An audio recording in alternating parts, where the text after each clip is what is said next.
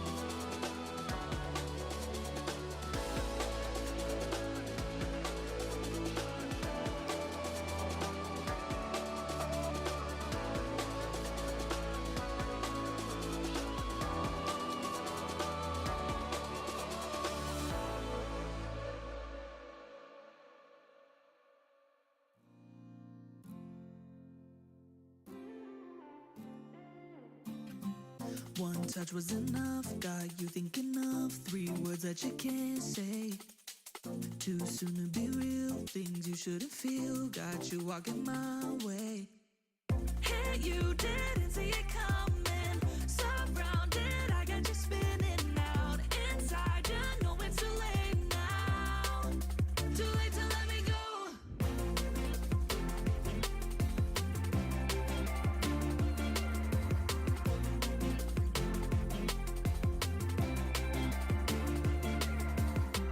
Tell me, is it fun here under my sun? No sense testing your fate. With every turn, the lesson you learn is there is no escape. Hey, you didn't see it coming. Now I'm all you ever think about. Inside, you know it's too late now. Too late to let me go.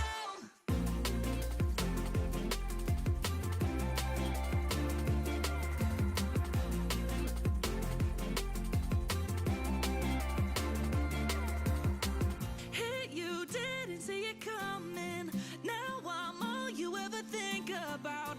Inside, you know it's too late now. Too late to let me go.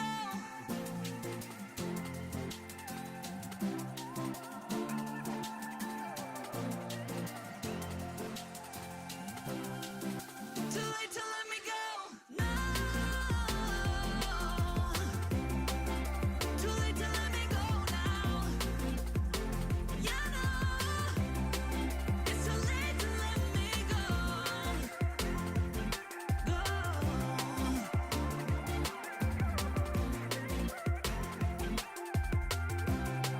It's too late to let me go.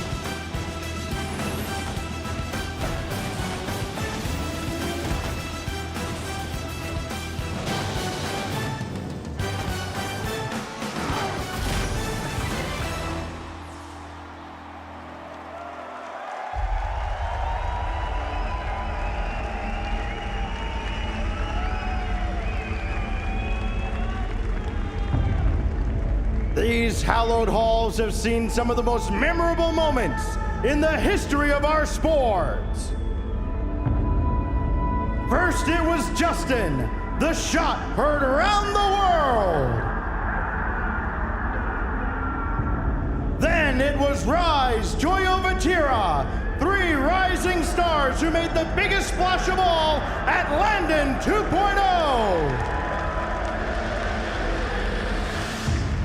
And now only 4 teams remain. London 3.0 has already made history, featuring 4 different regions in our Final 4. Gentlemates and G2 are on a collision course to run back the Copenhagen Finals. But Furia and Team Falcons have other plans for our story this evening.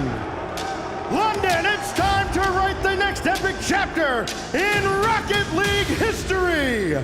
Welcome to Championship Sunday.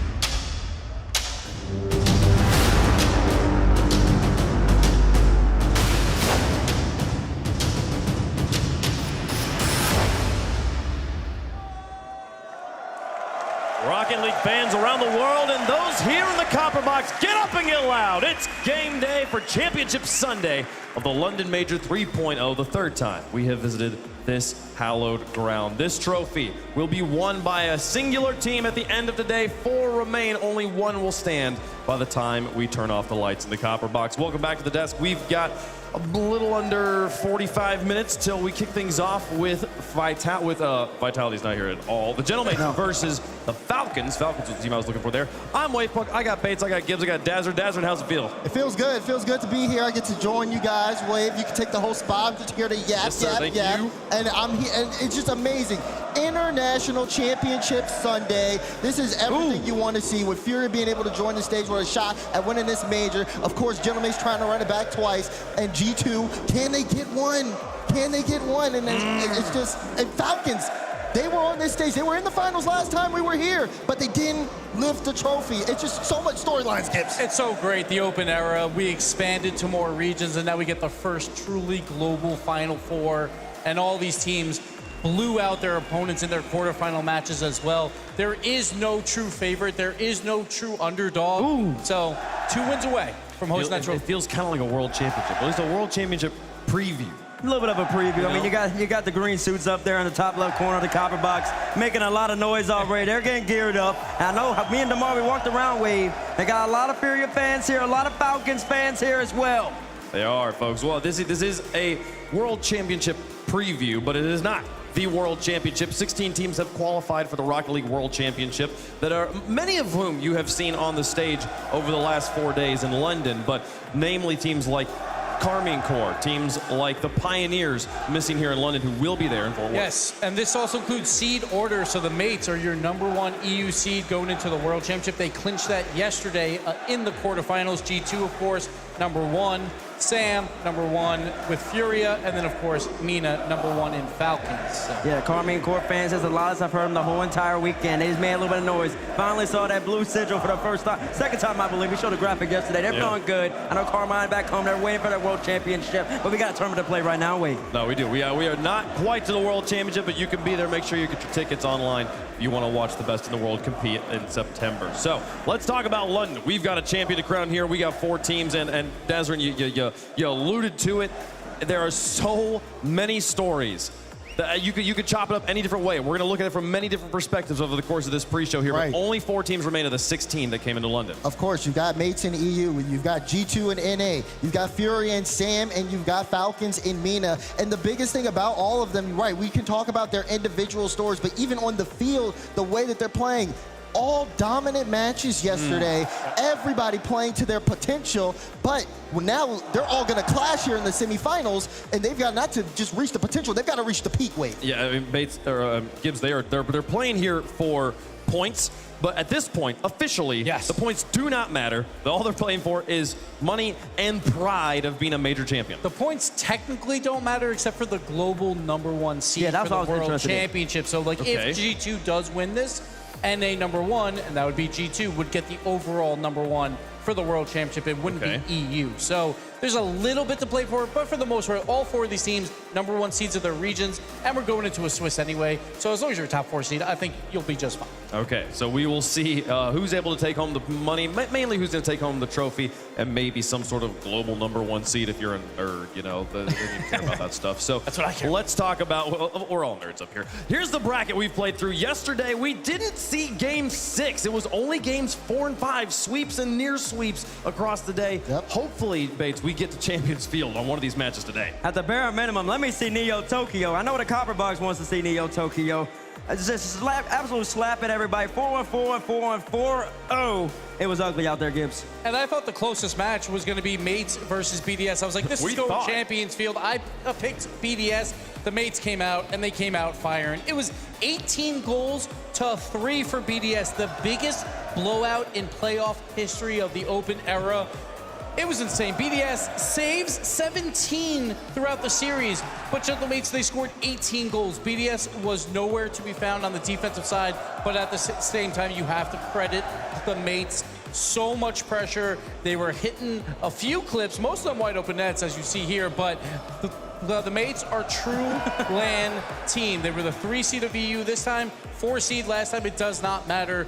They perform in front of this crowd. And it's just really impressive to see them playing at this high level here. Again, you go back to Copenhagen, all the matches were 1-goal games, very close, very tight. And we knew Mates were a LAN team, but to see them build on this particular performance and just, again, dominant matches against a team BDS who going into this tournament, a lot of people were expecting to win it. They were the #1 team online, but Mates showed up and they shut them down hard. And Itachi, he was involved in 2.5 goals per game. Juicy was involved in 3 goals per game. And again, BDS played 4 games, they only scored 3.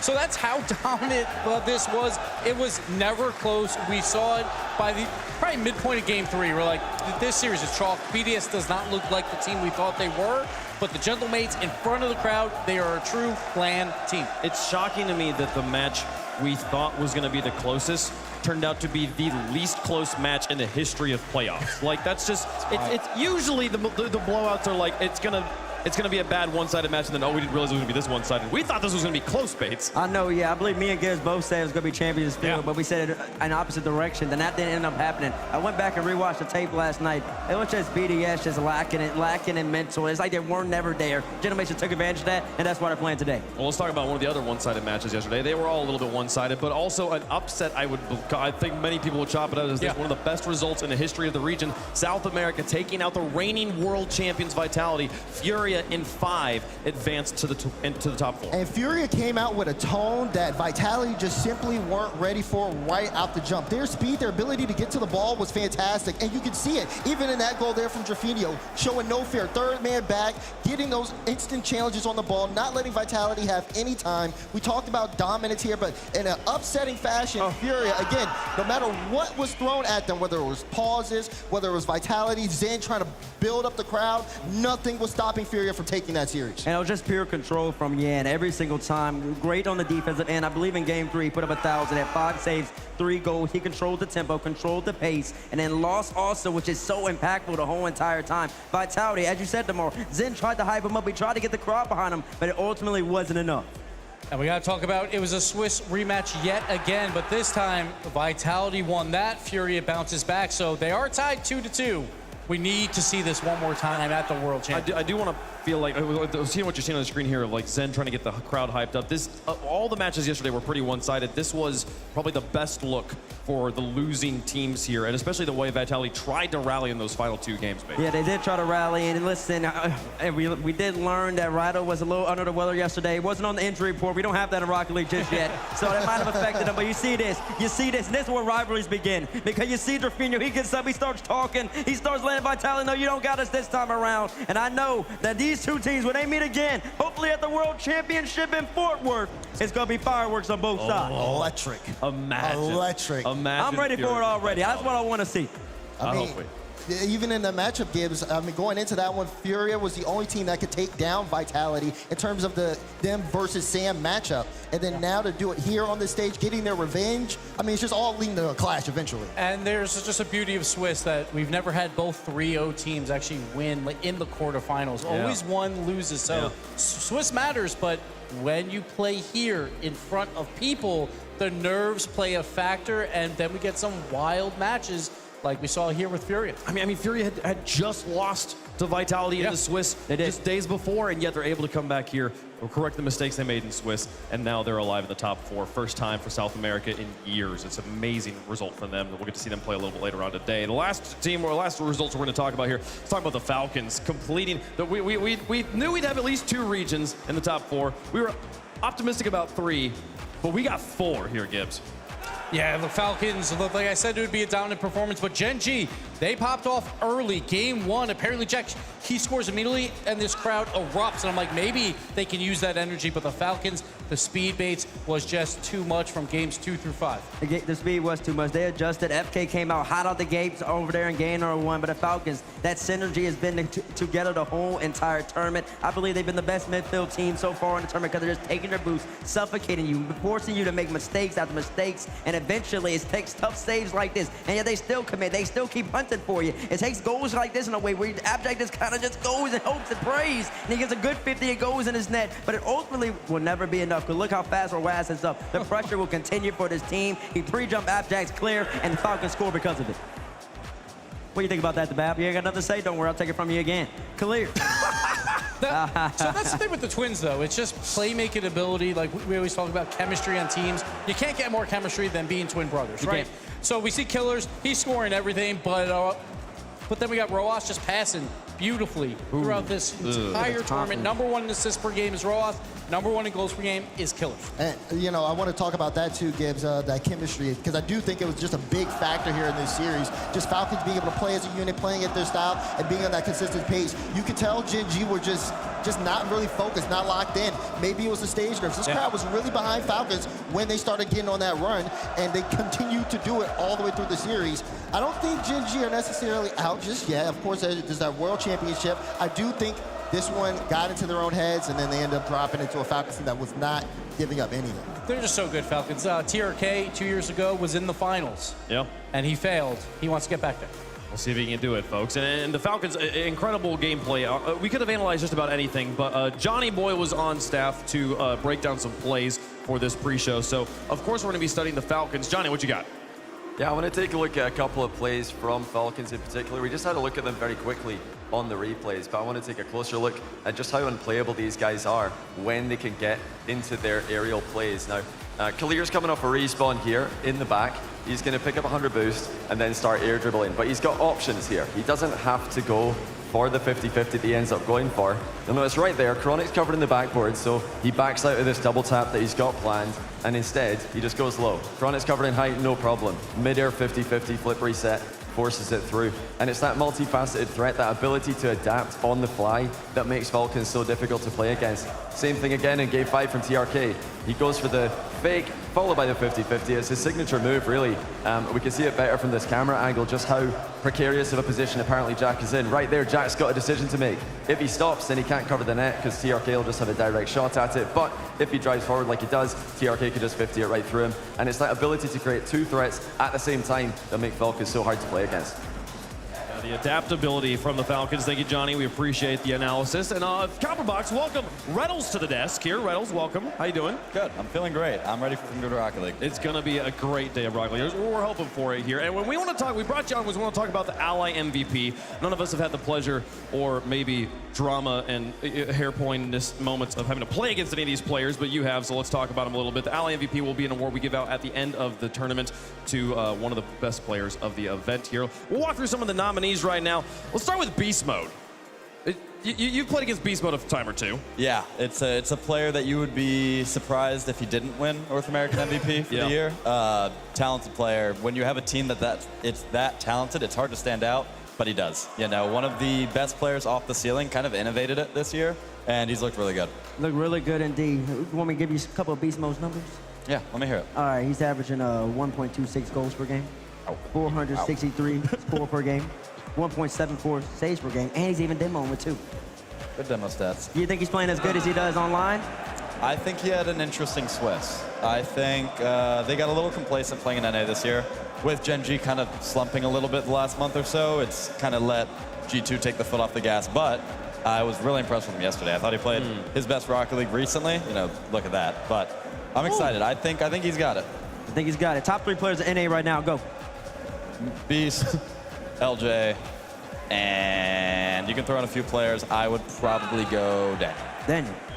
Daniel. Still seeing Daniel here playing as well. We're excited to see him play today. Let's talk about some of the other players. Roaz, a player that has been given Player of the Day already by the Rocket League community, and well-earned situation here, Dazrin, as the Falcons continuing to dominate. Yeah, I mean, no matter what they go up against, Roaz has always been ready, whether it's just been making that impact play on the back end or just kind of setting things up for Khalir's and the front end. But, I mean, he's been definitely a prolific scorer over the course of Swiss, continuing into playoffs. But it just seems like you can come to expect that when you see Team Falcons. I mean, Roaz has always been up. What do you think about this Falcons team with Roaz right now?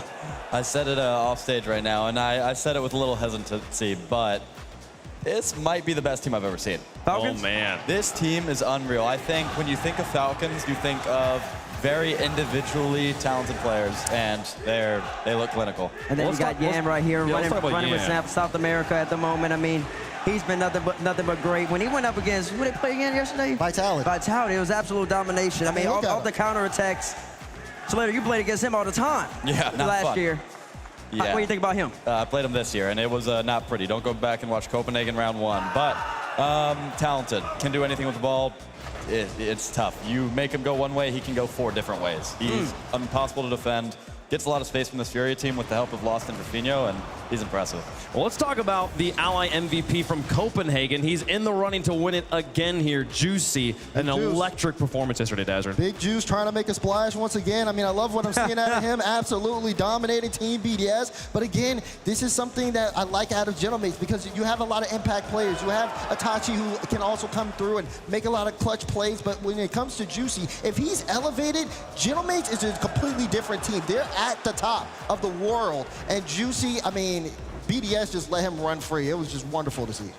And then last but not least, you got Killers, the twin, alongside Raz. Both of them in the top 5 for points. I mean, Slater, when I look at this team, I see Raz holding down the back line. This man, young man right here, that's holding down the front line. Is that from your experience too? He's impressive because, you know, you get Rawas, you get the ones, you get TRK as well. You get really popular players. Yep. Players you don't really hear much other than he's a twin. You know, you see him in the threes and you're like, oh, how good is he really? He's unreal. He might be the best player on this team. Really? His offense is incredible. And it's been like that online, even into these live events. And that's why people love Falcons so much. I mean, it feels like they got the full package. They do. And they're still here, still fighting. And we've said it a few times already in this pre-show base that there really isn't a favorite, it seems, today. It feels like you could make an argument for any one of these teams being the favorites. Falcons definitely a strong case, especially when you look at their MVP nominees. Here we go. Wave, I like that. I like that point. So now I'm going to ask Slater. Slater, who is your favorite to win it? Who is your pick to win today? What's your grand final? Tell the Copper Box, tell the world what you're thinking. It's tough. I've gone back and forth over the last day, and it's funny because I actually think my grand final is the semifinal of Gentlemates Falcons. I think whoever wins that match wins the tournament. I think with Gentlemates, you have the strongest system in Rocket League, maybe of all time. You look past to like RLCS, Season X, BDS. And then you have 3 of the most talented clinical players in Falcons. I think it's unstoppable force versus immovable object. I'm excited to see that one. Excited to see that one, but you didn't pick a team to win. I got Falcons. Okay, thank you. Falcons. Okay, man. I want to argue, but we don't really got time. We got to keep moving here, folks. There's going to be a crazy day of action, and we've actually have quite a bit of things going on in the Rocket League space and in the Rocket League world. RLCS is continuing to roll on as we are approaching Fort Worth, Texas. There, September 10th through 15th, we'll be having their RLCS World Championship. But the last thing on the schedule before that is today, June 23rd. So that's kind of a long time in between there. And we actually have a number of events across the community filling out that space to keep you guys entertained while you're waiting for that World Championship at the end. Kicking it off with something that we've been promoting throughout the course of this event, the Star Chasers event, hosted by Radiant GG, an all-women's tournament here, going to be coming home to you mid-July. Isn't that right, Leaf? Yeah, that's right, Wave. There are separate events for this for both NA and EU, and a third Star Chasers event in fall and in November, where they'll have the Ally All-Stars, the best women's players pairing up with invited RLCS pros, so we can see the best from both scenes play together. $75,000 prize pool, as you can see on the screen. July 6th for Open Qualifier, July 13th to 14th for that main event. And of course, Rocket League keeps on rolling through. Next up after that will be Esports World Cup featuring Rocket League, and that main event is taking place on August 22nd through the 25th, 2024. Teams will be competing for a share of the $500,000 prize pool, with an additional $50,000 awarded to the tournament MVP. So if you're playing in that, players, make sure you're looking shiny. There will be 16 teams from around the globe competing, with 2 invites per region from Europe, North America, SAM, MENA, OCE, APAC, and Sub-Saharan Africa, along with 2 wildcard invites. The tournament format will be a little bit different from last year and from the RLCS. While it will be a 3v3 standard competitive Rocket League tournament, they will have group stages featuring 4 groups of 4 teams with the GSL format. The top 2 teams from each group will then advance to the playoffs, which will be an 8-team single elimination bracket. And you think we stop there? We don't stop there, because there's an event we haven't talked about yet. So right now, I want to announce the FIFA E World Cup. Let's go. This is the opportunity, the dream that you set upon yourself. Here we go.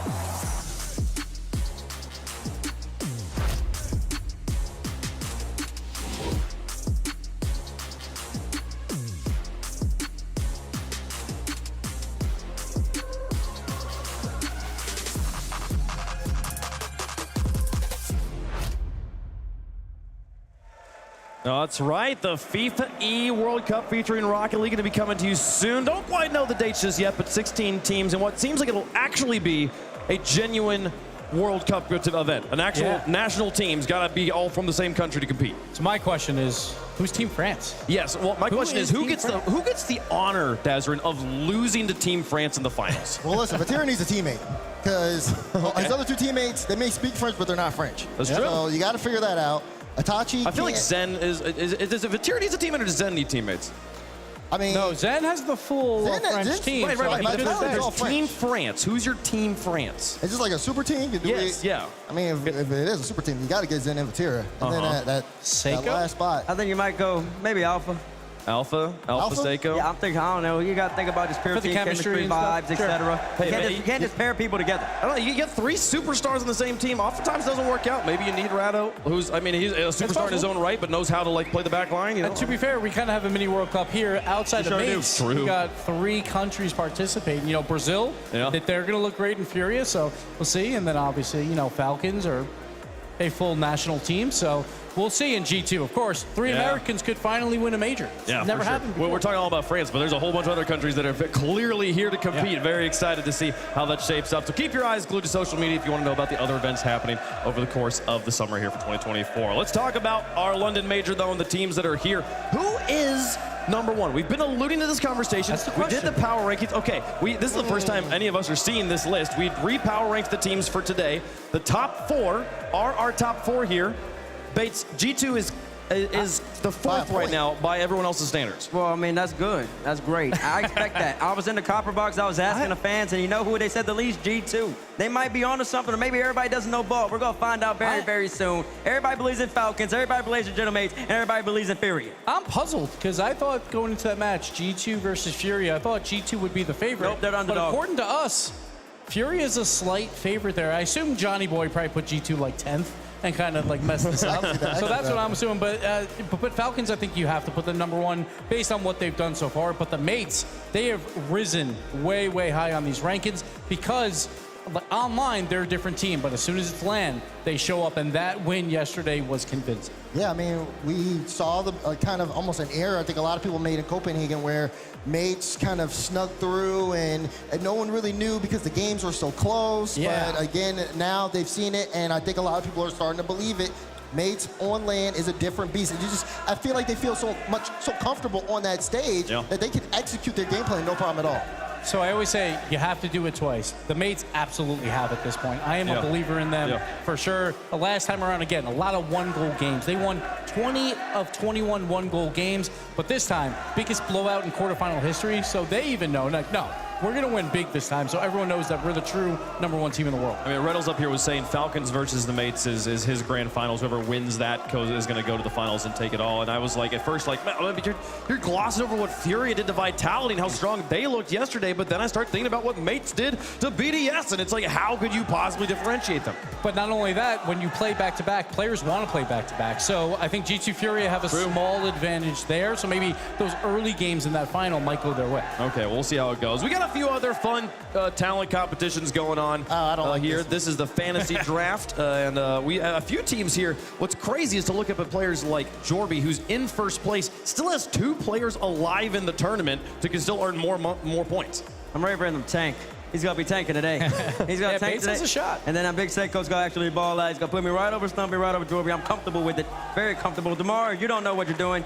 You picked Alpha, J-Nab, the Fever. Listen, it looks good on paper, but clearly in actuality, it doesn't work out. And when where's Gibbs at? Lost auction so Gibbs I is still being have carried lost. by his last pick. I still have lost. I just want top 8. That's all I want, top row. I should still be having Alpha, but I mean, I got to watch him get knocked out first hand. I had to hold my hands, but it was still a good matchup. Yeah, it makes sense that Gibbs is above me now. Tom with CJ, he said he's got TRK on the team. So We'll see. We'll see how things He's shake got a out. lot of ground to make up As here. long as I'm not Cole. Yeah, poor Cole. Oh, my goodness. But thoughts and prayers out there for Cole right now. Someone else is getting a medal at the end of this, Gibbs? Oh, yeah. That how that works? So Okay. one medal for that, one medal There we for go. the prediction Oh, yeah. contest This as is worse. well. Bates, you're alone. Well, not alone, but you're with chat. How about But the pass alone chat with the up there? casters. Chat's gonna go with Furia. Gibbs, have you begun to mentally prepare for a world where chat wins the prediction competition?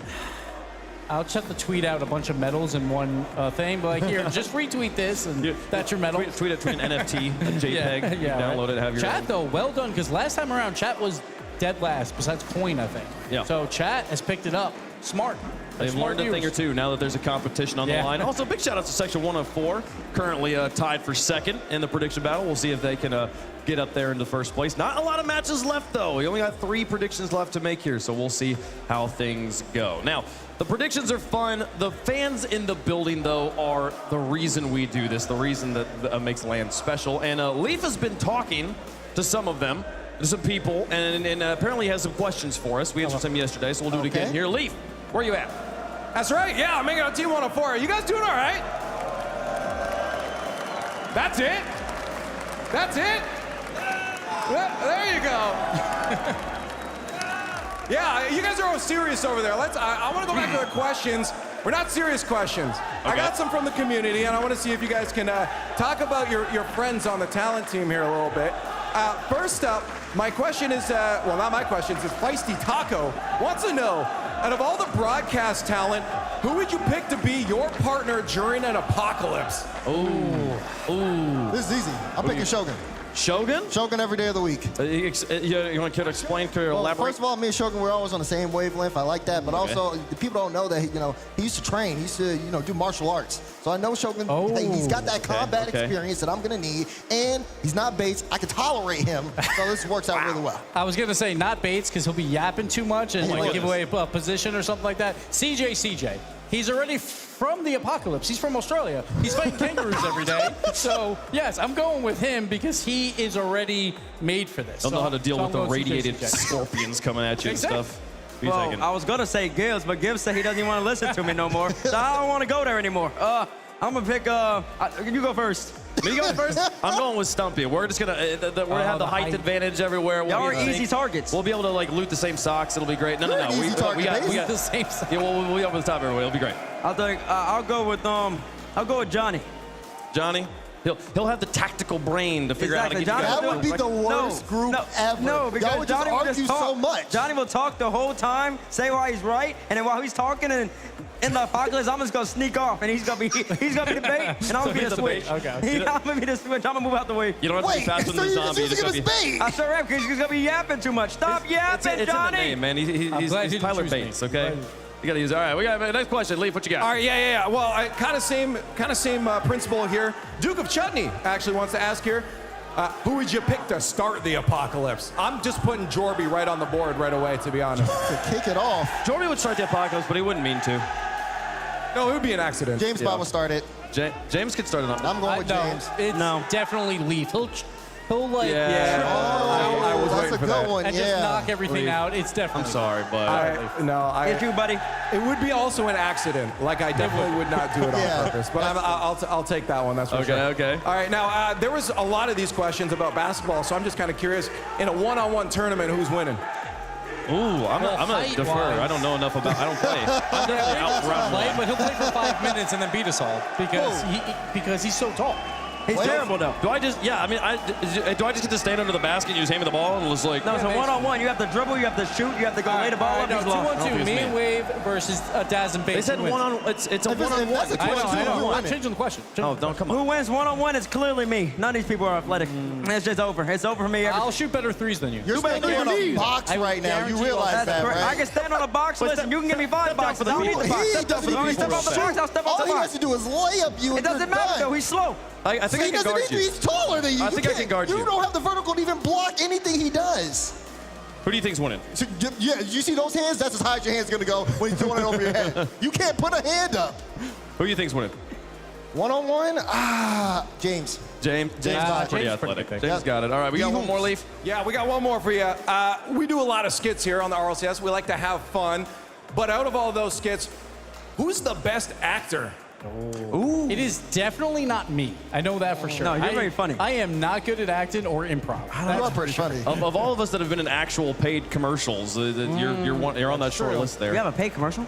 I was in a commercial. I was in a paid commercial? Yeah, me too. Hey! I'd say You're James definitely the then one for that because I think James is really James good is at up that there. Yeah. I'd say I've been very impressed with Stumpy so far. Oh, with, he's very good. Yeah. With his the goblin really came out. He showed us the goblin in his name. That was solid. I guess I can't pick myself. So if I'm not gonna pick myself, You can pick yourself. I'm gonna go with Gibbs. I just like that last bit he did. That was pretty funny to me. I like that one, and then I like the Burst commercial with James. That one was great. That was probably my best acting Yeah. chops, but that's I feel like there's somebody My we're peak. forgetting here. my peak. I don't think I am. You don't think you're forgetting anyone? I don't think I'm forgetting anybody. Got a mind like a steel trap. You don't forget anything. All right, folks. Well, thanks so much for asking us the questions here. Leaf, thanks so much for taking the time to talk with us. Thank you for having me. Bye. We'll see you guys out there. Folks, we are getting closer and closer to kickoff here between Falcons and Gentlemates for match number 1, the quarterfinals, creeping up on us. So this is our bracket. Gentlemen, I feel it's you know when you love something you just can't find the words to express how much you love someone. Yep. I feel like I'm struggling to figure out how to explain to the viewers just how amazing every single dynamic could possibly be of this bracket. Like if we get G2 versus Gentlemates, gives rematch of Copenhagen. Furia versus Gentlemates. We get Europe versus South America. No NA in the channel. You get South America in their first ever grand final. Right? If it's anything other than G2 versus Gentlemates, it's a crazy international story. I don't just, Yeah, I don't know where to Falcons with TRK, 2 years ago, he was here. He lost, but he's back with 2 new teammates. Of course, the twins, Mina has been so good for so long, but they have not got that major title yet.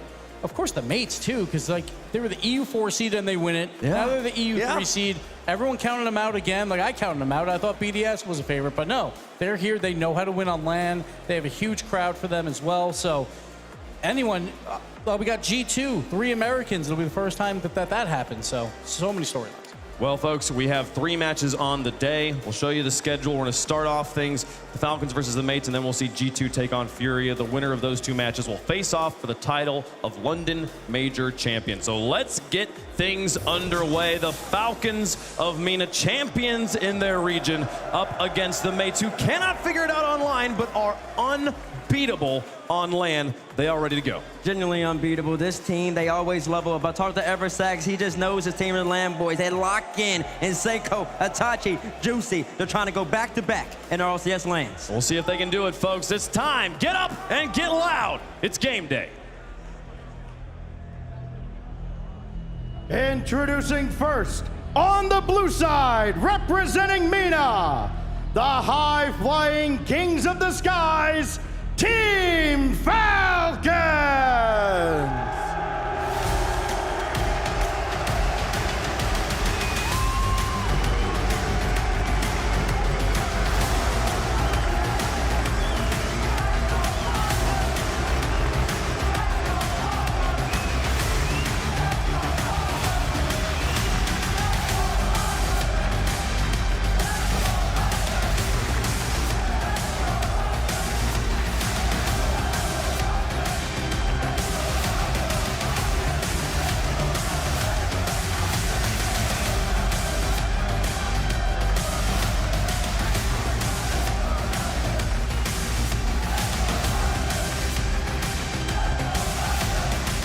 There are 4 teams remaining in our tournament. Only one is undefeated. 3-0 in the Swiss, taking down Space Station, G2, BDS, and then yesterday, 4-1 over Gen.G. Nobody has grounded the Falcons yet. Nobody's grounded the Falcons yet, and they're soaring really, really high. Their best performance is once again making it back to another top 4 and back-to-back lands. This time, trying to make amends. Oh, wait, they didn't make a top 4. They lost to Carmine. I always think they made a top 4. I was Atto shot. My apologies. But they've been balling out so far, and they're looking better than they have the whole entire season.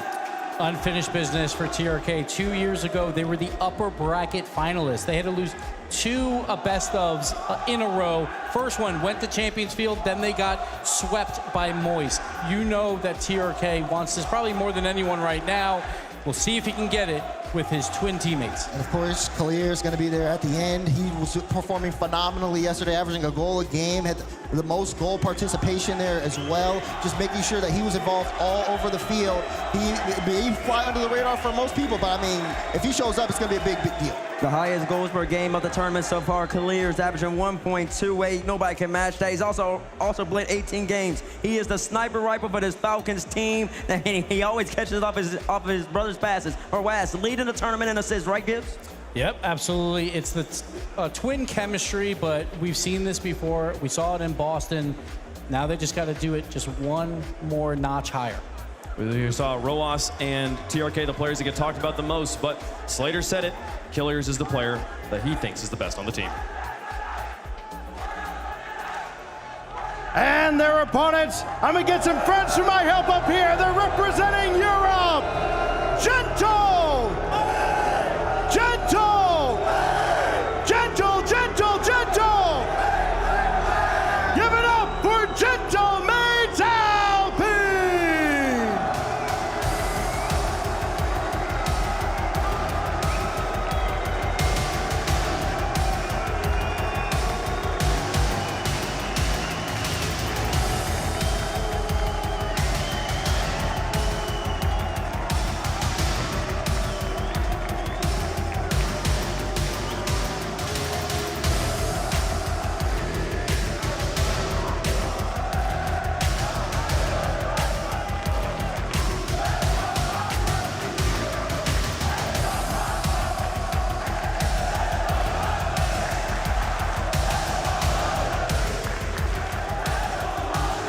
Gentlemen's Alpine looking to see if they can run it back twice. If you call Falcons flying high, well, this is a three-headed Hydra. You can see Seiko here. He's been on this stage. He's looking to see if he can make back-to-back land finals. And if he locks in, my goodness, it's going to be a lot of trouble for these people, Gibbs. The ice-cold killer. He shows no emotion. Even when they won in Copenhagen, didn't show any emotion. And then you go the opposite way to the swagger of Itachi. You know he is going to get in the face of his opponents, both on field and off. And Itachi wants to lead this team to another finals. You talk about a man who is a showman. He knows how to work the crowd. He knows how to get them green suits operated. And also on land, he always elevates.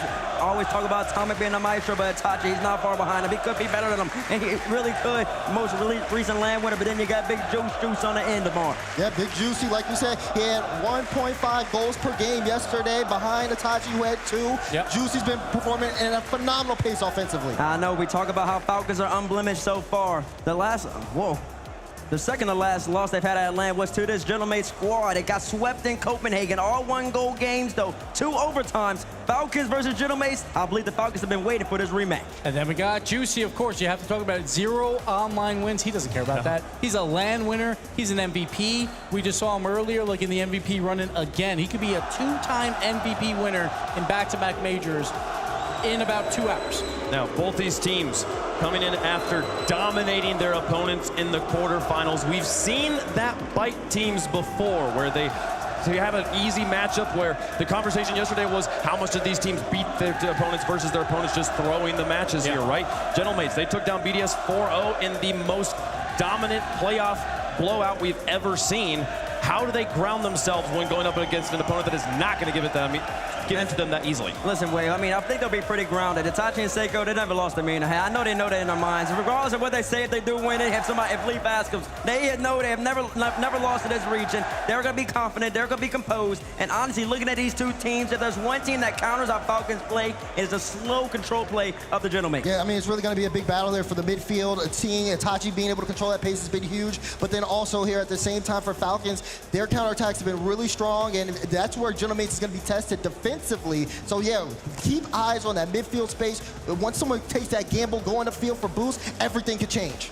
Got to talk about Killers, though. 1.28 goals per game. That's the 3rd highest in history at a LAN event. He is a monster. We saw this in Boston as well.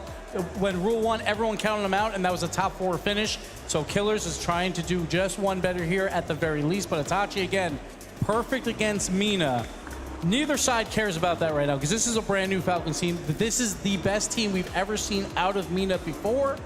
But the Falcons, we know when they played yesterday, that first game in that quarterfinals, was a bit nervy. They didn't look that great, so you can't give up any games here. Hashtag FLCN, hashtag M8 in the chat. Let us know who you think is going to win. And I mean, we were showing on the graphic there, Damar, like Killers versus Itachi, and obviously the stats speak for themselves. Right. Incredible, dominant players in their rights. But for me, the way when I think about this matchup, I'm looking at Killers and I'm looking at Juicy. I want to see which player steps up big for their team. See, I like that one, but even for me though, it's not even about like, I like the impact plays where someone can just be a star and shine, but I do think this does come down to off ball a lot. There it is. Being able to see somebody, whoever goes upfield, getting the demos, when you're outside of the play, what are you doing there to make an impact? That's gonna be the biggest factor here because they're all really solid on the ball, but someone's gonna have to make the other uncomfortable. Who's gonna accomplish that job? Well, Johnny Boy was talking about the way that the Killers, or that the Falcons offense sets up themselves with multiple options, multiple approaches, and he and I were talking before the show. His analysis of the Falcons is that their offense can adapt to whatever is in front of them, and based on what we've seen from the mates is pretty consistent. They'll have some pop-off moments, but they love to score that first goal and then just turtle it up on defense. I feel like the Falcons aren't going to let them do that. Yeah, they won't let them do that. And last time these two teams played, the Falcons, they had the majority of the pressure. I mean, Gentlemates, they scored once and then they would just start parking the bus. But the way and the reason I said that Gentlemates might be the one team that can counter Falcons is that they play so close. Itachi is probably the best low boost player in the RLCS. He'll sit there with 10, he'll sit there with less than 20, and he's going to stay in the play, make them awkward, and cut off every single big-time play that the Falcons try to make. And that's a good point because especially if you ask other teams here, Falcons, their 50 game has been a big factor on their level of success. They've been able to play it really well. We saw them against Gen.G. Gen.G tried to play super close to the ball. That second man was never there before Falcons, always getting beat. And then what happens is you try to play it too far forward, you get beat on that second man chance. The third man's not ready. It's in your net. And the goals weren't flashy too much from Falcons. It was just all simple stuff. That's all they needed to do. They talk about speed on Falcons, and the casters brought it up yesterday. Falcons don't mind if they make small mistakes and some double commits. They just want to play at a blistering rate. Yeah. We'll see if that plays a factor here because mates don't care about that.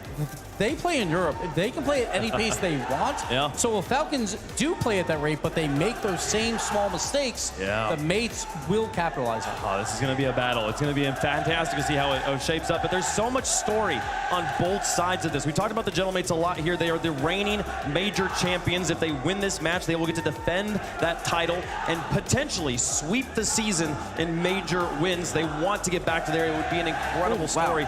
On the other side of things, though, the Falcons here in the Copper Box have been on this stage. The last time we were here, they were in the grand finals trying to win it, and on that stage, TRK was a member of that Falcons roster. He's been this close before, Bates. You know he wants that trophy so desperately. I know he does, and he's been thinking about this for the past 2 seasons. Falcons, I think after London, have heard a lot of people have Falcons at least making the top 8, at least making top 4. They didn't even make the top 8. They were disappointed, and ever since, we haven't seen the Falcons be as good as they look on paper. And now, looking at Copenhagen, made the top 8. Some people are already calling them a top 5 team in the world. Now they're no question a top 3 team in the world, but you got to solidify that. You have to end up making at least the grand final, and if not, do one better, win the grand final. So the old Falcons, a lot of the issues were once they got beaten, the nerves played a factor. We saw that in that Moy series. They lose on Champions Field, they have to play another best of match, and they lost 4 in a row.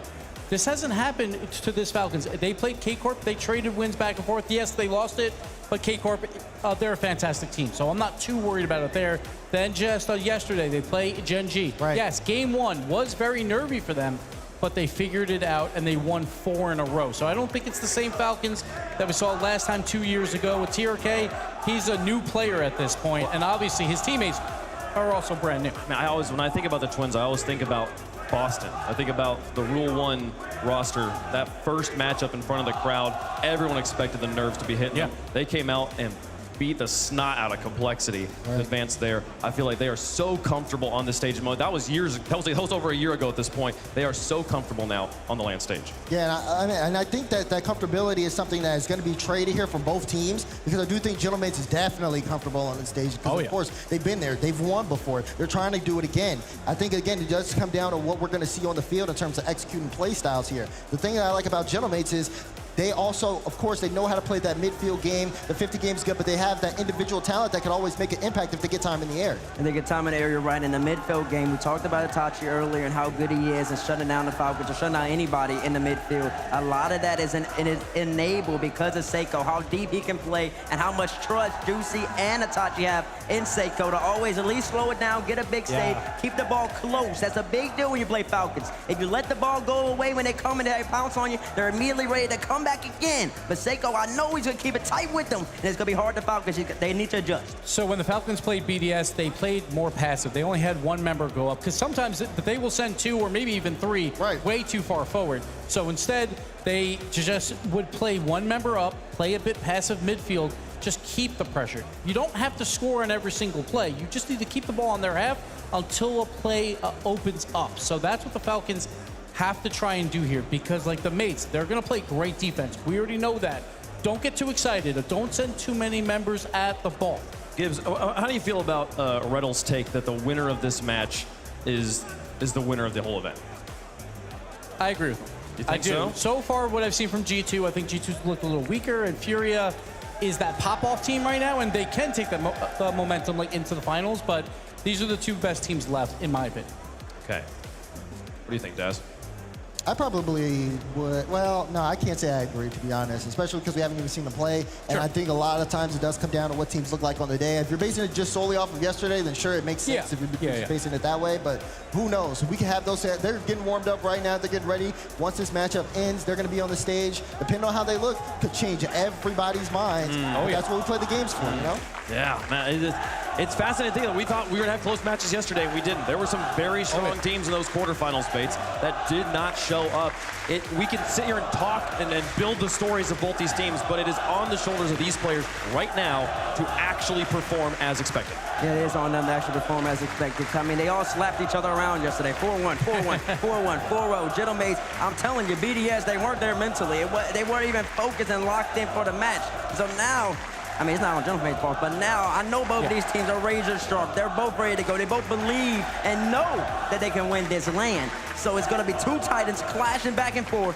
It's going to be a great match. And I would say if it was any other team that the mates, so mates played BDS, but I did feel like BDS just threw that match, right? Right. But we know that the mates, they're obviously major champions. They don't care. Like, they don't need that warm-up on a day before. So I'm not worried about them. And like any other team, maybe. Like if Falcons played BDS and BDS played that bad, I would be worried about Falcons here because it's going to be a new team coming up. But the mates, I'm not worried about. I got a question. Do you guys think that this one does come down to an individual player leveling up or just who has the better overall team at the end of the day? I kind of go back to what Gibbs was saying about, like, if you're going to, when you play at this speed, any small mistake can be punished. So it is on the entire team to play cleanly, in my mind. I don't know. What do you think, Bates? I think it's an entire team, yeah. When I went back and watched the games, it really took a whole team effort from Gentlemates. And honestly, Kalir's like a little shaky on the defensive end. So if they can isolate him, maybe take advantage of that. But I mean, it's going to be 2 great teams going against one another. I've received confirmation that the players are ready to go on the stage, so we'll make predictions, and then we will begin the semifinals here of Championship Sunday. Well, let's get into it. Desert, who do you got? Well, like you said, 2 great teams. I've seen a lot of people fans of the Falcons here, but I'm going with the green suits. So give me Gentlemates. Okay, that's 1 for Gentlemates. I'm going with the green logo. I'm going Falcons. I think they are the best team here. I think they continue their run and they win this entire tournament. Going Falcons. SSG, BDS, G2, Gen.G. Those are all 4 teams that Falcons have beaten. They're going to add Gentlemates to the collection. Give me the Falcons. I have them going back to the grand final in London yet again. Y'all, we've been here before, like 2 months ago in Copenhagen, and yet somehow we're still sleeping on the greatest land boys we've ever seen. The Gentlemates are unstoppable on a land stage. Give me the Gentlemates in this one, folks. I think they've got it. I want to know how Section 104 feels about it. How are you guys going? They're taking the Falcons on this one. So that's 3 for Falcons, 2 for the Gentlemates. How does Chaos and Chance feel about it, folks? Gentlemates on one side, Falcons on the other. We'll flip the coin.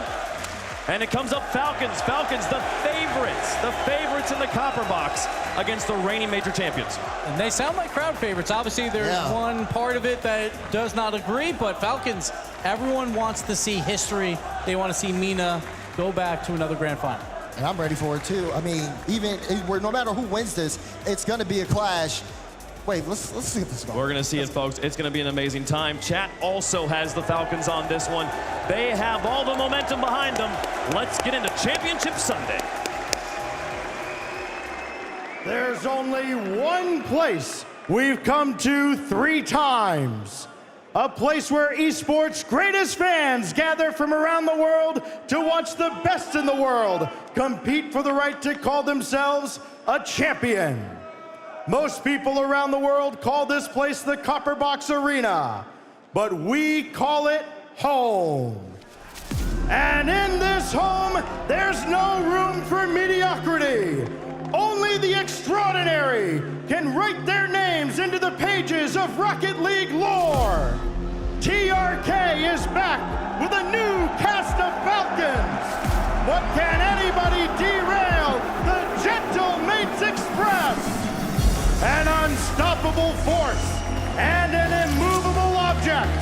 There's only room for one of these titans in our grand finals. It's time to witness greatness, and it's time to kick off Championship Sunday! Welcome everybody to the pressure cooker. Semifinals and maybe history on the line. Will we see for the first time no European teams in the top 2? Or are Gentlemates gonna keep on rolling? Let's get this party started, ladies and gents. The Copper Box is alive. If you're back at home, how about you just turn up the volume a little bit? Because we're gonna get this show on the road. Tachi trying to find his teammate, doesn't quite get there. Demo's coming through already. Doesn't find the demo in field. TRK sees it shut down. Here's the follow-up though from Pliz. That is cleared. Huge to try and get the first goal of this series. How important is momentum? We saw what the Gentlemates did right off the bat against BDS yesterday. Falcons, they have not put a foot wrong, but they did drop game 1 against Gen.G. Falcons obliterated Gen.G. Gentlemates dismantle BDS. Who will get the ball rolling this time? And will it be another march forward for either of these teams? We are down 1 minute. No goal scoring opportunities created just yet by either team. Rawash tries to change that, and he's almost found it. Follow-up stopped. It's all Falcons early. This is a perfect start for the Mina. Number 1 seed. Seiko though with a double. Blocked this time by Killers. Itachi trying to build that pressure that we saw yesterday. Phenomenal 3-man offense from the Gentlemates. That's why they won Copenhagen. They're trying to go back-to-back. Pass long. Who's going to be the first to get it? Killers. Well read. Well, that's not the best touch afterwards, because you've just got Seiko to deal with. Who else but a world champ to get the first goal on Championship Sunday? Fantastic from Seiko, the positioning flawless. Gentlemates strike first.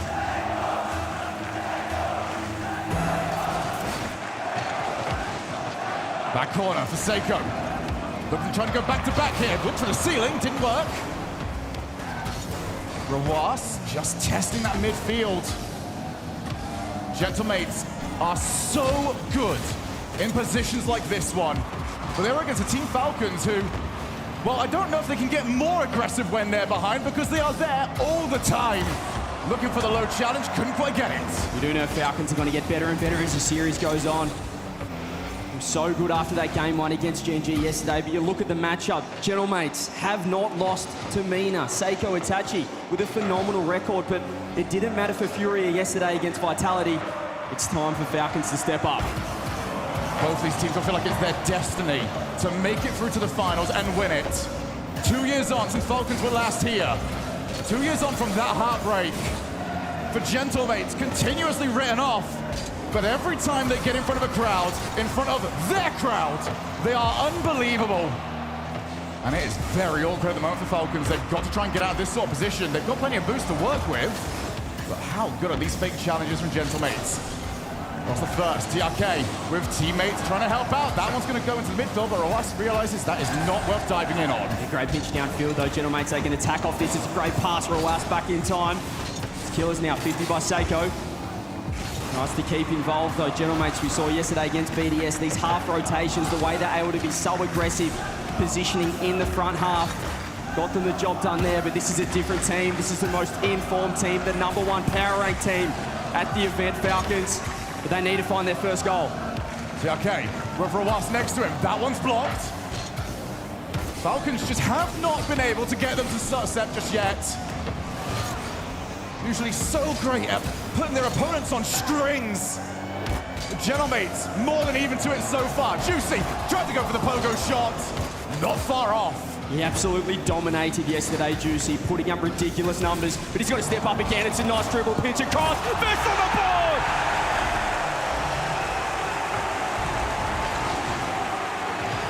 It just takes a moment, and Rowas will tear your defense to shreds. He picked him apart. They finally get their first. Now they can settle again, Falcons. As we said, they just keep getting better and better as the series goes on. Kickoff one by Rowas now. Pop over the top. Juicy on the backboard, able to clear. Feel like the next goal could be the winner here. It's going to be Seiko again. Can he get a brace? He takes it up with a reset as well. But he runs out of boost. Look to the far side. Itachi does recover. Killers realized he had to go early, otherwise he would have been demoed. Now back to the side. Same situation where Rowas was able to create a goal. What can Gentlemates do from this position? Low boost on almost everyone. They finally got stuff back. But now it's the outpace! But you did it to us! So how does the receipt look? The pressure was too much from the Gentlemates. Seiko beats 2 and 3. As Itachi gets the easiest of goals. Gentlemates, 47 seconds. We know how important that first game is. Falcons, it's up to you. From the side, Killers. Lots of time to work with. Has he got a teammate? No, he's not going to be able to get into anyone. As Juicy now waits for his chance, waits for his opportunity. Low challenge. But don't expect the Gentlemates to try and bite at that. They are not the team that needs a goal. It looked so good yesterday, both teams, but Championship Sunday, Shogun, it's just got a little bit of a different feel about it. Still in front of that same track. Great pass, OT. Okay, stop, Seiko. Oh, no! Seiko is a brick wall that you will not get past. 16 seconds, and Falcons have to go again. Felt like that was the killing blow there, but they're still going forward. Rowas cleared again. Gentlemates, they want the ball down. Can Falcons launch one more attack? They have to keep it up, though. 2 seconds on the clock. Here we go for Rowas. He's got one to beat. Great challenge, Seiko. Ball still alive, and there we go.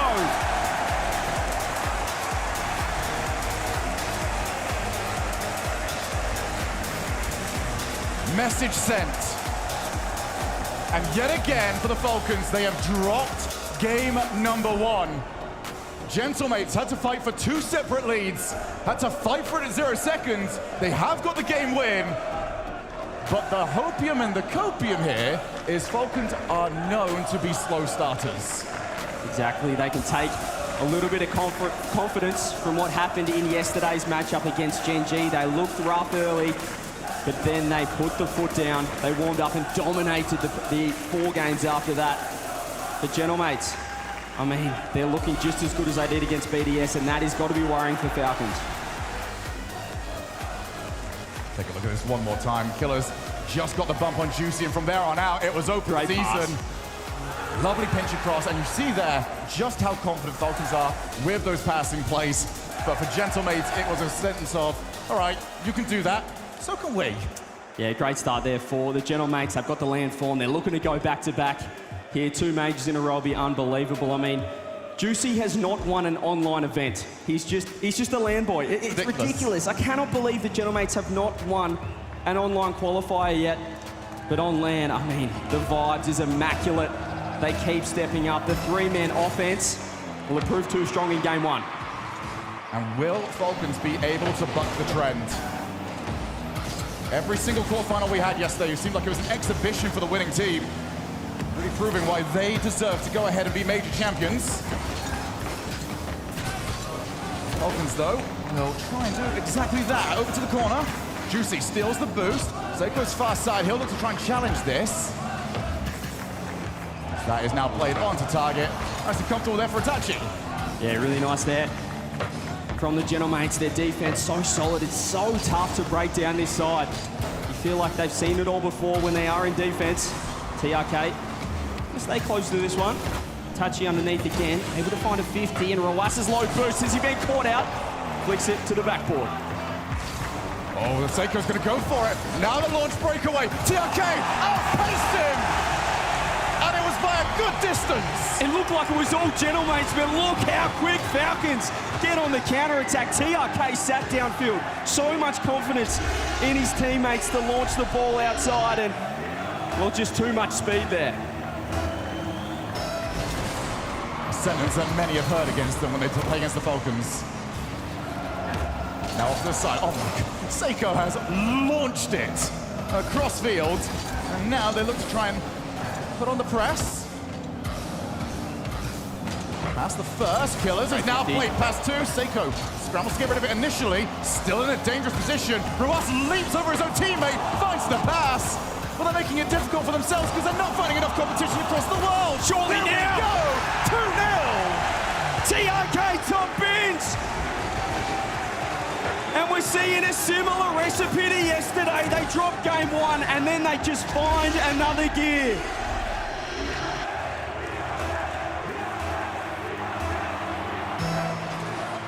New look roster, same old results for the Falcons.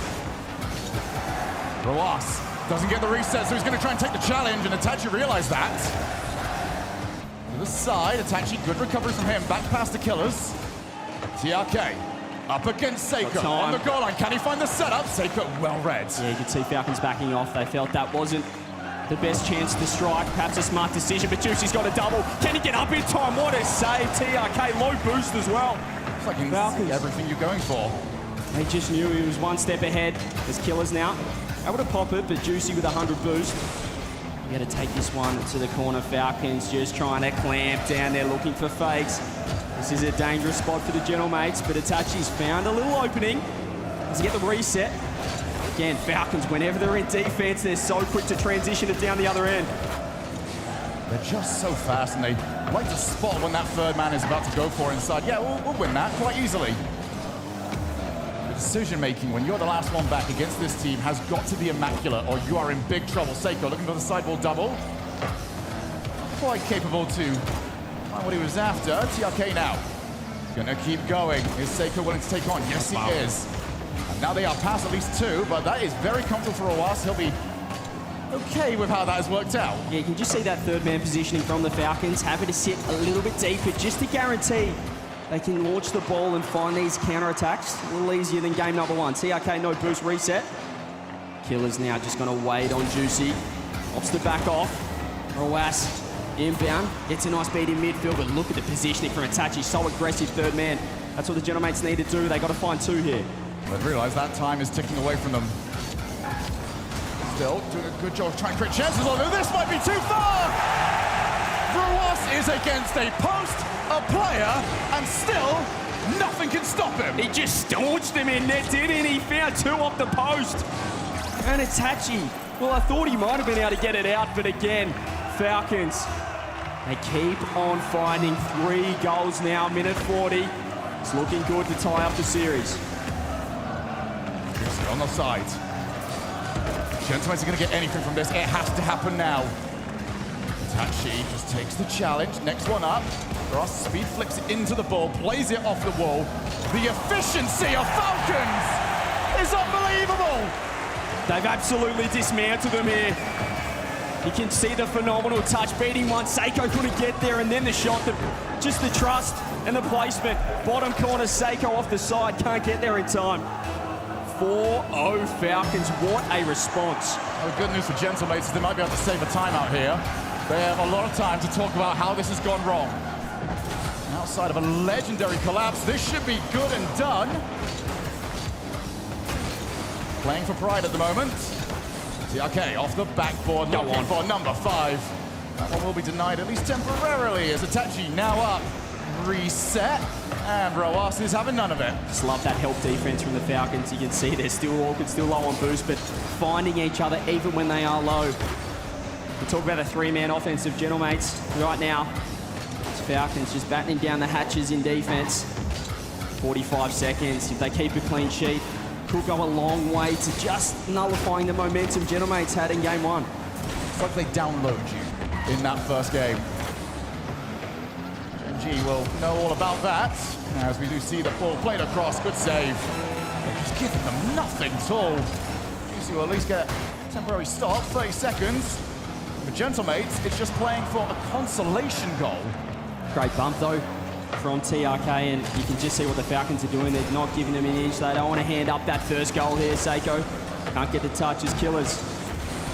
Again, it's awkward. There could be a late goal, perhaps some momentum, but again, the Falcons, they want to send this home. They want the clean sheet. They want to tie up this series. And what a response, as we said, Team Falcons, just as they did yesterday in the quarterfinal, tie it up.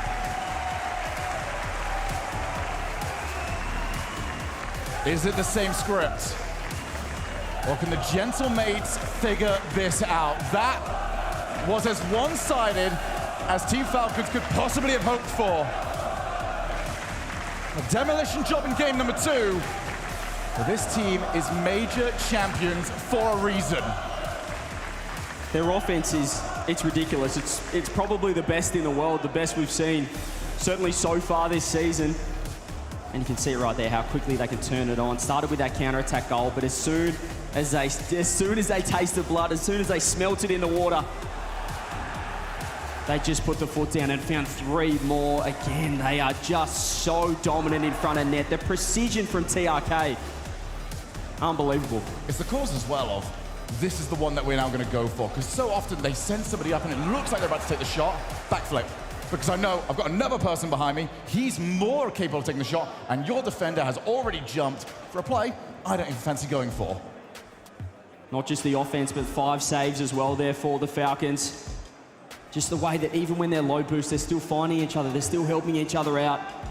And a clean sheet, pretty much just as impressive as the 4 goals they scored. Well, the Suits are trying to rally their troops. 4-0. And if Falcons can get going here, it will start to feel like the pendulum has fully turned. Juicy tries to find the challenge. The arcade just left it for as long as he possibly could. Now moves on in. Seiko pops the ball up high. 2 players went for it, but it was the boys in blue that were able to get there in time. Itachi dares anybody's trying to challenge him. Falcons are just staying away for the time being, trying to pick their spot. This is a task now for the Gentlemates. No team at this event has been able to stop the bleeding, stem the flow, stop the momentum of the Falcons. They can find a goal here early. It could go a long way. Juicy not going to be able to get that one, but waits underneath the Killers. He does get momentary one-on-one. Rotations back in time. Killers able to help out as Rawas gets bumped off it. They do get the fake, and Killers has scooped up boost here. This is going to be nice. Juicy almost getting bumped. You can see what Rawas wanted there. Falcons almost. Itachi now down the side. There's a couple of fake challenges, just trying to delay it at the moment from the Gentlemates. Oh, that is a big win. We saw Rawas score from here earlier. What can he try and put together now? It's a demo, backboard, up goes Killers. He's met by Seiko. They're still in there though, Falcons. You can see Rawas with 100 boost. There's nothing on Gentlemates at all. That boost run down the line was huge, winning those 50s. Gentlemates known for their low 50s as well, but for the most part, Falcons have had the edge in that department. Juicy with a nice beat though, TRK. Relatively easy for him in the back line, but the pressure's still mounting. It's got to be a shot for Juicy. It's a nice one as well. Killers up to the task. And that's where Gentlemates need a follow-up. Very rarely are you going to beat any of these players with the first shot. It needs to be the second. You've got to make it awkward and then get somebody there as quickly as you can. That one's going to bounce up. Juicy moves in, and it's stopped. Just getting a body in the way, getting a car length now. Seiko, what's he got? Killers has to pre-jump. Seiko wants 2. It's a bad 50 for the Falcons, but again, just finding the touches when they need to. Still a lot of pressure for the Gentlemates. They feel like they probably deserve a first goal here, but once again, cleared downfield. Seiko's been 50'd. TRK having to back off. This is where Falcons love it. They've got a bit of space. These half rotations, however, from the Gentlemates, phenomenal. Yeah, they've got to, just to keep up with the pace. Gentlemates, it's a very good thing, actually. They've had so much of the offensive momentum in the opening half of this game. They haven't got a goal for it. Gen.G weren't able to do the same. Juicy now takes the challenge. That's so risky, but he knows he's got to win it. Itachi waits, couldn't find the pass. Yeah, they've got to be so quick against the Falcons. Couldn't get the angle there. Juicy now, 50. The demo comes through as well. Killers is hunting underneath. Itachi trying to find a hand on it. It's Juicy spawns now. Back post, 100 boost. Takes it up with a reset. Might be able to get another touch. Falcons handling it relatively easy at the moment. Seiko off the ceiling, finds the pinch. Rawas with the clear again, but it's right to Juicy. 100 boost. It's going to delay. Look for another 50. Gentlemates, so much time in this blue half. Yeah, this feels like it has to result in a goal for Gentlemates. But a fantastic spell of offensive possession. But nothing on the board just yet. That's a good challenge. Huge win. Seiko, backboard double! And it's not in! Follow! It has to be! And it is! It was Seiko going to work once again. Somehow, they got it around Itachi, but Juicy with the follow-up. Once again, the three-man offense coming up clutch for the Gentlemates. They get the reward for that last 2 minutes. It was constant pressure, constant aggression, and they find the first. What a pinch that is. That ball is gone. At least for a moment. They're going to try a second one. That one has not worked out. Shot is on target! And Gentlemates saw that lead disappear. All that hard work undone straight away. Rawas, he has been the demolitions expert so far. So aggressive. Killers with an easy shot. 1-1, game on. And what's impressive about that is Rawas has played that. Oh, wait, off the kickoff! Well, they've not been too shy about going for these previously. What a call from Gentlemates! You can see Seiko, he went the delayed kickoff. They went back corner, Falcons. But it just went horribly wrong. The world champ once again getting the job done. A crucial goal, not one more. Hang on a minute!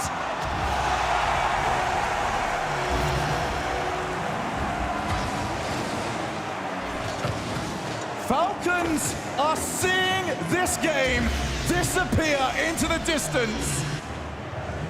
A demo to get them back into it, and 2 kickoffs to get them back out. You just cannot be conceding back-to-back kickoff goals in a major semi-final, let alone against the major champs. Rawas, does he have anything? Killers, no boost. CRK able to scoop up the 100, but there's only a minute now. They still need to find 2. They've got to go. They have to lift up the aggression once again. And the narrative says Gentlemates don't drop these. 1 goal lead is usually enough. A 2-goal lead is so far away from another demo. Falcons have put together what they think is the winning strategy. Put the ball into the air and then launch that player forward. Look to demo the goalkeeper. Juicy was trying to hide himself on that backboard. In goes Itachi. Straight into the path of TRK. Killers again.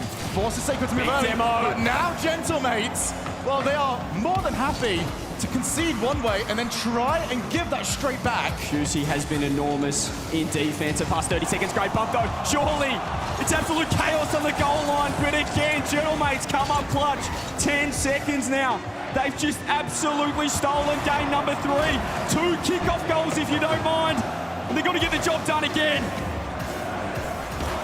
Game on. Falcons have rolled past everybody once they get going, but Gentlemates of 2 kickoff respond massively, and they have taken the lead of the series.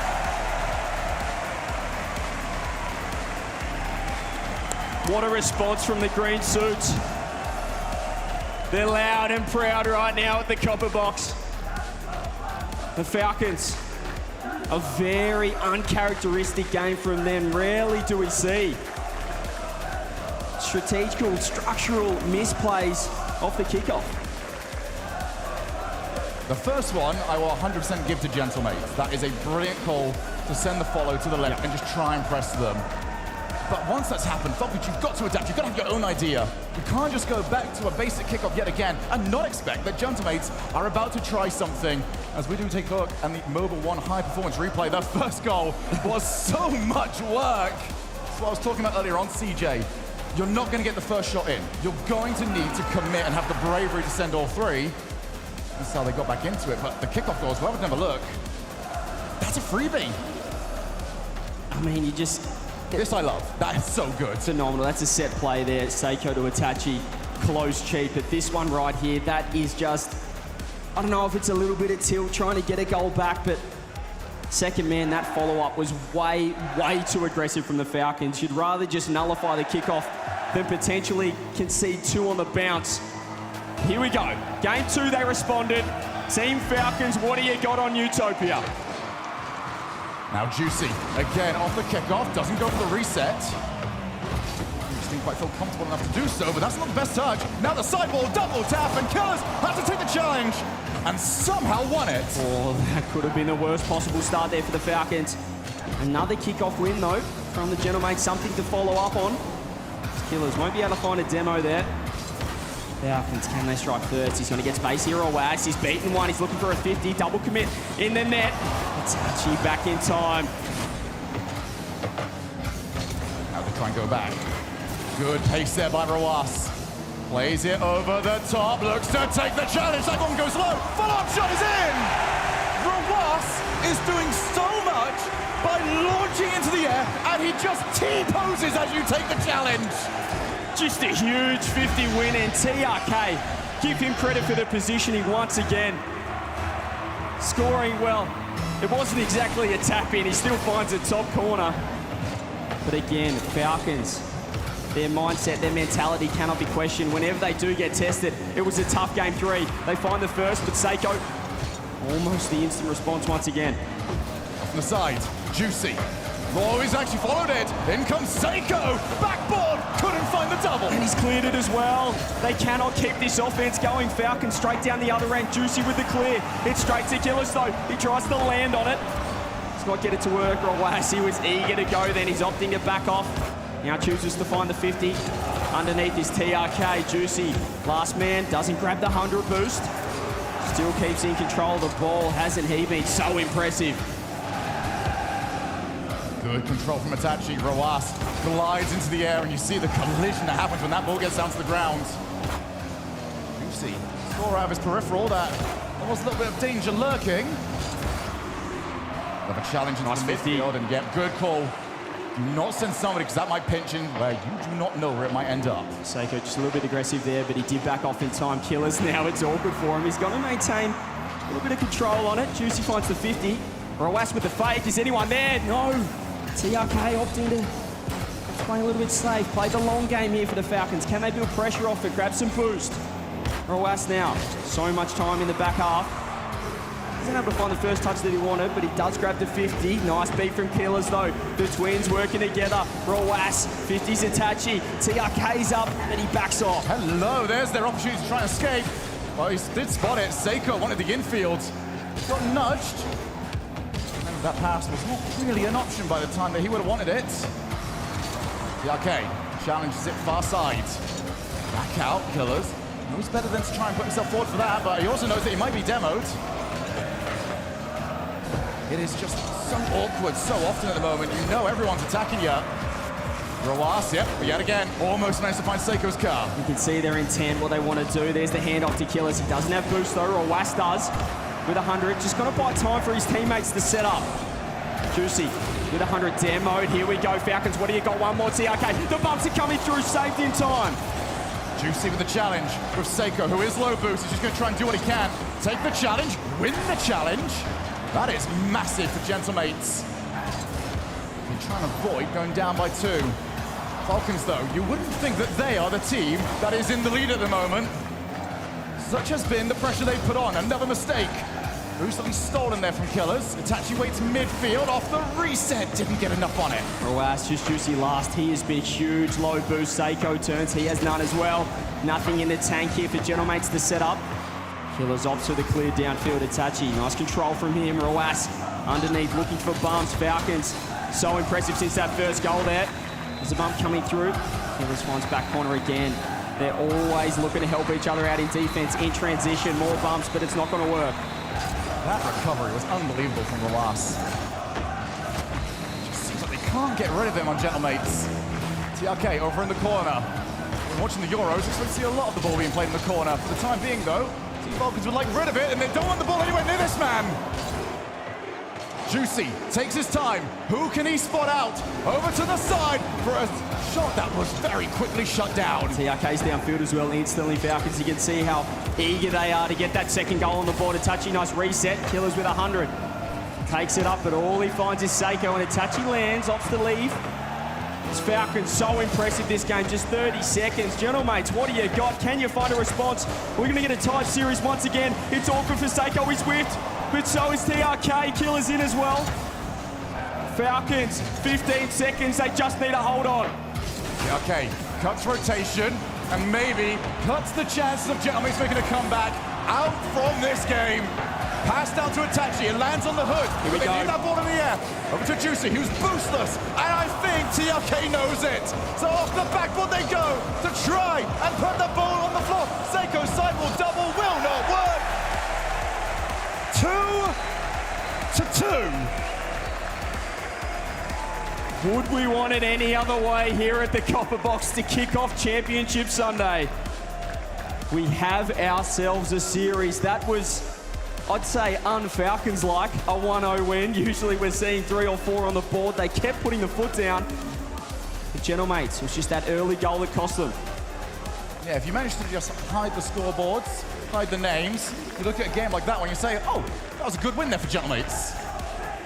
They have done to the French players what they have done to everybody else throughout not just this event, but over in Copenhagen as well. It's punch, counter punch at the moment, CJ. Who can take that front step? And more importantly, we are guaranteed to at least be going to Neo Tokyo. And don't we love a bit of Neo Tokyo as well? Let alone here at the Copper Box. It's Falcons, great response from them. TRK has easily, for mine, been the MVP. With Roas as well setting up. I mean, the bumps coming through. TRK able to slot those goals through, but love seeing that aggression from Roas. He's been a bit more of the playmaker. TRK showing his veteranship, obviously been here before to the grand final in London. Here we go, game number 5. Who will put themselves on double match point? First goal has been crucial so often here. Seiko leaves it for a teammate. That is very difficult to read. Now the ball played to the side. Off the wall, Rawash can't quite follow. He might try and back pass this instead, aim for the bumps. Very even to early start us off, but for the first time, Gentlemates have a little bit of breathing room. Seiko now. Nice catch. He's looking for the bump. Juicy underneath. You could see what they were trying to do. Nice skim as well from Roas. Killer's on the ball now. Perhaps the player on Falcons that has been less involved in the attack. Nice demo. Roas circling. I think to leave that one. Now he finds the touch. Anyone near it? No. Killers can't quite get the touch. TRK last man. Nice instant flick as well, but instantly downfield. Straight to Killers. The Twins again. They're combining. Killers almost. Not far away. Falcons go yet again. Low challenge. Killer's now up. He's going to try and play off the backboard. He's got Rawas in support. Rawas takes the challenge instead. That one goes midfield. TRK is already trying to put himself back to defense. And they can't get there. Itachi puts the Gentlemates up by 1. He had the one-on-one counter-attack, and he found the extra touch over the top. Killers did his best to get back in time. It's goal for goal, game for game in the first semi-final. Plenty of time for the Falcons to work with. Off the demo. Killers fakes the challenge. It's going to give a lot of time to work with for the next player up. That will be TRK.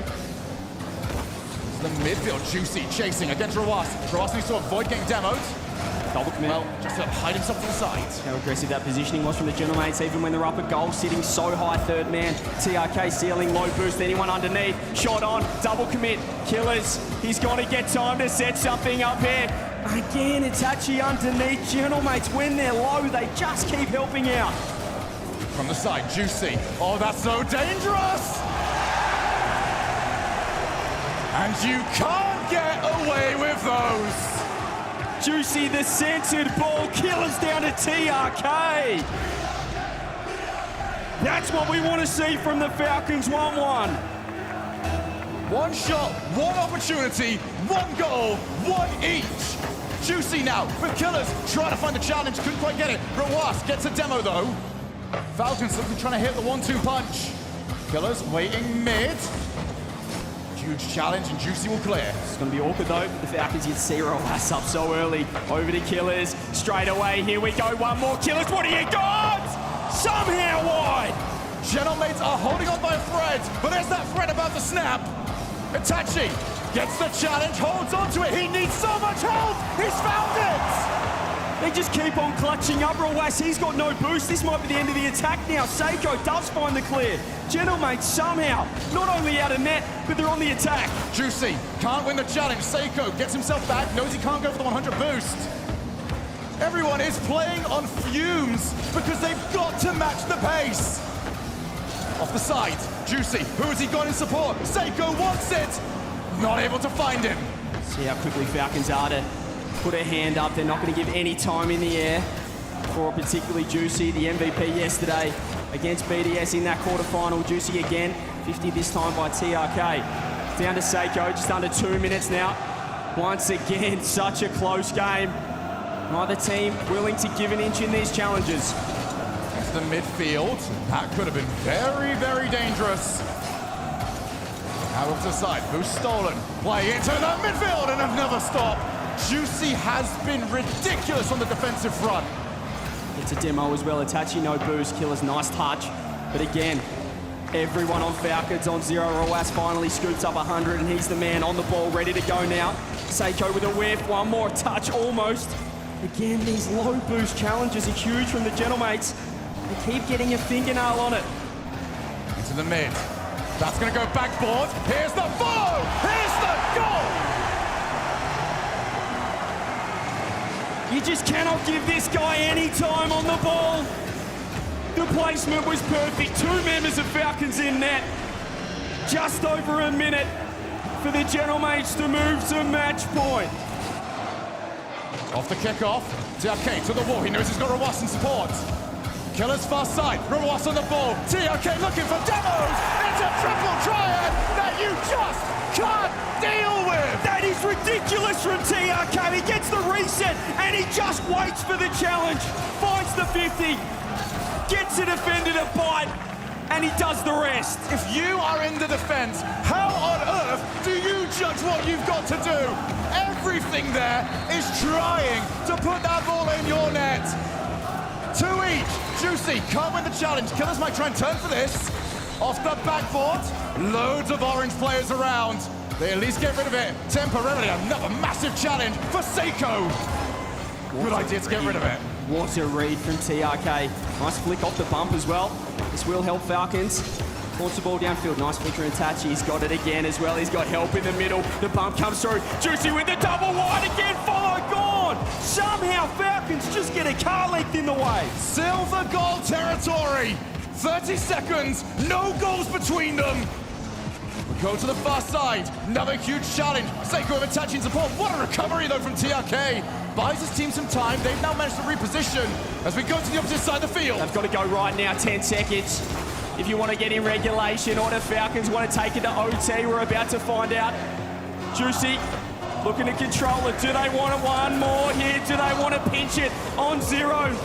Falcons low boost off of the ground, but it's staying up. Seiko upstairs with the 50, falling in front of net. Gentlemates, they're trying everything to get there, but we have OT. 1 goal to go to double match points. Killers out to Rawas, saved! Seiko so huge there, touchy with the beat as well. Juicy's got a lot of time up in the air. Killer's got to meet him on the backboard. Double commit, but they find the 50. Double commit, double the chance to stop it.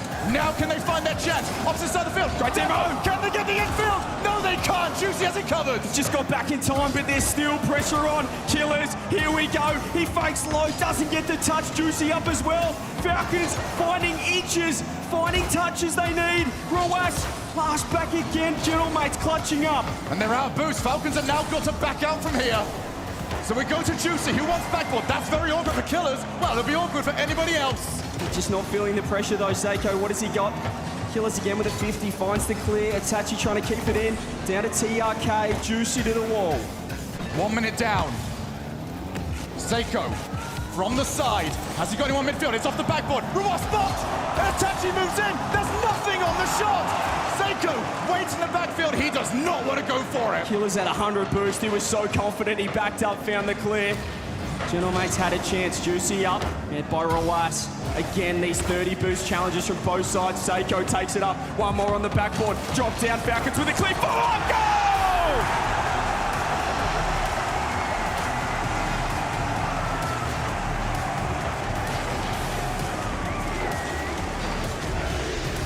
What a series we are being treated to.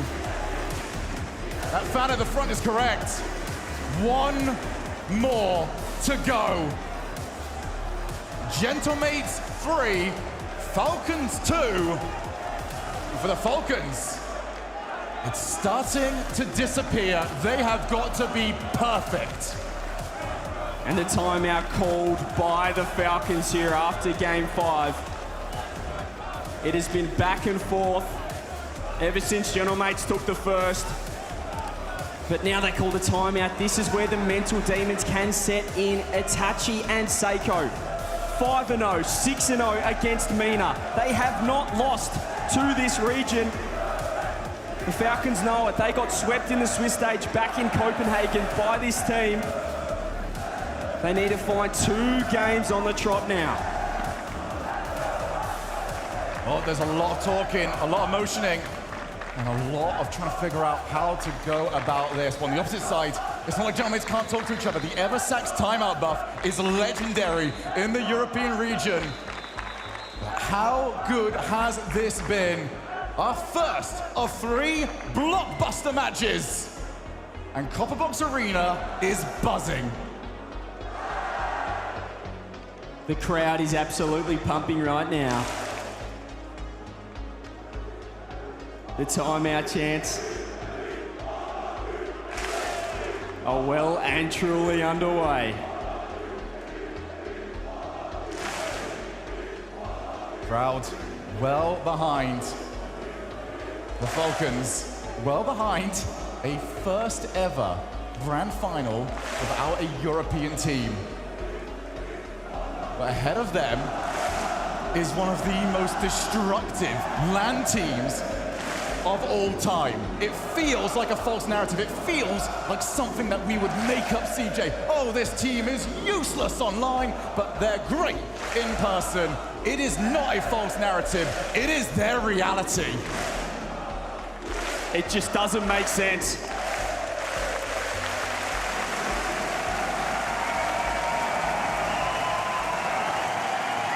Ladies and gents, here we go. Game number 6, Neo Tokyo. Champions Field in the distance. Is Neo Tokyo the end of the road?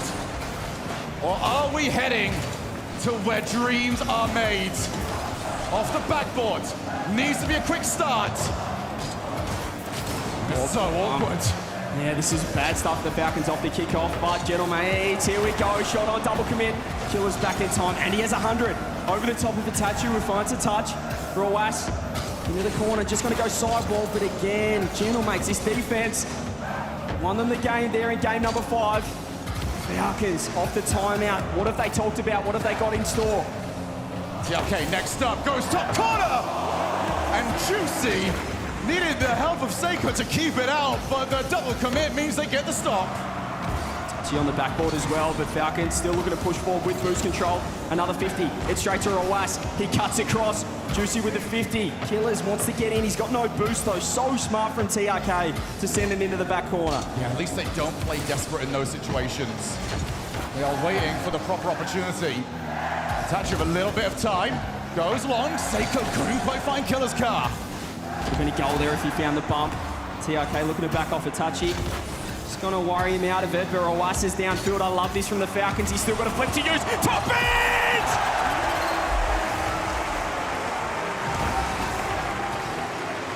He's soaring!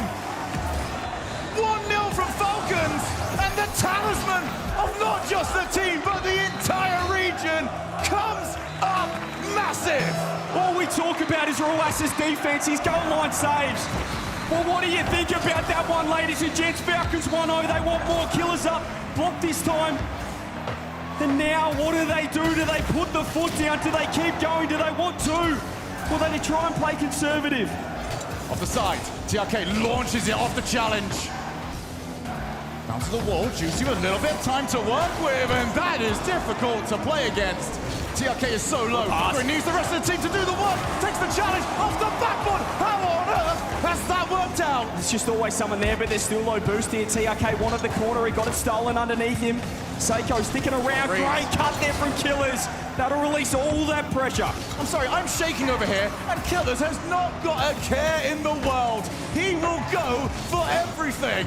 Juicy now, not going to take the pass. Instead it's Seiko, who is challenged yet again. Those corner challenges working out beautifully for Falcons. There's always someone downfield there for the Falcons as well. Killers stealing 100. It's a great pop. It's the TRK. Just a touch on the backboard. You could tell he wanted to drop it low, but he just got a heavy touch on it. Yeah, very wasteful there from TRK.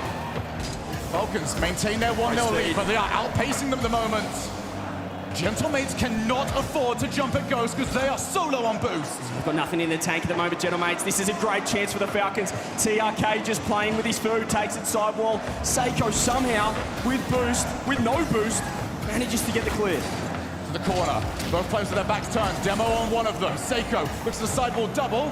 Actually gets an infield attached, she couldn't get there. How on earth has Roas got that? Gentlemate still on the attack. Juicy takes it up, has a solo chance, tries to go low with the 50. Falcons defense has been flawless. Midfield, Itachi, cut rotation, gets the challenge. Couldn't quite win it though, so Killers is now up. Medic to it yet again by Juicy, who has had to do so much work on the defensive side of the field. The wall now. Is there anybody in there? So just support him a little bit. Attach, you can see far side. Off the challenge, bounce is very difficult, and Seiko, who has missed the ball, might offer Falcons a way out. Yeah, and they have got out as well, clear downfield. Killers wanted that one. Fake from the Gentlemates, this is awkward. 50 in front of net. They've got out of it alive with Itachi. Reset, that's low. Look at the bumps coming through. Seiko, he wants blood. Roas again. He always saves the flip, and it's open down the other end.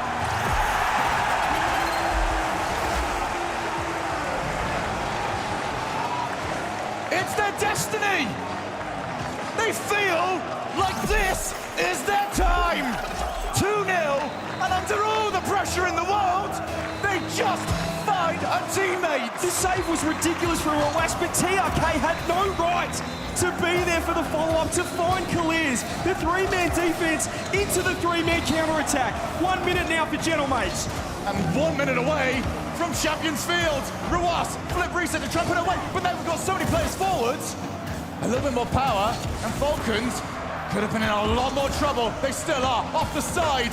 Tried to read it for Juicy, but he's bumped for his trouble. Love these rotations from the Falcons. They're just getting a hand up, getting in the way, always having someone watching the infield. Seiko now with a bit of space, beats one. Can he beat two? It goes low 50, but Khalil says, I'll have that one.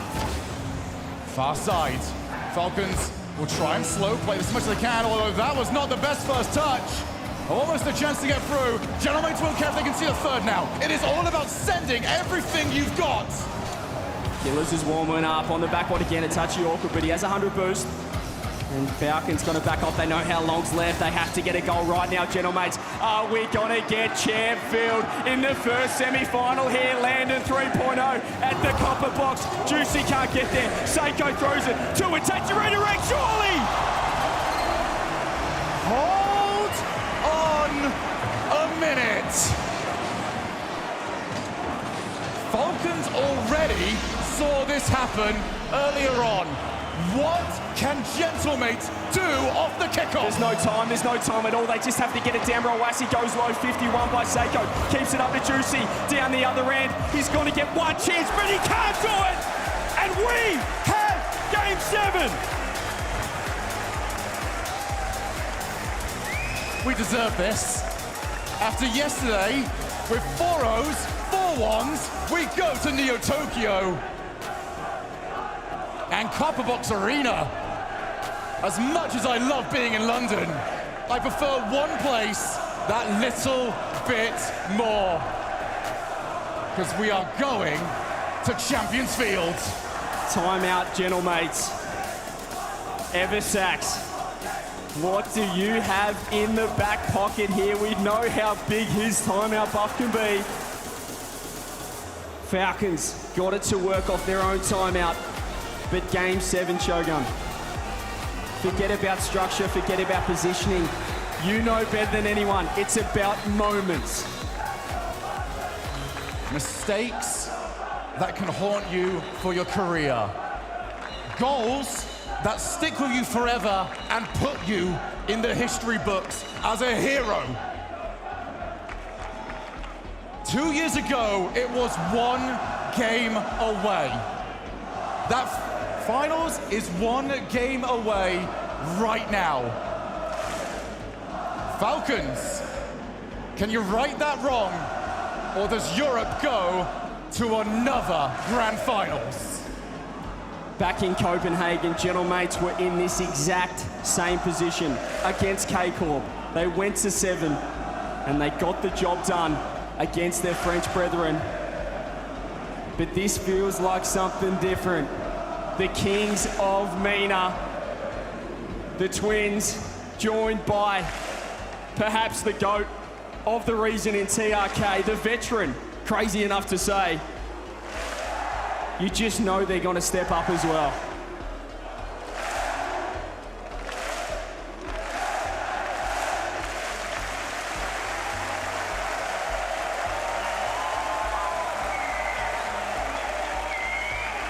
The crowd is ready. The players are ready. I'm not entirely sure me and you are ready. But either way, it is time to get to it. Champions Field, 5 minutes, grand finals on the line. If you're sitting at home at the moment, how about you just get up out of your seat? Because this is going to be stellar. Here we go. Killers immediately off the challenge. Gets that midfield. Juicy wants to turn. They try and pinch it. Far corner. Seiko doesn't Massive miss. There's that Champions Field nerves. The jitters can get to you. We haven't seen it all series, but as soon as you step foot on this map, there's something about it you know better than anyone, Show. Seiko, what has he got? Misses a touch, can't get the bump. TRK, who's gonna strike first? It is massive. Killers, is there a teammate on the far side? No, there isn't. Roas was too busy trying to pick up 100 boosts. It's now Juicy, wanted the infield. Seiko won't jump. You spend hours practicing for these moments, and suddenly you get onto this map and your hands won't do what you want. And then you just see they're not as willing to keep the ball close. They're throwing it away. Seiko's up with the backboard double. Does he have it? He's got to fake it out. First goal, Gentlemates!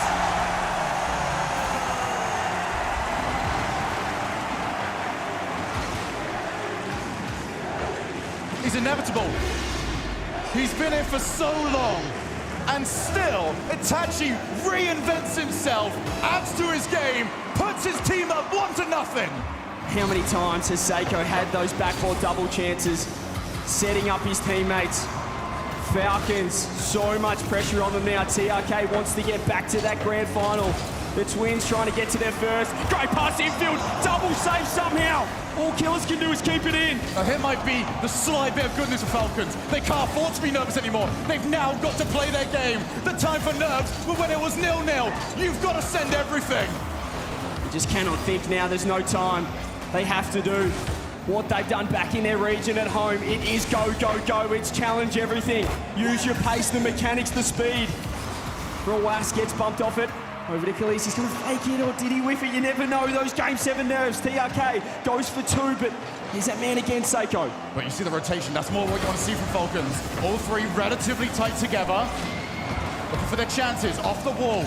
Seiko, backboard, that's so difficult to read, he's not able to. I don't think any blame to be shared for that. It's Juicy off the side, that's the pinch. Oh no! Because it's not enough. TRK couldn't get there in time.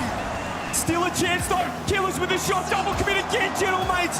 Coming up clutch, more pressure. Killers with a redirect, but again there's a 50. TRK, he wants the double touch. He gets the double, but again, Juicy with the save. Now they look to try and transition. Killers though, counter rotation for his teammates. What a stop, what a save. Roas though, keeping the ball in. Falcons surely. Where's the reward for this offense? It's been ridiculous. Seiko with boost finds it out. Over into the middle, Juicy beat. They're looking for bumps, they're looking for demos, they're looking for anything. It's not happened yet, and that ball is exactly what Gentlemates want to see. A chance to control it, to get rid, to take the 1v1. Killers turn straight on it and gets bumped straight away. Roas gets space now, but again the 50 comes through. Killer spawns, he doesn't get 100. Over to Ruas, sidewall, he's going to fake it out. He's got Wonderbite, he finds the bump as well, but no one's there. Nobody believed. Now back into the midfield. Juicy, well read. Half volley opportunity. Nice Killers waiting on the side. Pass, that's so heavy though, and Seiko will see it away. Huge pinch, Ruas gets a touch as well. Juicy underneath, TRK didn't want to go. That is the decisions you've got to make when the pressure's at its highest. Anything you get wrong might put this game out of reach. Ruas goes off the side, very heavy again. Falcons have got the ideas, but not the execution. Yeah, this is where the poise comes through from the land champs, Gentlemates. Seiko with a nice beat again. Killers all he can do is go back corner. He's got the 100, and he's got a little bit of space as well. Juicy, you can see he's lurking around waiting for him. Up to the side, TRK. Had to avoid being done. Ruas is so low on boost. That's into the midfield. Seiko will fancy his chances. It's off the wall. TRK leaves it. Now takes over. Bumped, which means there's nobody back. As this ball almost finds its way in. And he gets a follow-up as well, Killers. 55 seconds. Falcons, they need it down the other end. They have done so, at least for now. TRK trying to pre-jump. Itachi out into the midfield. Killers with a little bit of time. Goes backboard. Well read by Juicy. Big missed it. And Itachi will take the ball. But that's out. Ruas, he still doesn't want to take the shot. It was just a bit cramped. They couldn't get the angle that he wanted. There's Itachi now, runs it down. 30 seconds. Gentlemates just have to hold on. Falcons, there's got to have to be something really special. TRK low. Still has to go for it. Juicy attacking Killers in the backside. So now we go over to the side of the field. TRK. This is it. Back out. This is it. The last he's going to attack. go for him. Oh! You are kidding me! TRK with the biggest dunk of his career! Out of nothing, Falcons are back in it! One goal to go to the grand finals. Juicy finds a bump. TRK's been bumped. Seiko, placement, pre-jump from Ruas. 5 seconds now. What have they got? Oh, we got to get game 7 OT. 2 seconds. Seiko wants it up. Ruas, he's trying to keep it close. Infield pass. Juicy gets dunked. Here we go for the Falcons. Can they get it done? Itachi plays it down. And Copperbox Arena, we have overtime. This is so important off this kickoff. It's got to go to the way, Gentlemates. Itachi gets 2. Ruas is low, but he finds the corner. The pressure cooker has been dialed up. Out to the field. Taking the shot, backboard. 2 players commit, but Ruas can now take control of the ball. He's got time, he's got 100, but he's been demoed. Seiko takes it, sidewall blocked again. Into the midfield. TRK chases. Backboard for Ruas. Juicy takes over. His teammate was there though. Can he find a way to put it in? Another double commit, but they're still safe. Every challenge is met by 2 defenders. That's the pressure, the communication breakdown. There's so much control for the Gentlemates. Juicy with a reset. Can he pick him apart? Blocked out. It is all Gentlemates. Can they get the chance? TRK takes No way! And the Falcons are going to the grand finals.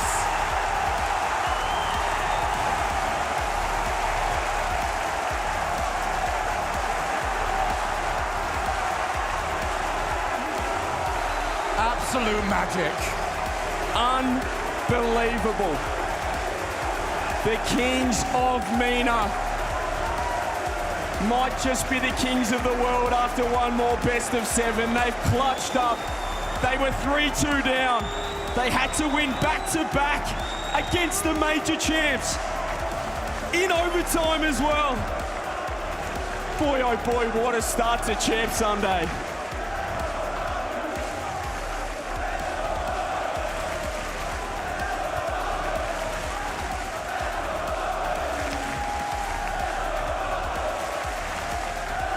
Is it their time?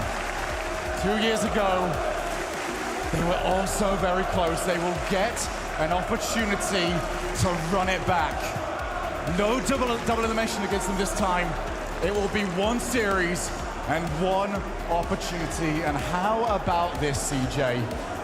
APAC is gone. SSA, toodaloo. OCE, I'm sorry. Thank you. EU, out. We said this was our spiritual home. The 3rd time back here at the Copper Box Arena.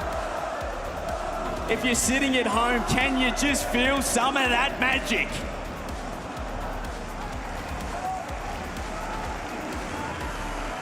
I don't understand. It's something about this arena. There's something about this it. building. It's unbelievable, man. It really is. What a result to take down the major champs. First time they have been knocked out of an RLCS LAN. The Falcons TRK. He feels like he's back. He feels like he deserves this. He's earned this right to be back here in London in the grand final with one more chance to take that trophy. How do you do that? And then they're going to come back in an hour and a half, roughly. 2 hours.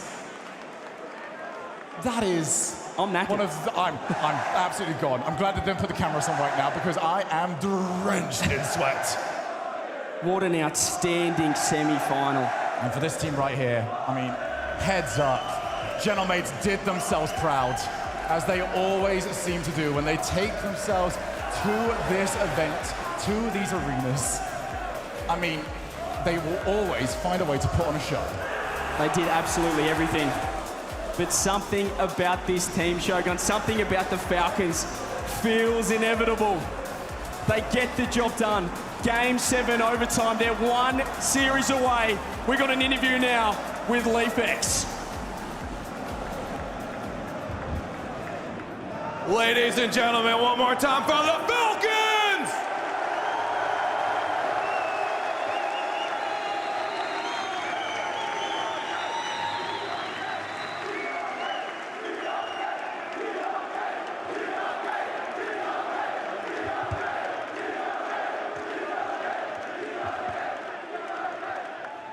I have to ask right off the bat, how exhausted are you right now?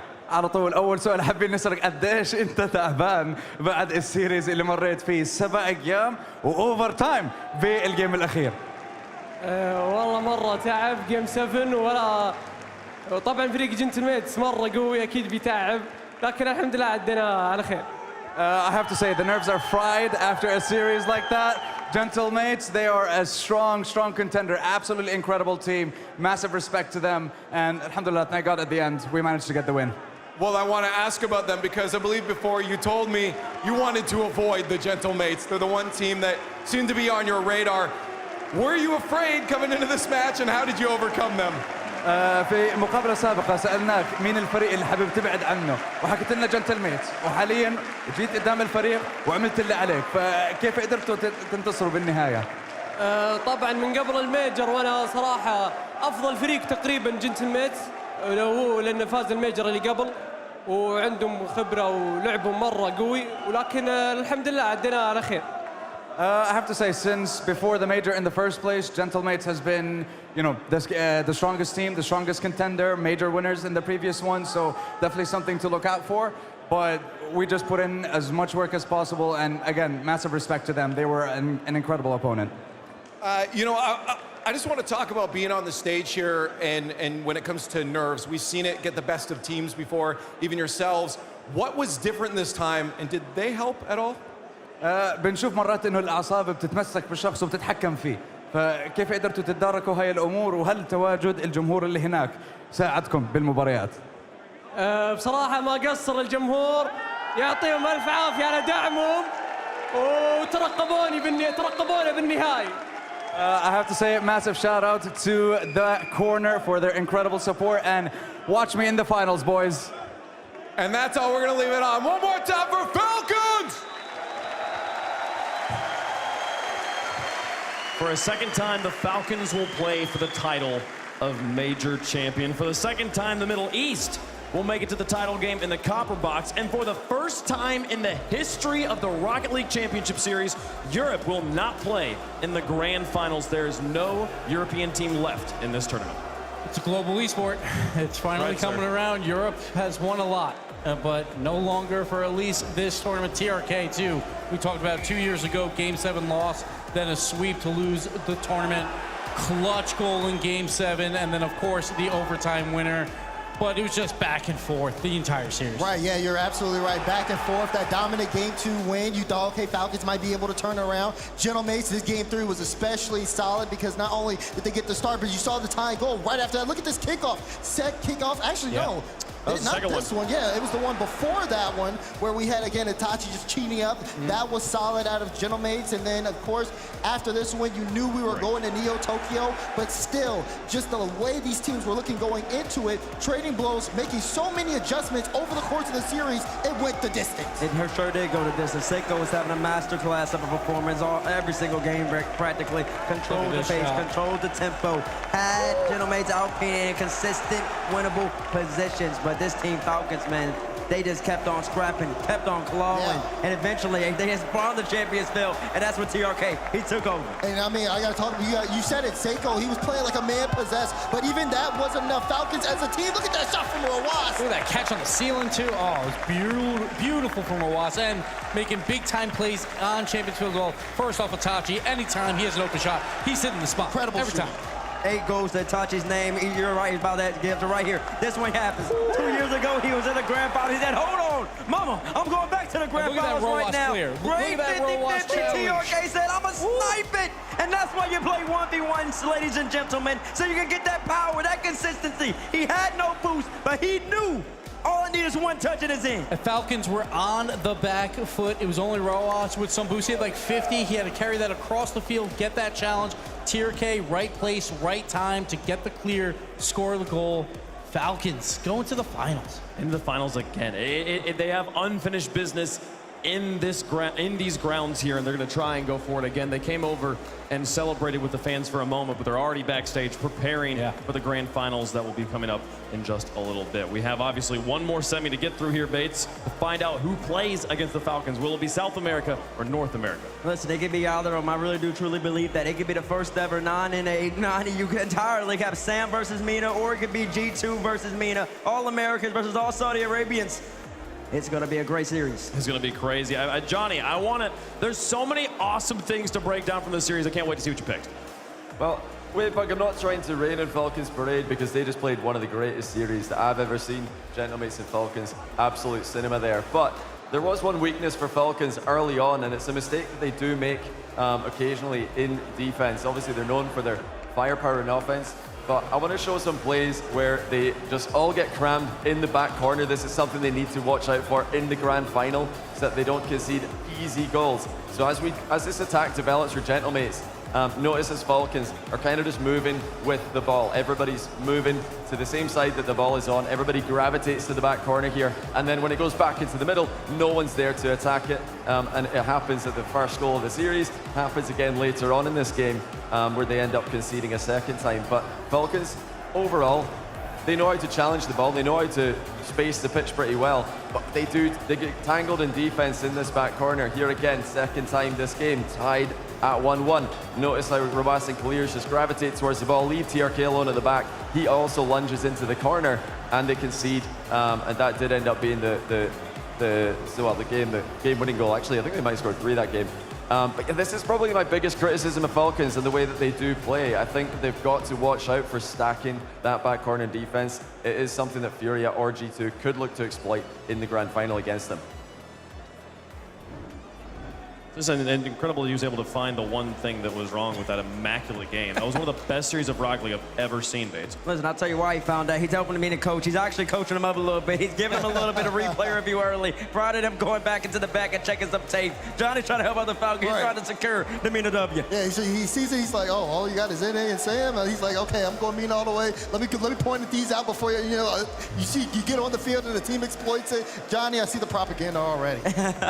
Well, we'll see. We'll see how the Falcons adjust, and whether I feel like if you play a series like that, you just trust your team to do what they do best and to approach things. You don't try to overthink it, try to overcook at this point. Gives us when you end up making mistakes. You just have to go back and calm down. You just have to go back and calm down. That is a thrilling series, and you just got to re-energize. Like, go get something to eat, like maybe real quick. Maybe watch a little tape, like if you want to. But they're playing lights out this entire tournament. Don't change too much. Just do what you've been doing. Incredible performance from the Falcons. They have earned another shot at the title of Major Champion here in the same place they earned that opportunity 2 years ago. Who do they face off against, though? The top side of the bracket is yet to be fulfilled. G2 Stride about to take on Furia.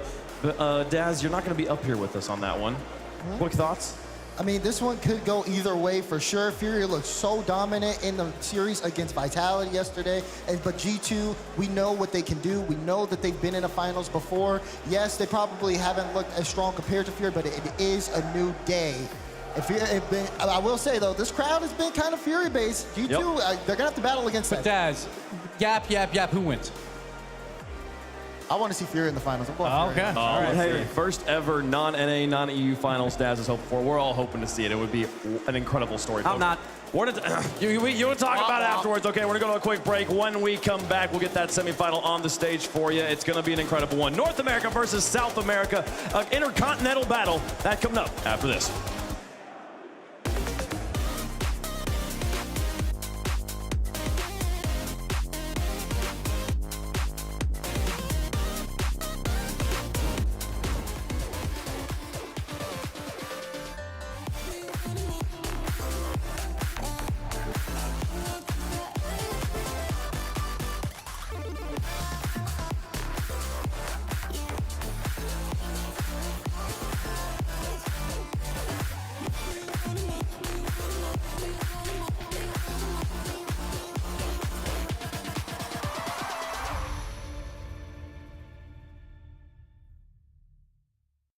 Get me.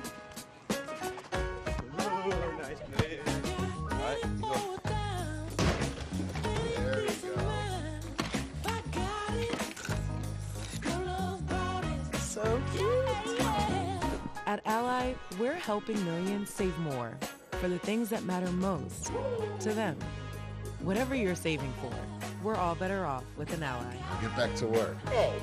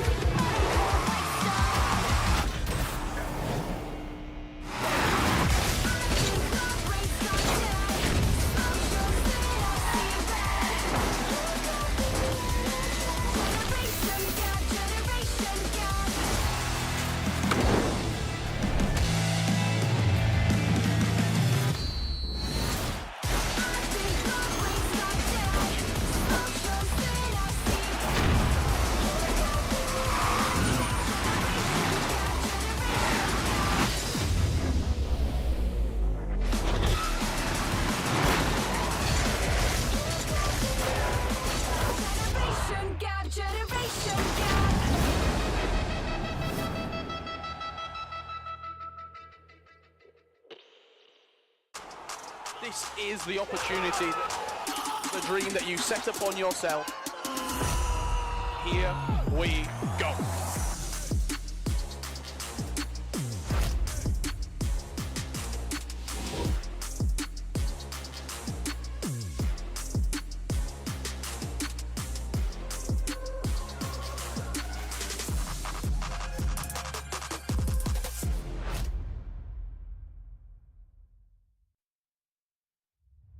Dickies Arena, Fort Worth, Texas, welcome to Championship Sunday.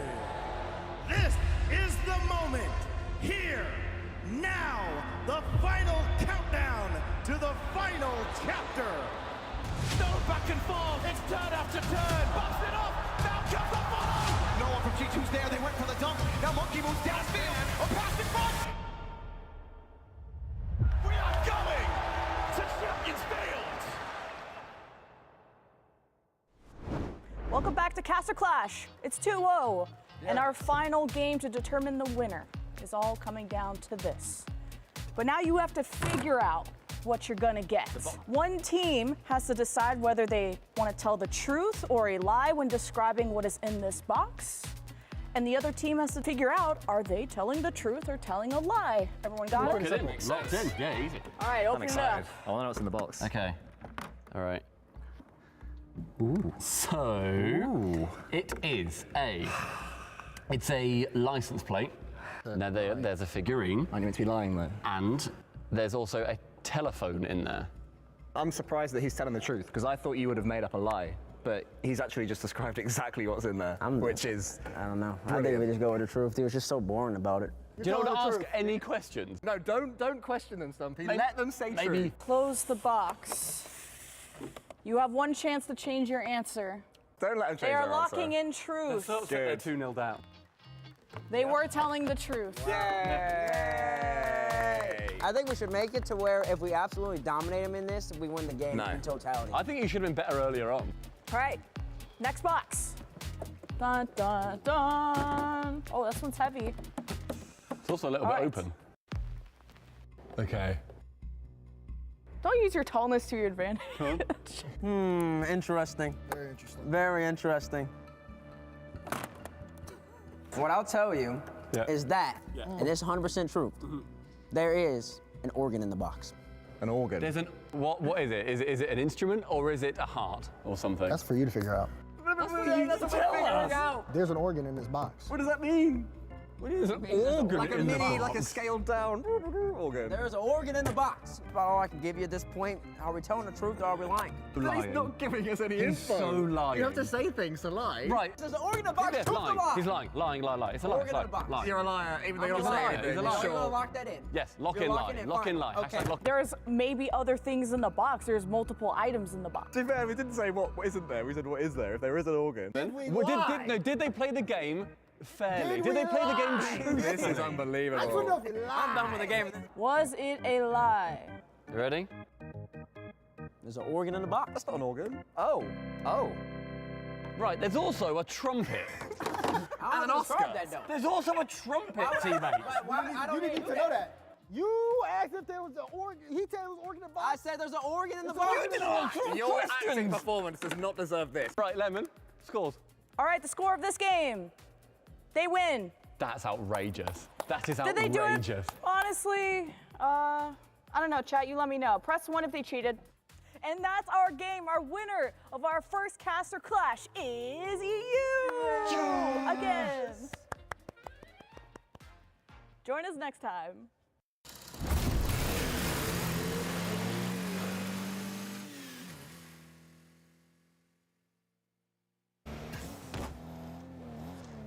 You know, guys, I think Gentlemates take it again.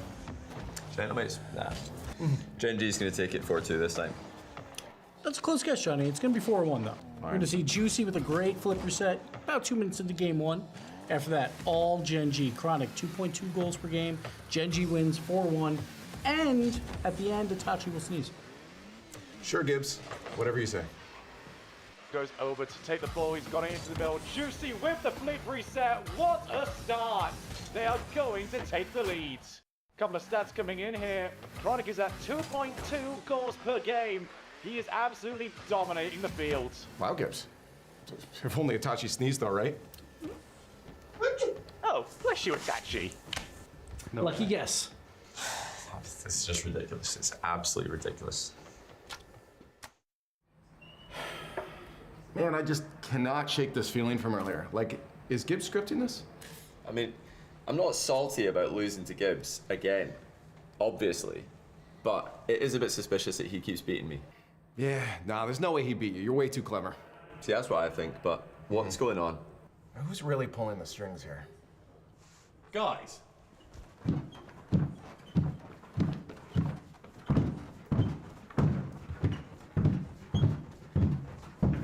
You really think Gibbs can script real life? That is ridiculous. Look, let's drop it. Let's move on. Let's have a good show. Yeah? All good? All right, have a nice lunch, guys. Sorry to interrupt.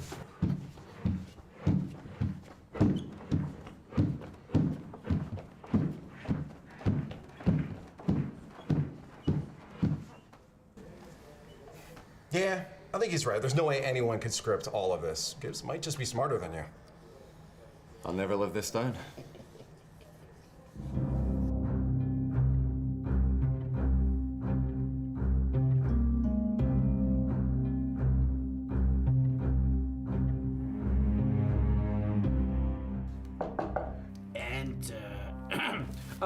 Come in. My lord, they're starting to suspect. But I threw them off the scent. Well done, my child. Keep my secret. And I'll give you third in the prediction league, behind me, of course. Thank you, sir. You're so generous, sir. Thank you, thank you.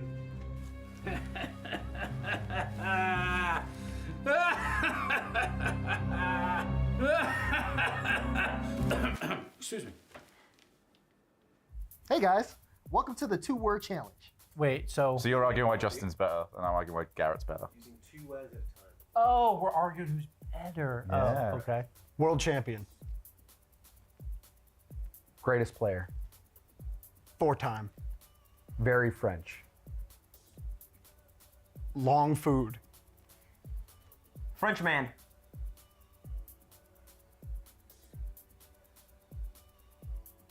Cool bandana. Isn't CJ.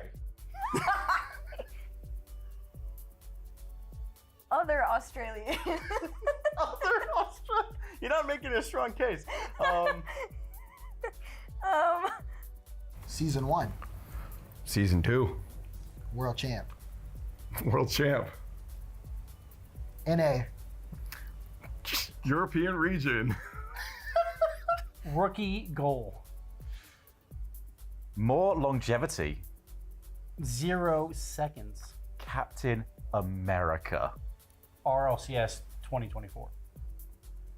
RLCS 2020. Present day. All-timer. Good beard. I think he still has the beard. Is taller. Doing this with 2 words is really tough. Yeah.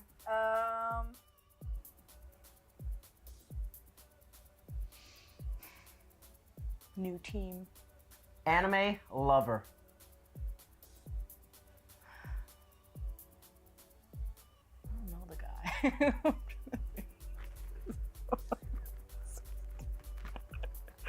Oceania's goat.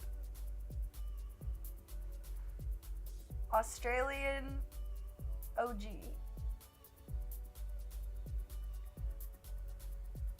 Completely timeless. Decent hair. Cooks your pinch. The Summit, Full rotation. air dribble, The Batman.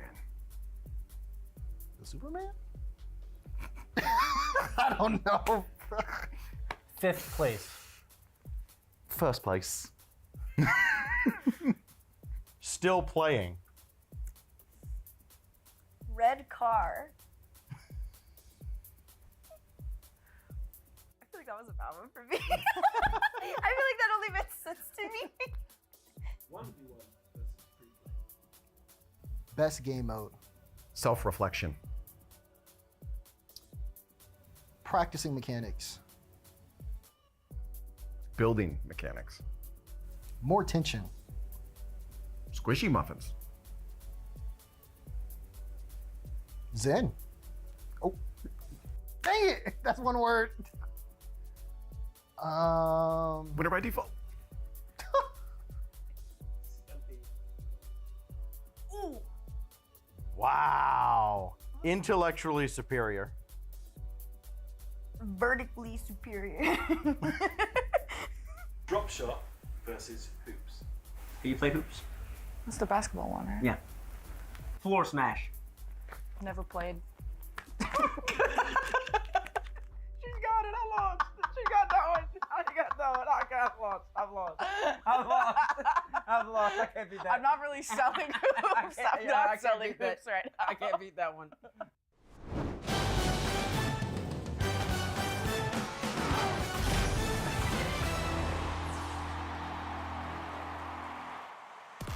The western side of the world waits to find out which continent gets to have a champion in the grand finals. Meanwhile, the Falcons already sit backstage waiting after vanquishing the last of the Europeans in what was easily the best match of the entire tournament to date, and that's crazy. We started the day with the best somehow. We did. That was insane. And Falcons, obviously, they're very happy that they don't have to play back-to-back after that, because that one was draining. But we'll do another two-word challenge here. South America versus North America. So here we go. Okay, I was gonna say that was like 4, but how do you top that series? Right? That was incredible. Like, I know the predictions were pretty split, and then I felt really good about my Gentlemates pick when they were 1-0 with 15 seconds left. Never mind. I mean, Game 7 overtime. It doesn't get better than that. And there was... That was the third overtime of the series. There was, like 1-goal games almost the whole time. Under the first goal to tie that game at 15 seconds, TRK like dunking through Seiko in goal, I think it was. Like, oh my goodness, incredible stuff. Let's take a look at the bracket. If you're just now joining us, you missed an incredible series down there in the bottom half of the bracket, going all the way to Game 7 after not getting the Champions Field or even Neo Tokyo yesterday in the quarterfinals. So we have one more match to go before we get into our grand finals. G2 Stride taking on the champions of South America. Each team a champion in their own right, but there can only be one moving forward. That's right. #1 in North America going up against #1 in South America. All Americans going up against all Brazilians. It's gonna be an absolutely great series.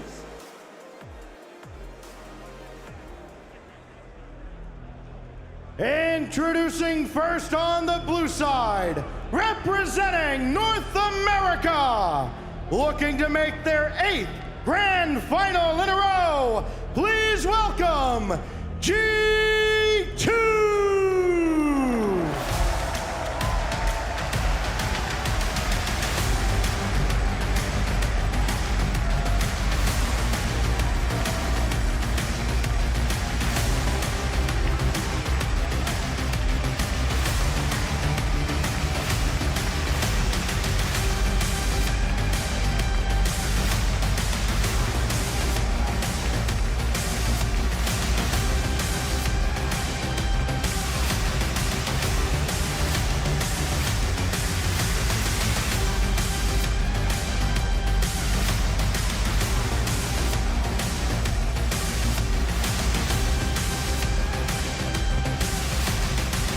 A name that is practically getting consistent and synonymous with grand finals, or not even grand finals. Oh my God, I'm jumping the gun.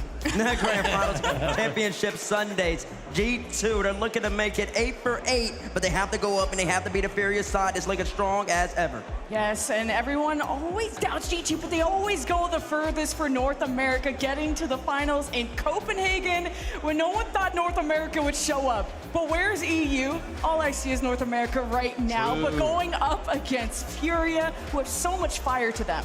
Let's talk about Beast Mode, North American MVP. I'm just going to call it now. I don't even know if we're giving out awards. Doesn't matter. Beast Mode is an absolute beast. 1.26 goals per game. #1 of the entire tournament. Not only that, #5 in demos per game. He's actually getting physical as well. Nearly 2 demos per game. He's literally, I feel like, carrying G2 to this top 4 performance. He has been unbeatable. He sure has been unbeatable. He's been our best player throughout the whole entire year. Might as well give him the MVP. You're right, Gibbs. But I am looking at Daniel. I'm trying to see Laniel this series. I think the world's trying to see it, because he hasn't necessarily performed up to expectations so far. He hasn't been dominant on defense, and he hasn't been dominant on offense. He's just kind of been there at the moment. If G2 strive, not only if they want to be Furia, if they want to win the whole entire event, he's got to perform. He's got to be a top 3 player like Slitter said he was. And these are performers. You forget that in the Swiss, they won against Gen.G, they've lost to Falcons. It's just another day at the office, and they are hungry for their revenge to go up against the Falcons in the finals. And North America historically doesn't sweat against South America, but this is a brand new Furia. We're going so far. We touched on it twice, but there have been 6 there have been 6 regional finals in North America. They've made them all. There's been 1 LAN final in Copenhagen. They made that. This is an unprecedented run in Grand Finals. They're looking to extend it here and stay perfect on the season. But before that, they have to go through Furia. And introducing their opponents, on the orange side, representing South America, on the precipice of history, they are Furia!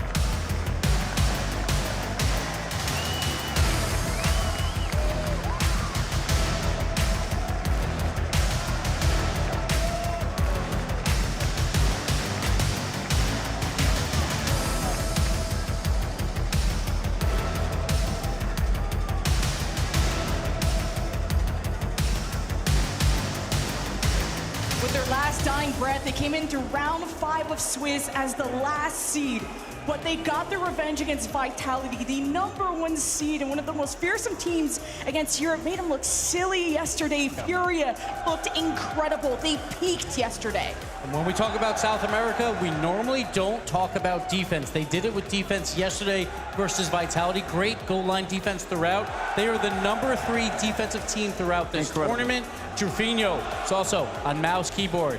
No finalist has ever played on mouse keyboard before, so he's trying to make history here as well. Everybody's trying to make history here. Trufinho, he's going around social media with just the fire he had after that series. Furia have been yapping because everyone constantly underestimates them, but they show up on LAN and they want the win. This could be the furthest that South America has gone, especially the franchise of Furia, if they can take down G2. Lost is a player that seems to make or break this team. Yes. When he's popping off like he was yesterday, they are unbeatable, and yet can he replicate that performance today? He might be able to. I believe he can. It really was just a game plan for Furia going up against Vitality. It'll be interesting to see what they bring against G2. Against Vitality, they kind of played more of a 2-1, where Yan was more in the back, and then Lost and Trufinho were kind of creating havoc, and they seemed comfortable in doing that. Yan dominated on the back end, but also he was just so efficient at getting them out, creating a counterattack, and then Lost or Drew will be quick to follow. They're playing tight with one another, and it's going to be interesting to see, like I said, if they play the same way against G2. Furia are just such a composed team. Like, there was a lot of tech pauses yesterday, and they stayed on top. They only gave up 1 game, but also Yan was, I know it was 1,000 score that we kind of had to dial back because of the tech pause, but Yan still almost getting 1,000 score proves his impact on this team. An incredible performance, and this matchup of Yan versus Beast Mode, I think this is they've nailed it on which players we're paying attention to as we go into this series, which one's going to be able to move forward, move in here. And they took the stats for demos off of this particular graphic, but the demos Beast Mode's been putting up I know, that's crazy. is astonishing. It's wild, but Yan, we all know that offensive firepower. He holds the highest goals per game at a LAN ever. We saw that yesterday, almost putting up 1,000 points. There was a score correction because of the pauses, but still putting up 900 plus in 1 game. That's what Yan has the possibility to do. He can take over a game at any moment, but G2 is my interesting note here. #1 offense here. Normally we talk about their defense. They're actually in the bottom 8. They are 9th in defense right now. So if Furia with Lost can do that havoc play that they want, G2's gonna give up a few. There's just 2 very contrasting stories, but equally compelling stories on each side. On one half, we have the G2 undefeated unending grand final streak. They've been to every grand finals of this season. It's never been done before. On the other side, South America has never made it to a grand finals before. Either way, history is being made with this series. Let us know what you think at home. Hashtag FUR, hashtag G2, and we'll make our picks up here as well. Lemon, who you got? I gotta back North America on this one. I know it's a hot take, but I think G2 can make that return to the grand finals just like they did against Copenhagen. I think G2 have solo mechanical abilities on each of those players. Furia, though, they play at a very high pace that could catch G2 off guard, but they have hot and cold games sometimes. I think G2 can have a consistent high that Furia can topple.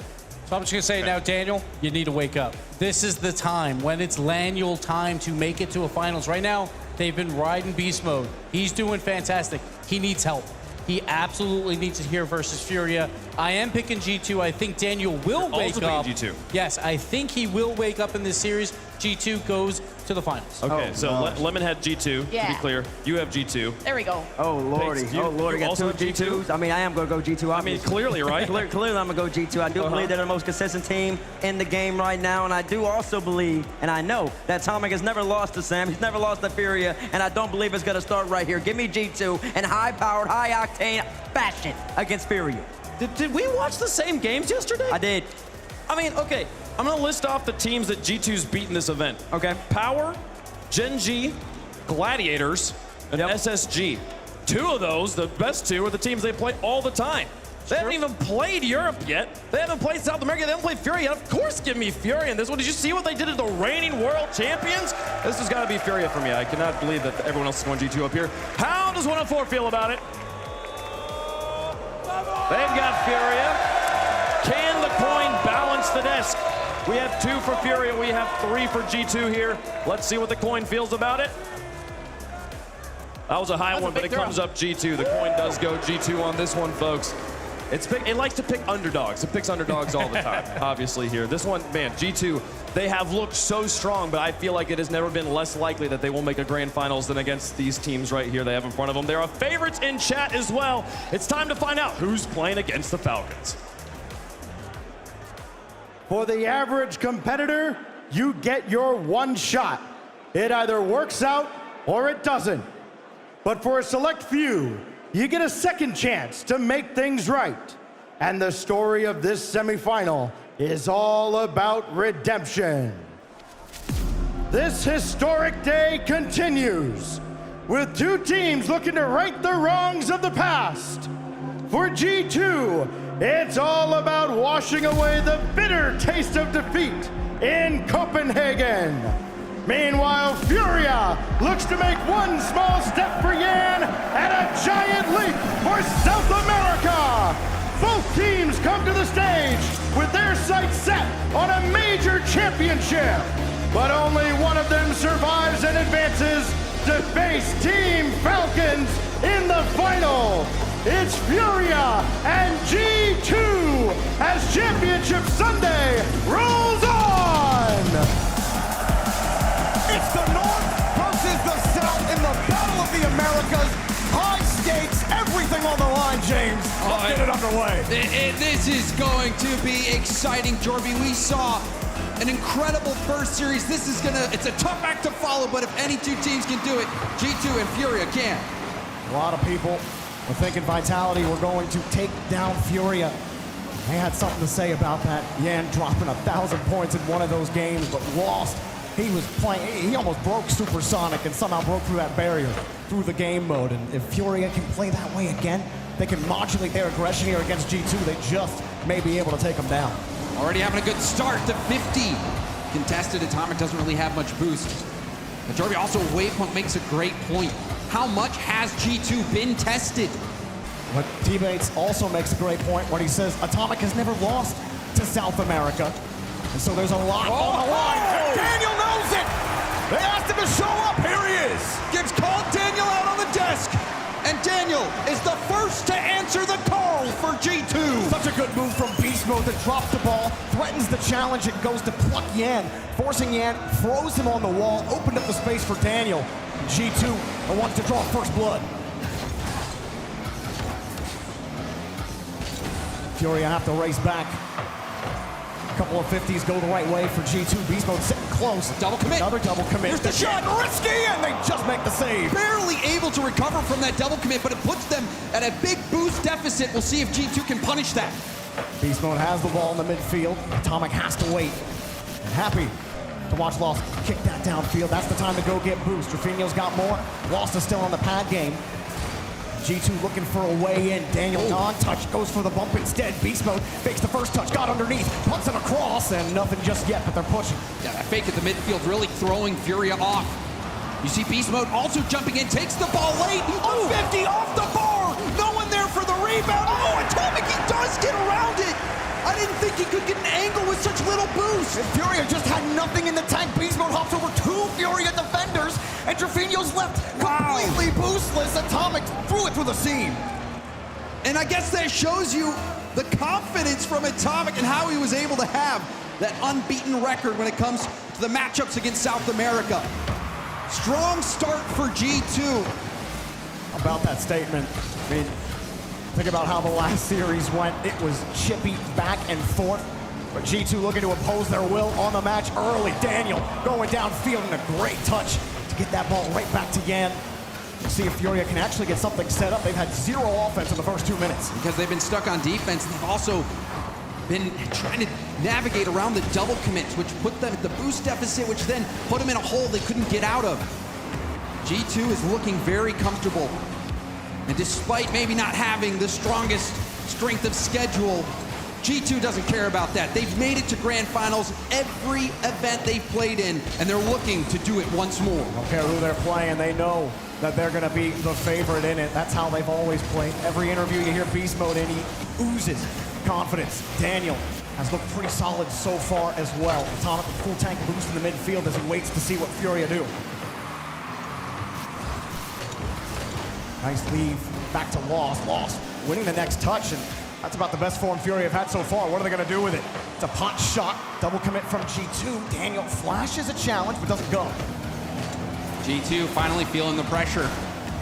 Daniel does land the double tap on the sidewall. It forces Trevino out. See if Trevino can work with Yan. Yan pops it up for Lost. Lost going to the backboard. The double tap off target, and it's cleared off the line. This is looking a little better for Furia. You don't see those double commits, those nerves started to settle a little bit. A double demo. Actually, Daniel just demoed. I thought it was a double demo. Here's Yan, no boost. Lost trying to help. And there's just nothing right now. Oh, that's a big dive. Trevino, third man. Oh, what a touch. Going for the dunk. Rebound from Daniel. Gets the corner steal as well. With plays like that, you can tell G2 is playing confident.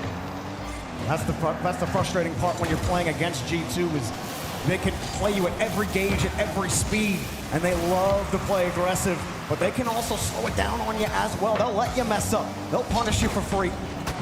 Right now, Furia, this final minute, really got to get something going. Oh, no, G2's flying. Oh, also, they're getting demoed.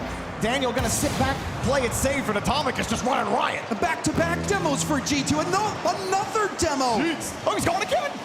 Beast Mode will get the shot as well. That wastes even more time, but the demos so well timed from G2 to relieve the pressure on the counterattack. 45 seconds left in game 1. Furia yet to show their teeth. Daniel at the 50 with no boost. The rest of G2 are back. Beast Mode immediately attacking the ball, not letting Furia have any kind of room to work with. This has been a real slow start for Furia. High expectations for them after taking down Vitality yesterday.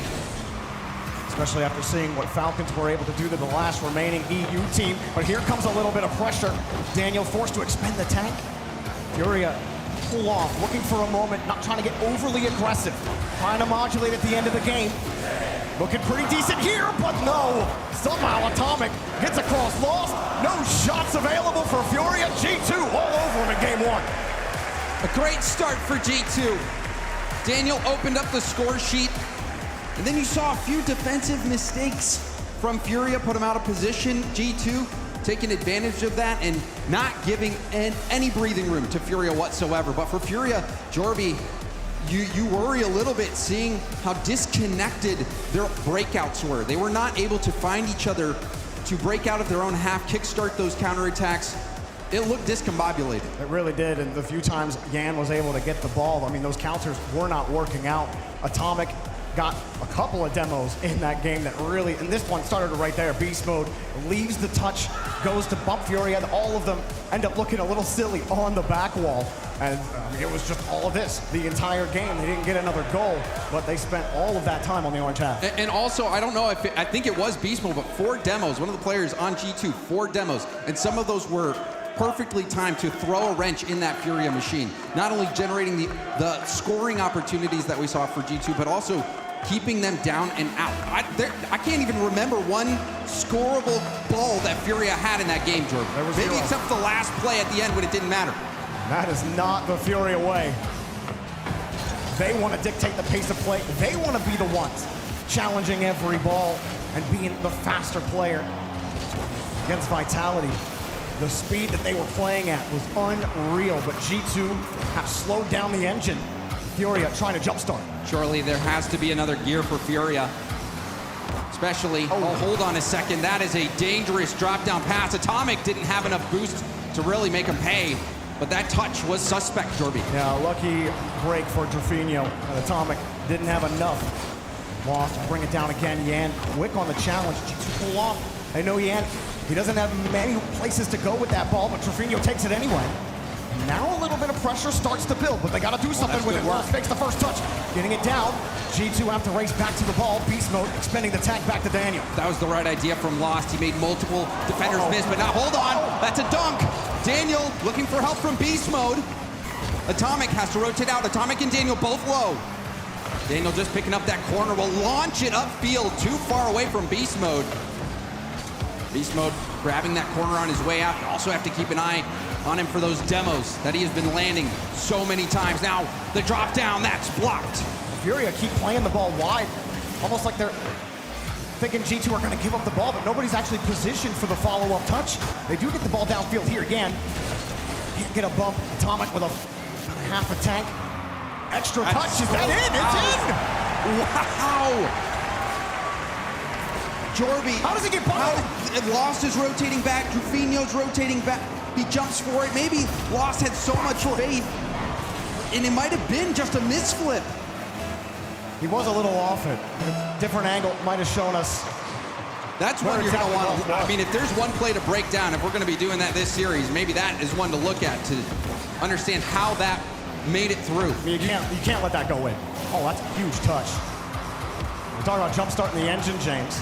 I don't even know if there's any oil in the tank right now. Furia just not able to get anything going. Everything they're trying is not working, and G2 have him on red. That one bounces low, and Daniel's got the touch. 20 boost in the tank.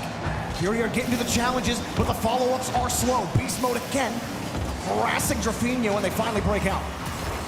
It's a good 50 as well. Can Yan get that corner boost? Does so. Will this translate to some offense? Lost. No boost. Oh, it's Yan though. Backboard is defended by a zero boost beast mode, but he finds some. Another pinch. Yan stole the other corner. Across the box. Atomic and Daniel are there. Furia have to do a lot of work to whittle down his G2 defense. They keep giving up the midfield, and that's probably the best touch he could have hoped for, right to his teammate. Another scary moment. The beast mode's going airborne again, off the ceiling now. Testing the defense of Furia. G2 have this lead. They don't mind this situation right now. Sure, Furia, play all the defense you want. Time is on our side. Boost is on their side as well. Two fully tanked beast mode with nothing, but finally Furia are getting a couple of boosts. Ball security pretty good against the back wall. Nowhere for Atomic to go, but he will take the boost on his way back. Drafinho has to make some magic, and there's nothing in the ley lines for Furia right now. Double commit though from G2. Atomic drop down towards net, and that's cleaned up by Daniel. Is nobody looking at Daniel? Furia get caught in front of the box, tying each other up. Lost has no boost. He sees Daniel, tries to avoid him. Drafinho coming back, but Lost takes the wide angle. Atomic's up in the air. Everyone's wondering, okay, what are you going to do with that ball? And no way you score that. What are you going to do with that ball? And on top of that, Lost had no boost to even react. So that touch by Atomic, it proved to be too much for the defense for Furia to handle. Now we might see another goal. Furia, they're struggling to keep their head above water. Time is running out. Unless things change in a hurry, a timeout is going to be much needed for Furia. That touch gets away from them, and he gets deleted. Drafinho looking for a way out. Every time he's on the ball, he's got no boost. You can say that for every Furia player so far. But Lost gets a break. Drafinho with a light touch, but there's so much G2 force you got to break through, and that has been impossible in the first two games. Still time for Furia to do something. There's a back pass from Beast Mode, a hefty one, and he gets his own corner. G2 exuding confidence. And for good reason. They have been in control of this series since the very beginning. Nice job from Lost. Got the first challenge, got the demo. There's a little bit of teeth coming out. We need more than that. Midfield is challenged by Daniel. No boost, no problem. Let me go with long. Oh my God!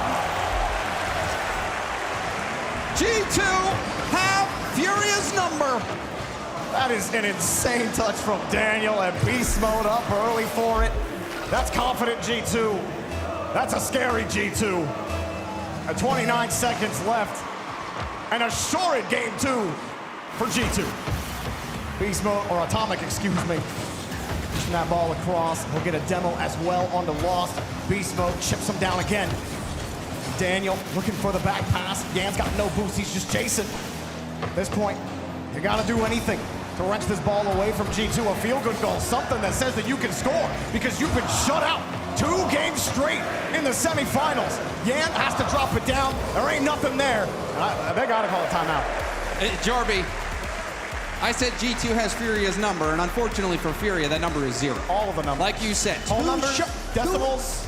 It's devastating. You come here into the semifinals after taking down Vitality, all of their region behind them, all of South America watching at home, seeing what Mina was able to do with Team Falcons, believing that surely this is our time as well. We can make a grand final for the first time ever in Rocket League Esports history, but no, G2 has closed the door in Furia's face, and now Furia is forced to use that timeout, Jorby. And Furia, no, they know the stakes. They want it. They want to be the first South American team to make it to an RLCS Grand Final. And everyone expects it to be them. This is what everyone was thinking was going to happen, especially after watching that mind-bending series with Falcons against Gentlemates.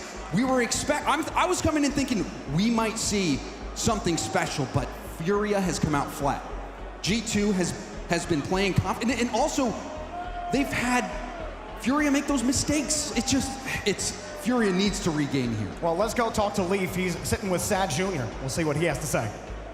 Actually, we're standing, Jorby, but yeah, we want to get some real lights out here. Sat Jr. is with me to talk about what's going on here. Furia looks like they're having trouble. Can you break down maybe what's going on with them and how they could fix it?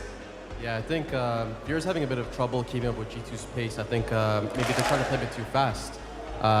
And their second guy is lagging behind. I think Furia's first challenge is a bit too quick. And they're having trouble, and they think they need to go faster and faster, but faster is good, right? Not always, not always. As you can see, even that game, if you're faster, you should get more demos, right? Right. But Furia had 0, where G2 had 8. Okay, so what they should be doing is slowing it down? Is that what you were saying to them? I think Furia should time their first challenge with some guy ready behind them to, get the ball, get it out of there, keep control, and then hold the pace. Okay, well, is there... I was going to say any more, but we actually got to get back to the game here. So let's get back to the casters and see if Furia can implement that. That's a great insight from Sad Jr., the coach of Space Station. And I think he nailed it on the head, James. G2 are so fast right now, and Furia are they're tripping over themselves. Yeah, and it's got to be comms. Maybe we're a teammate. If you're first man, rely on that second man to tell you what to do with the ball, so they don't even have to think. Furia needs to find solutions on the breakout because they've just been playing defense 24/7. They were able to do that exact thing against Vitality. They were able to modulate that aggression. Lost, he was able to slow it down and be unpredictable. As fast as he can be. Like you said, with the demo, Furia's still got to find a way through Atomic, which gets forced off. Beast mode, hoping to delay Yan. That's got a little bit of control. Though. Used a lot of boost. He has one chance, one pass, and G2 get there quick. And Yan made the decision to leave that corner boost off the bar and out, cleared out to the corner. But Yan on that previous play, choosing to go for the pass, thinking that was the play, but still G2 able to defend it. There were some crazy saves they had against Vitality, and they killed them on counterattacks. But G2, they've been thwarting that. And now Furia have to find a new way forward. Yan sitting underneath, tries it underneath for Lost, going for the bump, but Atomic was way too high. No chance for him to hit him. He's see Furia, they're getting a little more leeway here in the boost game. They're not able to hold pressure for too long, but a little longer than before. That was a close play. Atomic didn't have very much boost, but was still able to get there. Had Lost been able to redirect that, that would have been something. But hold on, Daniel's cooking, gets the flip reset off the backward. Trufinho didn't get the hit he was looking for. Yan also has to fight for the boost, leaves the ball. And there was the demo from Lost that actually took out G2's second man. Otherwise, that surely was going in. They still can't get the ball off of Daniel. Beast mode coming back. Daniel will make it a little awkward. Lost with no boost yet. He prioritizes protecting the boost, and now Furia have to keep diving back across the side. They finally break out. The panic, it's palpable. You saw that from Trufinho. That shot, if it was on target, probably would have gone in. Low boost, scramble back to net, diving in. Yan didn't have a chance on that ball. No boost there for Beast Mode to make adjustments, but still, the first touch was so good, it forced Lost out. Oh, yeah. Now Yan, 1v1 situation. He cuts, and Beast Mode shuts him down. Beast Mode, the patience. They had a couple of options. He could leave the ball, try to go for the demo. He instead tried to whip it around, outplay him, and Beast Mode ain't having any of it. Atomic looking for Daniel. He's got him. Beast Mode on the wing. Up high, denied.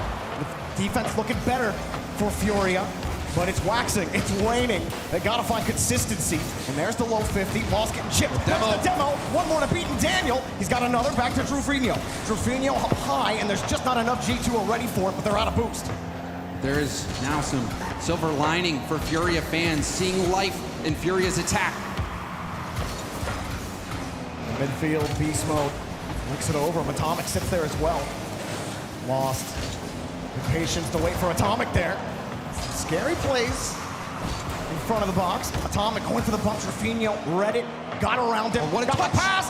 Shot just wide of the net, but a tough angle. You would have had to go all in as third man. Look at that mega pinch.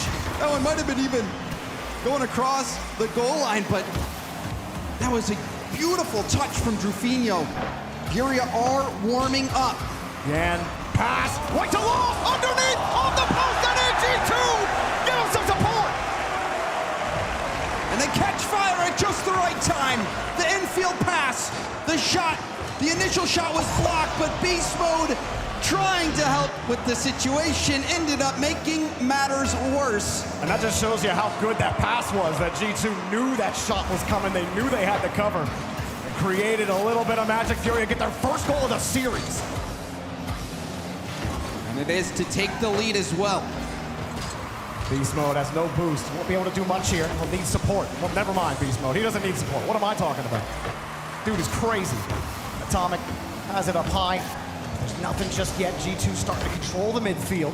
Furia come up to contest. Trufinho, not a lot of boost. Lost. Forces Beast Mode up. He recovers. Yan has to wait. Good play decision from Furia. Beast Mode was forced to jump. Had the bump been landed, it would have been another goal for Furia. Under a minute left to go. G2. Oh, they might give up another one here. They do! Lost gets another for Furia. Brings it up high and takes it low. Atomic ain't having any success on that one. He cuts off the clear angle, gets on top of Atomic, and Furia, what an answer after the timeout. Games 1 and 2 were bad for Furia. But game 3 after the timeout, Furia has bounced back. It will not be that easy for G2. Wow, Daniel got all on that ball. My goodness, the dude is a catapult. He had almost no momentum. Look at this, he's not even going that fast, and then woo. Jeez. Surprising even Lost, so let's not get too far ahead of ourselves, Jorby. No. And Daniel has certainly shown up in this series. He's been that clutch player before. You know he's always got it in him, but Trufinho got the challenge. Furia very far off this ball. Have to contend with Beast Mode. Too heavy of a pass. You saw Daniel confident. He knew that pass was coming, but it being just off target, Furia were able to get that clear. Trufinho saw Daniel, tried to avoid him. It's enough to get Lost the ball. Spending the tank underneath. Lost has been warming up, but in the final 15, G2 get the ball back down to Furia's half. Shot low, not good enough. Brilliant from Yan to dodge that contact. Around the corner, Daniel chips him out. Atomic chips him out, back to Beast Mode. And Furia are all on top of it. There's the double from Trufinho! And that's game. We still have a second on the clock, but impossible for G2 to come back from this. That's the double-double. And the dunk on top of it. The triple D. And more importantly, Jorby, the regain in the series. To use a timeout after game 2, you're going all in. You're pretty much going all in on this next game, and that was the right call. We all knew it. We saw it. They pull it off. Furia is back in the series. This next game is also must win. You cannot let G2 go up. You can't be on triple match point against this team. The confidence is established. They have to keep it going. They were able to withstand Zen's attempt at getting the crowd back into the game, getting Radosid back into the game. They were able to withstand that momentum, but now they have to climb a hill rather than keeping the enemy off the hill, which is a much different battle. But Furia up to the task, and that pass is what started all of it. And to me, the king of the hill was lost. I mean, that was a bit fortunate. Sometimes it's better to be lucky than good. That time, lost was both. But Furia led by Lost. This play here, a key play, getting the dunk, staying in the play, finishing the play off. He was playing clean defense from beginning to end, but there was one play at the end there, Jorby. It didn't make the Mobile One high performance replay, but it was game winning. It was, I believe Beast Mode was trying to chase down Yan. If Yan gets bumped there, it's over. G2's gonna score it, and Yan was able to throw him off the trail, dodge that, and bring that ball downfield for the 3rd goal. So Furia showing that they have the resolve in those tough moments to come through. I think G2 had, what, like 13 demos in the first 2 games? And now Furia able to avoid more of those. Actually get them on the counter. And will pump this ball downfield after the initial kickoff.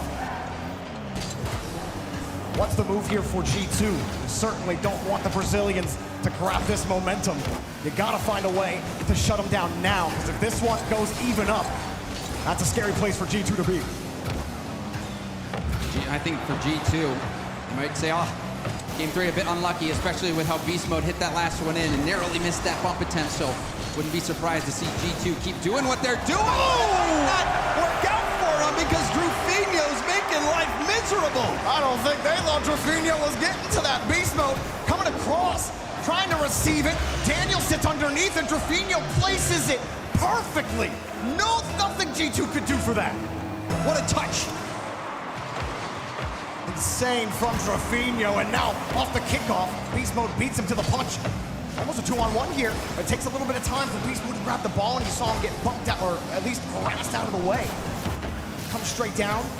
Furia downfield. The end was backwards, no play. Pass up, going to the backboard. Defended by Lost, but he loses his footing a bit.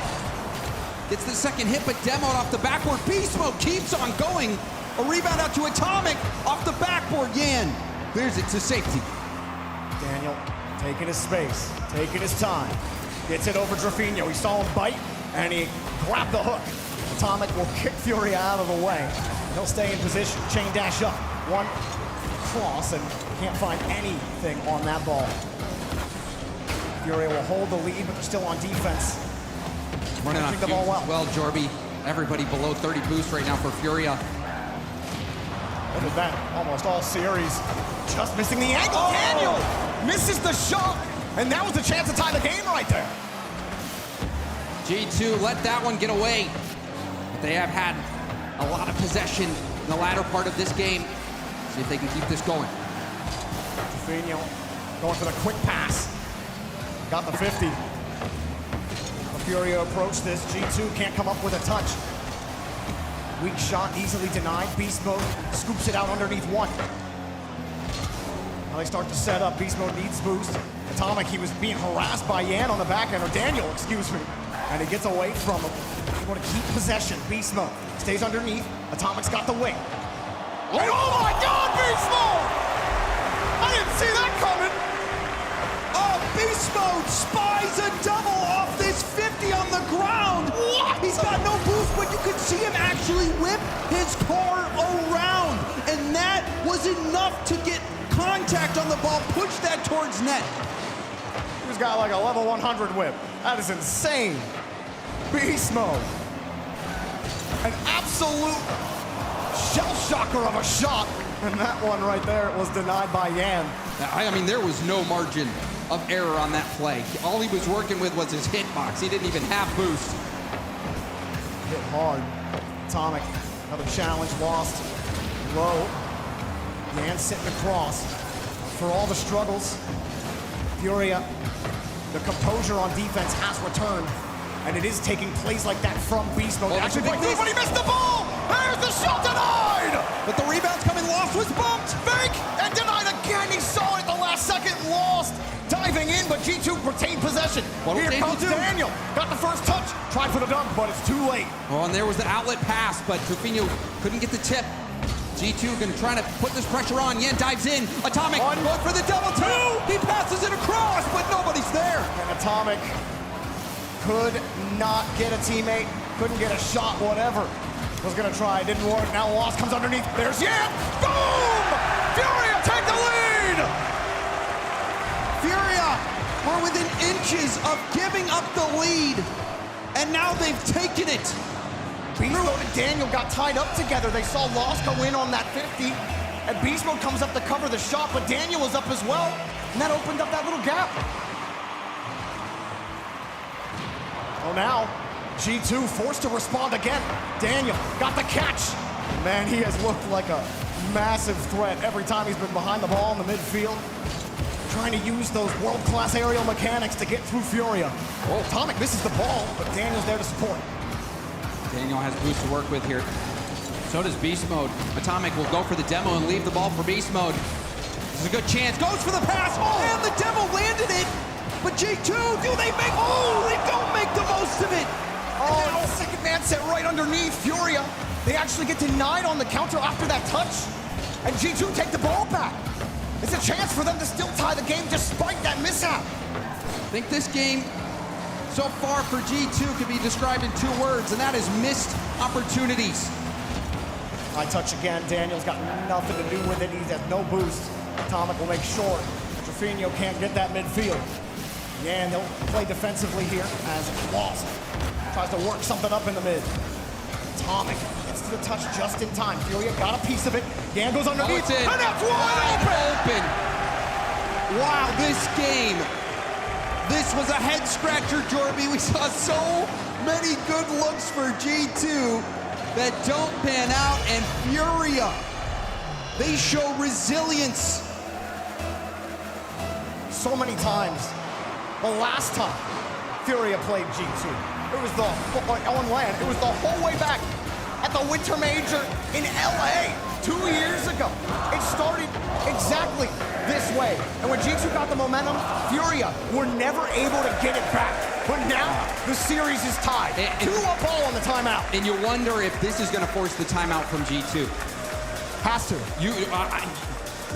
Because, I mean, looking at this game, Jorby, it was not due to a lack of chances that G2 wasn't able to put up more numbers. They just could not find the back of the net. The strikes were not there for them.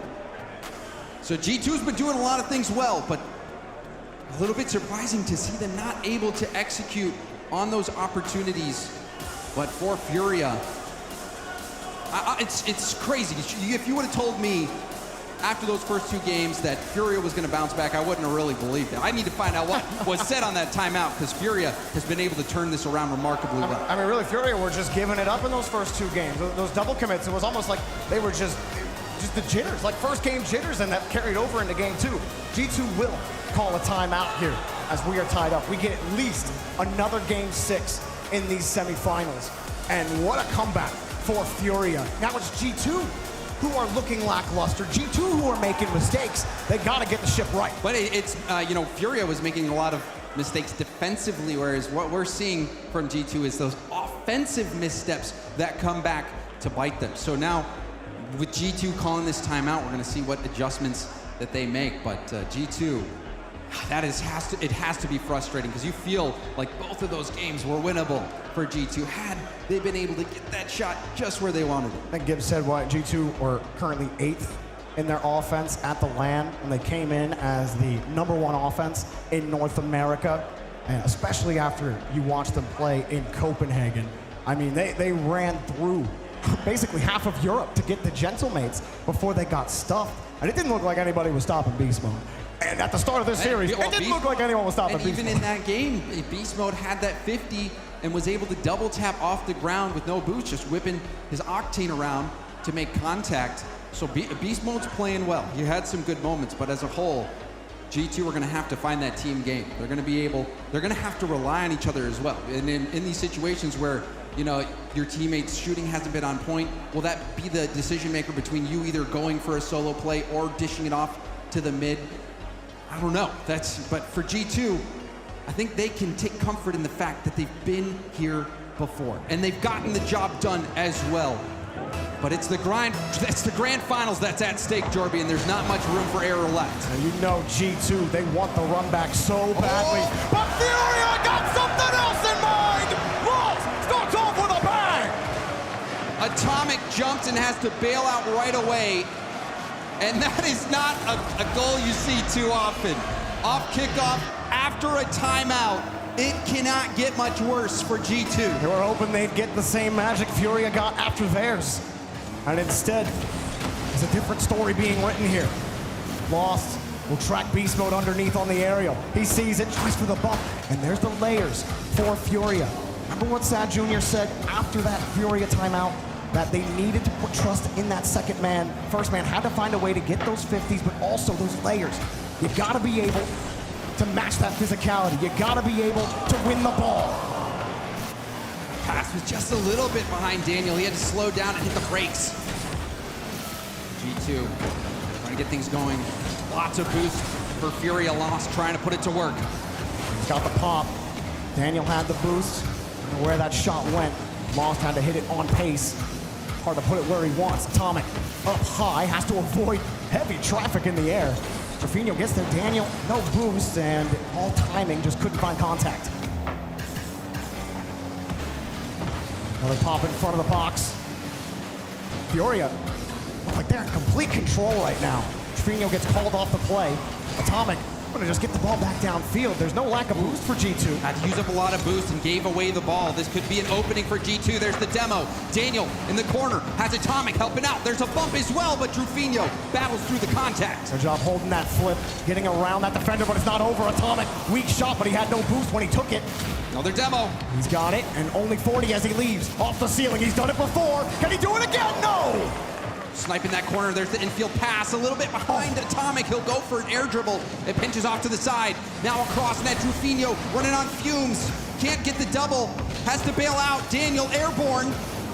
Bail, there's the shot, there's the goal. G2 tie it up. So Daniel goes up again, and he had a couple of mechanical plays. Furia have to watch him. Lost has no boost, so he has to take the angle. Trufino coming back, no boost, and Daniel leaves the pass for Atomic, and they cut right through the defense. And Yan was on the back wall as well, waiting to see what Daniel was going to do with it. Was he going to go for a flip reset, try to sneak it in, just inside that post or what? But Daniel had another idea, and there was that trust, Jorby. The trust we're already seeing from G2 for Daniel to leave that, and the execution there as well. He's leading the charge. G2, they might just be in good hands. It's starting to get real tight now as Lost. He's not missing that touch, but he'll steal the boost. Now they're really slowing it down here in the corner. Yan just going full bore at it. Lost also playing the read on the dunk. And Trofino's ready for the hard clear. Gets it over to the corner again. Picked up the corner boost to receive that, but a nice challenge from Beast Mode. However, Lost there to support. Well, he lost it. Atomic has to chase it down. Not the best 50 for G2, but Furia are slow getting back to the ball. You saw Yan playing so far back, and Trofino had his car turned around, so they give up the midfield. Now G2 get the play. Daniel, he ran out of boosts, and that actually hurts G2's attack. Atomic has to work extra hard to get this over to Beast Mode. He gets bumped on the play, and Furia break. Yeah, and bumps Beast Mode from behind. Now this is going to be a chance for Furia. Rebound out to Yan. Oh, no, Yan. The ball hit around him, but that was a key demo. Absolutely. That's the only way you could have responded after getting beat on the 50. Kept the speed, and he'll just reset that downfield.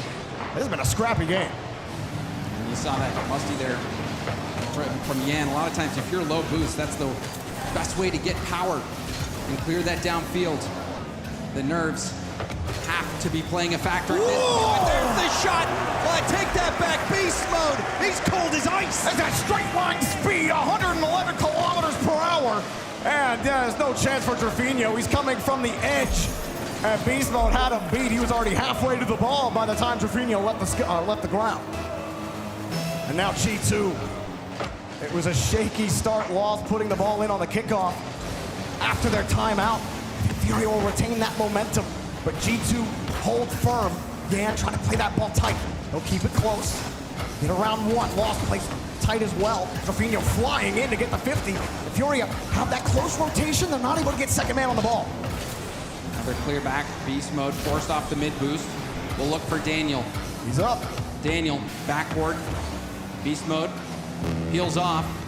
Atomic grabs that boost from him. We'll see if that comes back to cause problems for G2. There's a bump as well. But G2 navigating it nicely so far. Lost playing support there. Actually, he gets up there real quick. He went to the back line, and Yan was sitting on the far side. Lost says, fine, I'll just get up there quick and challenge. Every time G2 on the push, first man's got no boost. That's made things difficult for them. And now here comes Furia. Yan, 1 and 2. Beast Mode had him on red. Atomic, nothing in the tank. Trying to desperately challenge.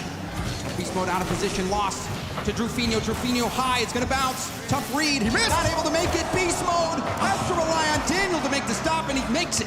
Lost had no boost as he went for the shot. Had to expend the tank just to get there, and that touch doesn't. That touch did end up killing him. He lost the boost, he lost his car, and now Furia are in trouble at the end of the game. G2 threatening to put this on match point. Last try down the field, and it's pushed down to the ground. G2, one more for the repeat. Oh. Wild game, Jorby. Coming off the back of the G2 timeout, you're thinking, what adjustments will we see? Oh, we will concede a kickoff goal 5 seconds in. It wasn't a pretty one either. No, it was not, but then they got their defense shored up. They don't let those counterattacks come in, and the demos again, G2 found the way on top, 8 of them.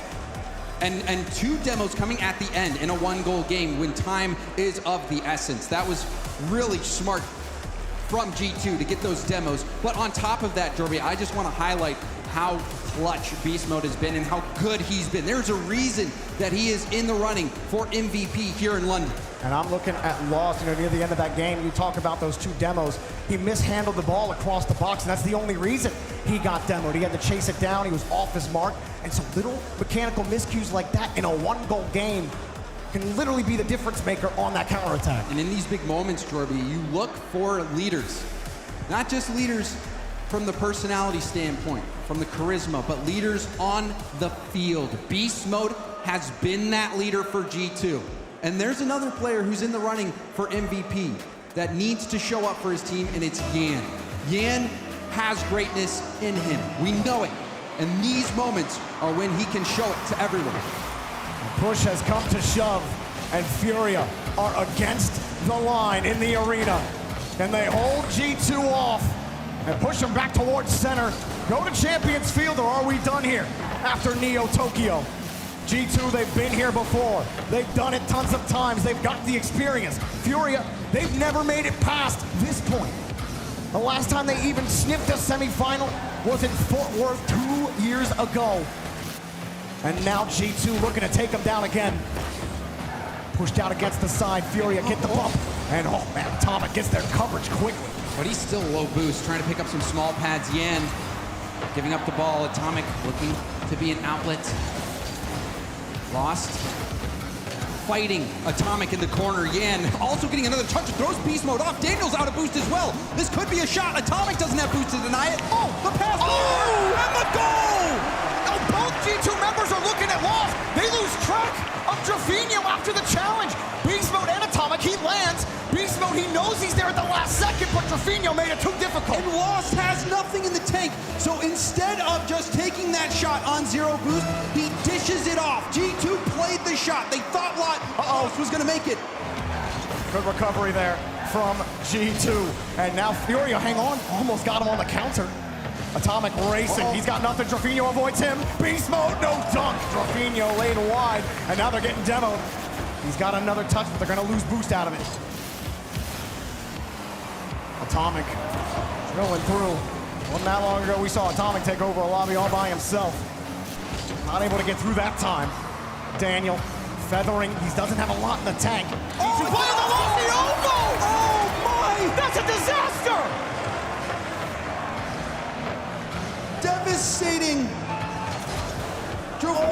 trying to hit it to the corner. He knocks it in his own net. Ended up rushing his launch. And now, G2 tie the game up. Furia, a freebie. You cannot give up freebies in the semifinals. Not here in London. How will Drufinho respond to that play? Daniel's got the ball. Atomic's got the bump. Oh, Drufinho will get the clear. Yan also on a double commit. Furia starting to get a little nervy again. Atomic gets the pitch over one. And despite the stock being set, Furia find a way out. Demo from behind. G2 had 8 demos last game. Looking to get some more. Decent challenge. Leave to give Beast Mode the hard clear out. G2 really messing with the minds of Furia. Trying to keep them guessing at every turn. Am I going for the ball? Am I not? Am I going for a pass? Again, just hoping to give a little bit of space for Furia here. Pass in front of Drufinho, covered. This is the pressure that they have to build. They take the boost, they'll take the ball. Lost, keeps it tight. Got the 50 in, wow. How is that able to keep it close? Daniel, awkward, somehow gets it across over to Drufinho. Hero boost for G2, trying to take those 50s back to back to back. But Beast Mode, he's got boost to work with. Up and over one, it goes to the backward. Lost, a bit awkward. Daniel couldn't pop it around, and well played by Lost. And Demo Beast Mode, he should respawn in position. And the tight angle across the corner. And will chase the ball down and will leave it for Drufinho. Lost is there, Atomic ready to cut. Yan next up, Beast Mode needed the boost. They'll trust in his teammate Daniel, but he got beat, and Atomic will find the clear out back to Beast Mode. Reset. Keeps it high, here he goes! Beast Mode denied! Have to watch out for Beast Mode. We've seen him with those off-the-ceiling flip resets before. Now Atomic trying to mess up Lost. Boom attempt downfield. Daniel looking back for Beast Mode. Beast Mode was forced to jump early there. Furia with the bump attempt, and I think it messed his angle up just a little bit, but doesn't matter! Beast Mode can beat you at every angle! Beast Mode is leading G2 to the grand finals. If this holds for 95 seconds, North America will have their representative against Falcons. What do Furia have? We're about to find out, Jorby. This is where you find out. Are you a great team? Are you that team? Off the bar, they're diving for it. They want it, but can they get it? G2 get another clear. Beast Mode downfield. He has been absolutely huge for G2. Uh-oh, Daniel. Oh, the 50 almost causing problems. Furia pushed back. We've seen them in this situation before, and we've seen them get out of it. Drufinho, though, he's got the clear out. Lost his way downfield, trying to pump Beast Mode out of the way. They still find it back to Daniel. Looking for Beast Mode. Reset, but only 16. He's got nothing. Atomic over high. Daniel has to cover, and this is a chance for Furia, but there's no one in the lane. Yan's got no boost. Lost needs some. He'll go take the corner. Drufinho just has to buy time. Did he buy time? Well, they at least got the 50, but Furia are running out of time.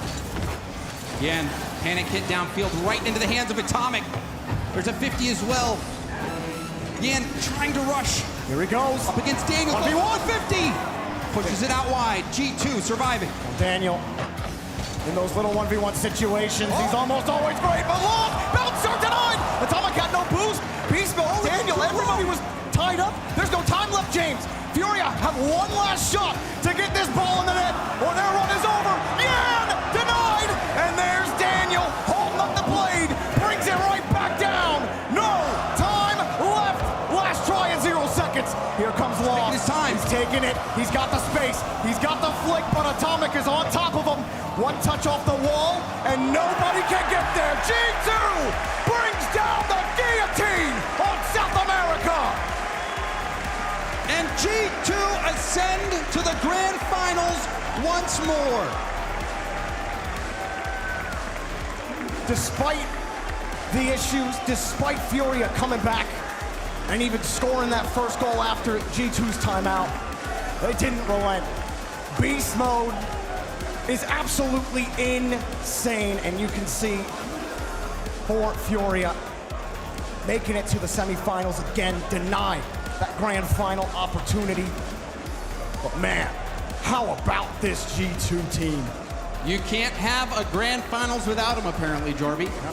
I guess that's a guaranteed date to have, and I know T-Bait's got to be, he's just not surprised. What? I mean, it was an interesting series. Starting things out, after games 1 and 2, I was thinking, oh, this might be a quick one. This might be a 4-0. Furia, they're making mistakes on defense, double committing, not finding each other, playing slow, pushed back, not playing that speedy aerial game that we know that they can play. But after the timeout, they got a couple scrappy games. But at the same time, G2 was missing out on their opportunities. But in the end, to me, the difference was beast mode. Let's be real here. Absolutely. Beast mode proved that he is MVP caliber.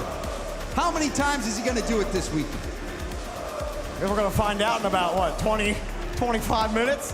He's got another series to play here again. You know he won't. Look at him. Hands on the hips. He's all smiles. The crowd chanting his name. But the job is not done, and he knows it. But G2, even on low boost, when Furia were starving them out, the way they played on low boost, the way they were able to cover for each other, your comms gotta be I mean, even just thinking back to that situation where it was just outside the post for G2, and Daniel had no boost, and he's on the wall about 1 foot above the ground. That's an awkward situation to be in. We've all been there as defenders. You don't want to be there. But Daniel was able to get quality 50-50s in those really tight moments, and it was those margins that made the difference. G2, especially with on that own goal, that has to be devastating as well. We see that on the Mobile One high performance replay. Some heartbreaking moments in this series, Jorby. Absolutely, but hey, G2, not at all broken. They are strong, and we got Leaf with the winners onto the grand finals. That's right, it's Atomic from G2!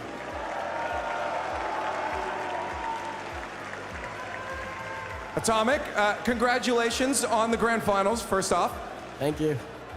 Let's talk about the match there, because it was maybe a bit more intense than people might have thought, given how great you guys started. What was going right for you guys at the beginning there? At the start, we were controlling the game. I mean, they just had no boost, and they had to give us the ball every play. And then after their timeout, they did good to keep the ball close, and they also did really good about closing the space. So if we had a free ball, they were able to close the space even with low boost, and at least get a bump and then get out of defense in creative ways. And then it was way harder to get free opportunities. But yeah, I'm glad we were able to close it out. Well, I was going to say, I mean, once you hit a speed bump like that, what does the team do to bring that back? What's the conversation like? I mean, that's where Sathu came in. He kind of lets you see the game objectively. It's tough when you're playing in front of a crowd to not get caught in the moment. And he just tells us we're deviating from what we do in scrims, and what we do in scrims works. So yeah, that's what Sathu did, and he helped us with that. Yeah, tell me about that, because this crowd has been electric today. Do you find yourself drifting into listening to them and back? It's got to be very difficult to stay focused in an environment like this. Yeah, I mean, this is the craziest crowd I've played at so far, and sometimes you still hear it in between the games. So, but I mean, I like it. It makes the game much, a lot more exciting. So. Now, looking forward for you guys to your next matchup in the grand finals. Wait, the Falcons. This is a team that looks crazy right now. And the last time you guys faced them, I'm sorry to bring it up again, it didn't go too well for you guys. How much time did you guys spend on that team specifically in case you came across them again? I mean, that's the main team we've been watching the entire playoffs. After the series happened, we've watched the replays and also of our own series. And I mean, yeah, we knew they were good even before the tournament started. From scrims, they were crazy. So yeah, I mean, we spent a lot of time on them specifically. Okay, I just want you to let your fans know then, G2, there's the armies out there. The game plan's good, you're solid and ready for your grand finals, yeah? Yes, sir. Well, there it is. Let's give it up for G2. For the first time in the history of RLCS, it will be North America versus the Middle East for the title of Major Champion. G2 make it 8 grand finals out of 8 grand finals they have yet to not play for the title in a competition this season. Just consistent. That's what G2 does. It doesn't matter who they're playing. They find a way to win. They find a way to make it to another finals. But we saw in this match, it was in control for them. But games 3 and 4 did get away a little bit, but I still felt like it was a G2 match that they should have won, and they definitely did. I mean, Lemon, you said this was going to be a G2 win because Furia has such high peaks but low lows, and I felt like we got a little bit of that roller coaster. And that's what you gotta love and hate about Furia, because it breaks your heart to see them kind of fall when they showed you their true potential. And that was yesterday against Vitality, and that's why I wasn't sure what to go with my prediction. But G2 have, they're just so incredible, and it's 3 people on the field, but it's one team, it's one unit. They are just one of the most synchronized teams that we have here. And North America truly send their 3 best players here. They sure did, and this G2 Stride squad, I mean, it was just calm, it was just class. Right here, that was the first time G2 conceded the whole entire series. I mean, I will say, I think that honestly this game 3 was Furia's best game. I know they won game 4, but Furia actually controlled the pace and had many more opportunities in this game 3. In game 4, I believe Furia scored first, but then after that, G2 missed about 4 or 5 open nets, or I wouldn't call them open, but shots they should be making, and they just weren't capitalizing on it. And then from there, I mean, it really was just a mental battle. Like, that's a great shot from Drew, but then G2 controlled the rest of the game, but they just couldn't score. This was very fortunate, though. I will say this. What can I call it fortunate? I don't know. He keeps scoring stuff like this all year. It's still Beast Mode. Yeah, Beast Mode finds a way to just score nutty goals, and that was a highlight right there. I think this is one of my just favorite events out of Beast Mode. I feel like whoever had him on his fantasy team is absolutely farming. And we were just like, oh, when is Laniel gonna come up? And he can have slow starts, but he has such great endings. And G2, they're going to the end. They're going to the grand finals once again. Listen, when they had that great passing play right there in game 7, like, okay, Furia. But right here, people might get on Drafinho right here. But honestly, if you play the game at a high level, you know, you expect somebody to be back post. Daniel slowed it up on the back wall, took his time, paused, and then still barely hit over that back post right there. Drafinho definitely thought somebody from G2 was gonna be there. That's why he panicked. That's why he owned goal. And then one of the highlights that we didn't see was game 5. There was a play with Daniel and Atomic. We talk about Beast Mode all the time, but Daniel going up for an aerial dribble, fakes it out, and Atomic hits a clean shot to win that game 5. It's plays like that that you want to see more out of G2 going into this finals. We've talked about Beast Mode so much, but to take down Falcons, all 3 of them are gonna have to be firing. Yeah, it's not too early to start. This is actually exactly the correct time limit to start thinking about those grand finals. Falcons versus G2. I was making a list earlier and kind of putting some disrespect on G2's name of the teams that they have beat so far this event. And the list didn't have any names that I really cared about until just now. Yeah. Now that they've beaten Furia, Falcons feels like a different level today. Falcons are just a different beast coming into this event. I think we all rated them very high, but they climbed over in our power rankings. And G2, I think they're constantly underestimated, but I just wanted to give one last shout out to Furia before we talk about those finals, because they truly are the comeback kings. They always start, like even Swiss, they got kind of mentally boomed. They came back from there. A lot of series, they turned around halfway. They really adapt, and just G2, you heard it in the interview how much they studied their opponents, and they can kind of make small changes on the fly. And G2, I mean, it's kind of even in the story against Gen.G, how they would lose to Gen.G and then be able to beat Gen.G. So G2 know how to go back-to-back against teams. And one of the things you can't teach is passion. And Furia, you know they have that. They have that more than maybe anyone here. So just keep doing what they're doing, and we'll see them at the World Championship. No, it's been a beautiful event for emotion as well, just seeing all the players and how much they care about this. Continuing to analyze the games we just saw, Dazarin was taking a close, spectacled eye to the gameplay. Dazarin, what'd you see? Well, Wave, I saw a lot of action there from G2. Of course, Furia put up a tough fight, but G2's preparation was phenomenal. I loved what Atomic said in the interview about just them constantly getting space from Furia and taking advantage of it. So let's take a look at that exactly. As we'll start here in game number 2 especially. I mean, we get a little pause right here immediately because this is where the play starts. Notice Lost. Lost playing really aggressive in that corner, and we're going to take a look at that in his positioning as things continue on. Drafinho's in the back with 11 boosts. As this one gets cleared away, Lost trying to get aggressive on the play, but he has to go back. And now Atomic gets so much freedom. Drafinho low on boost, trying to pre-jump. It just doesn't work out that way. You need Lost to be able to cover that. It's a tied up game at 0-0. There's no need to get so aggressive because you know what Atomic can do when he has that free space. Another one, same game. Look again here at the play. You see it on the top right. Daniel just got a demo on Lost. Yan is last back and Drafinho is low on boost. He's trying to get the clearance to send the ball away because you have Atomic, you have Beast Mode on the right side, but as we hit play, you end up of seeing what he does. Just not necessarily the best touch there. Daniel Beast Mode both go for that, and Atomic's in the perfect place. Lost, who was rotating back, just could not really get there in time. He was coming right off of that initial kickoff, and then, or that demo, I should say. Then here on this last play, you see this 50, look at Yan, he's playing upfield. I'll give him a little bit of leeway here. It's 33 seconds left. They're trying to make something happen, but G2 was so ready for it. Daniel creating that space for Beast Mode, and we see that even here, after the timeout, yeah, Furia did play a better game, but G2 still able to create space to let Beast Mode do work. This was phenomenal here, because again, it starts with Daniel, but watch Beast Mode. He just has to get into the right spot at the right time, lines it up, notices he has space, and he nails a banger shot. So well done there for G2 Stride. Their preparation, you could tell, they were prepared and they knew what Furia were going to come out with. They saw Furia make adjustments off the timeout, and then they adapted and created some great opportunities. They keep doing this. You heard Atomic. He's ready for Falcons in the finals. Let's see if they can hold that trophy.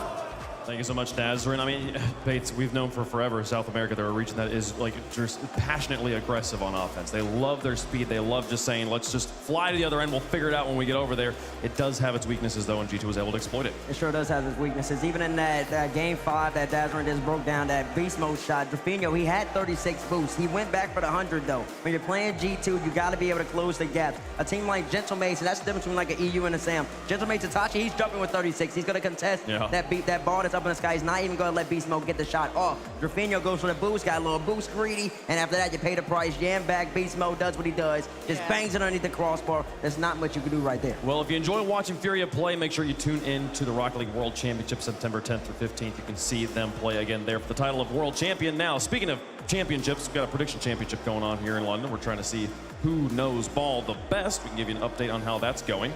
I think, Bates, you, up there on the top. All right, Bates. Still. It's me or you or chat at this point. We're the only ones that can do it. Yeah, well, it's me and chat. Well, you already know where me and Bates are going. Yeah, why because we already have champions up there. I know. That's true, that's true. Chat's champion can sway. It depends on the vote. Hey, if Gentle Mates would actually won, you know, when they should have, I'd be up there with you guys. Hey, you won last time. It's okay. Yeah, okay. You're still top for us. Do it for us. Do it for North America. I apparently don't know what's going on when I get to the top 4. On the 2 championship Sundays we've had on LAN, I am so far 0 for 5.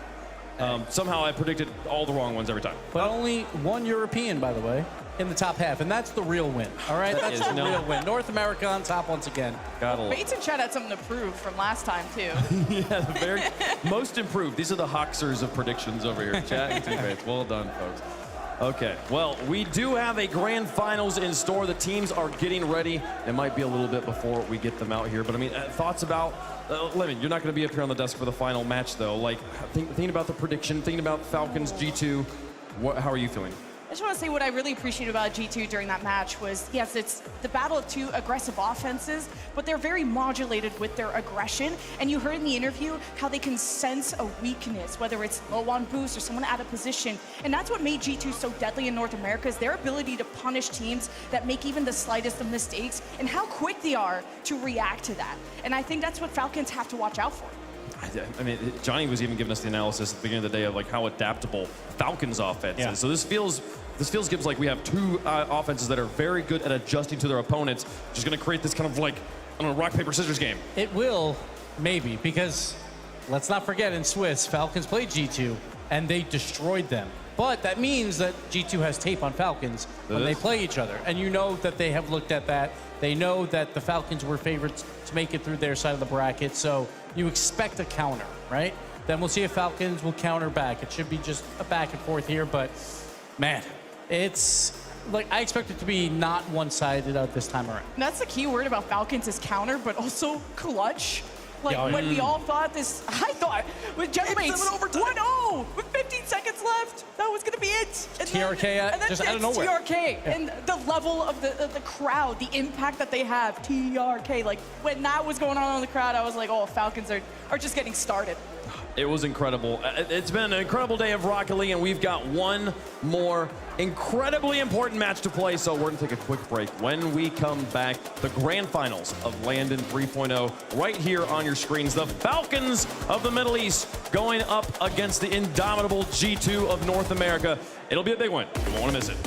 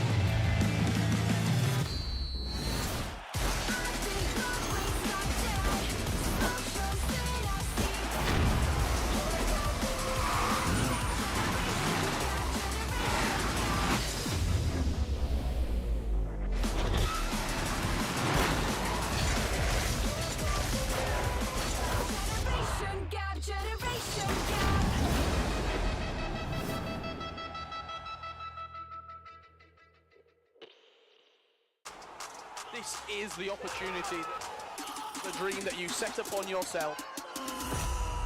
Here we go.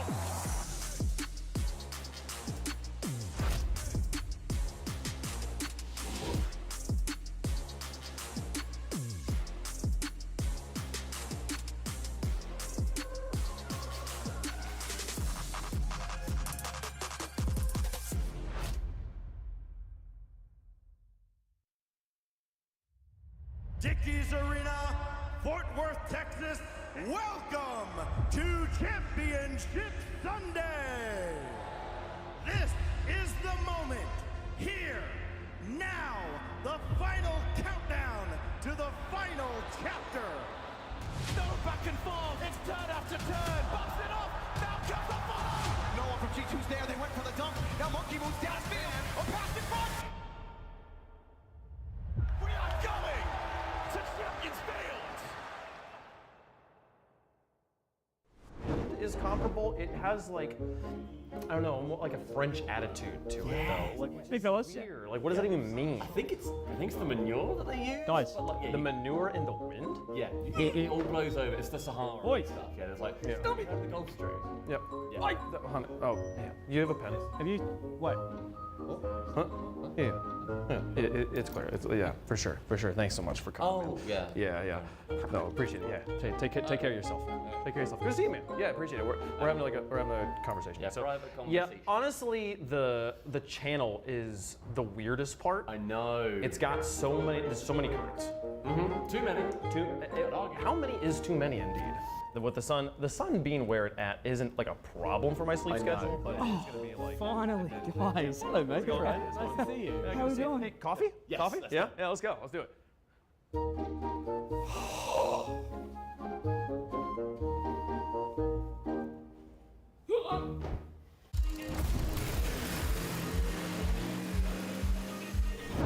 Welcome back, everyone, to Caster Clash. This is round 3, 8, 7. This is the final round to determine who's going to the World Championship. What are we gonna beat him at this time? This round is called This is Rocket League. You gotta race this little thing across all the cones, little time trial, fastest wins, except the driver is blindfolded and the other person has to give directions. I like it. This is how I play ranked anyways. Let's So go. yeah, you must designate your driver and your guider. I'm the pro, so I'll say the controller. Yeah, you've driven a car in London before. I get to beat an RLCS washed up pro. Let's go. Let's get him a blindfold. Up first, CJ, our driver, Johnny, our guider. You may begin 3, 2, 1, go. Okay, a little bit right. Nice. Forward. Keep going. Left. No, a little bit right. There, straight. Forward. Keep going. Okay, right. Yep, no, left to touch. There you go, forward. Yep. And stop. Now right. Go forward. Stop. Left. And then forward again. Yeah, stop. And then just forward again. I think I'm getting the hang of this. The muscle memory's kicked in, the pro player. No, you're going too far. Reverse, left. Right, and forward. Right. Yeah, right. Yeah, forward and right. Yeah, that's good. Oh, power slide turn. Okay, right. No, okay, no, not too far, left. Forward, go in, just a touch. Okay, left. You look nice, perfect. Yeah, you already know. The muscle memory. No, wait. Left. Yep, forward, right, forward. It's a touch right and forward. Yep, and now left and full forward, and we're home free. Left and full forward. That's gotta be it. We brought it home, baby. Okay, made it through all the cones. Do we do up and back? Yeah. Oh, I thought we just went up. All right, the OCEEU boys clocked in 1 minute and 8 seconds. Happy with that. Great job. And NA has to beat that, because this is winner takes all. Stacks, are you ready? As ready as I'm gonna be. Hercules, are you ready? 3, 2, 1. Start the timer. Okay, turn a little to the right. Yeah, now go straight. Stop, left. No, back a little. Go more left. Yeah, right there. Left. Let's turn on straight. the spot. Go. Really quick. Stop. It's a great car. It's a phenomenal vehicle. Straight, right. No, back a little.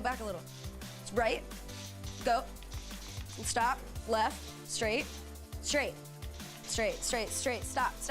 left, stop, straight,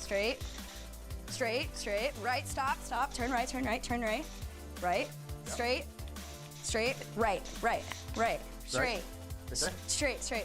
right, straight, stop, right. Right? Yeah, right. No, that's your left. Straight, stop, left, straight, stop, yeah, right, we're gonna come straight. Go straight! Did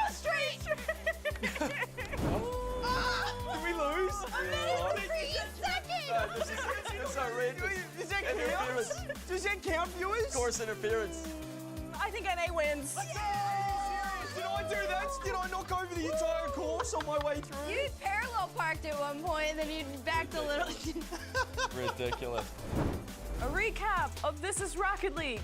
1 minute 8 seconds, 1 minute and 3 seconds. NA on top, baby! We gotta win something. What a machine. What a machine. You're gonna see Stacks and Hercules face off at the World Championship against Stumpy and Cole. Best Good of luck, NA. See ya. See you at Worlds.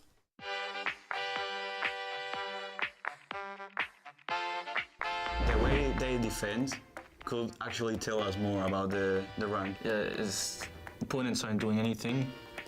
Okay, the defense is horrible. And someone was just waiting under him, expecting him to miss. And I feel like that wouldn't happen in most Grand Champ lobbies. Yeah, Grand Champ, I think. Yeah, I would give this Grand Champ 1 max, but probably Champ 2. I would say GC, but I think this is probably more towards Champ. Yeah, we'll go with Champ 1 again. I would say Grand Champion 2. Damn. I've never seen a Diamond. Yeah, never seen that. At least we got close to it. I was close. I said Champ 1. Damn. This is tough. I would have never guessed Diamond for like a French player. It's just not possible. Hey, double commit, but that's not a bad touch from his teammates, even though they double committed. This is SSL already. I know some players. Yeah, it is SSL. I mean, like it's gotta be, but like, is it? If this is an SSL, I know someone in the lobby. G-Comp. That's D-Comp. D-Comp, who's D-Comp? I don't know. Yeah. For some reason. Seems like so, yeah. Yeah, it's SSL. Yeah. Okay. Okay, good. Let's go, bro. Wait, that's the SSG car. I'm already getting Diamond vibes. Bro, SSG decal is representing, that's all that matters. Yeah, he knows how to take his time, he has decent mechanics. The defense isn't terrible. Yeah, the way he freestyles is not consistent. I think this is between GC and Champ. I'll go Champ 2. Yeah, Champ 2. I think Champ 3 feels better because it's ones. Okay. Okay. That's okay. Diamond 1. That was a gold aerial shell though. No, we need to check this guy's other ranks because there's no way. That is a Smurf. There's actually That's no way. blatantly a Smurf. Should we get Hey, like, off the bat, this game like looks better. Like he speed flipped. Yeah. Good first touch. Yeah, flip. Yeah, it's alpha boost, but no. It's not a high rank. I mean, it's a good goal, but I don't know what his opponents are doing. It's such a short clip. It's just yeah, like, it's like 5 touches. We're watching like literally the best moment of their life in this game. Maybe Grand Champ 1. Yeah, I'll go with Grand Champ 1 again. Yeah. This could be Diamond, honestly, because he has good mechanics, but his opponents aren't doing anything. I think this is probably like GC1. That's what I was thinking. Diamond 2. Nah. We're cooked. Yeah, it's acceptable, I guess. Okay, but like... Okay, I hate to break this to y'all, but they're lying to you. This guy is not Diamond 2, and I can put money on that. It's rank 3's ranked. So Jorby, I've been working on something. Oh, really? What's that? So everybody knows that Landon 1.0 had some sick chance.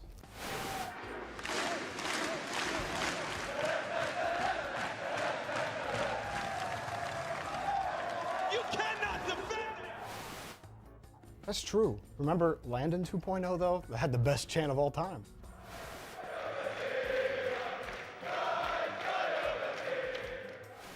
That's also true.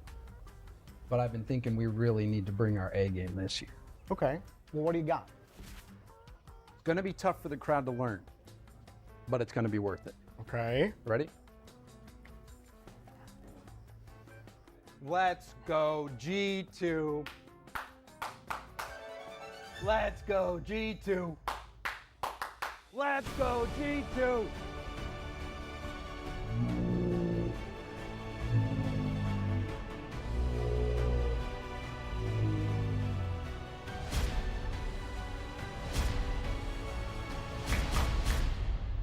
James, that's revolutionary, dude. I just thought of it yesterday. Thank you. Dude, nobody's going to see that coming. Thank you. Thank you. You know, I've been working on something too. Yeah, let's hear it. Great. All right, are you sat? Yes.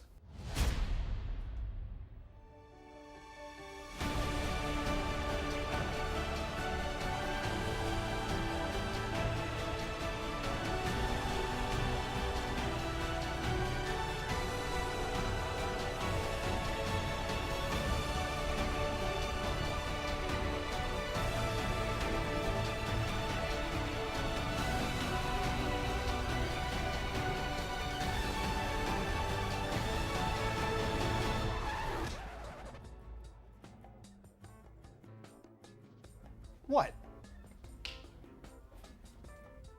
USB. Marker. U.S. U.S.E. Eh? No. Yeah, you're right. It sucks. Where are we going wrong? Oh, hey guys, brainstorming, eh? USA! USA! USA!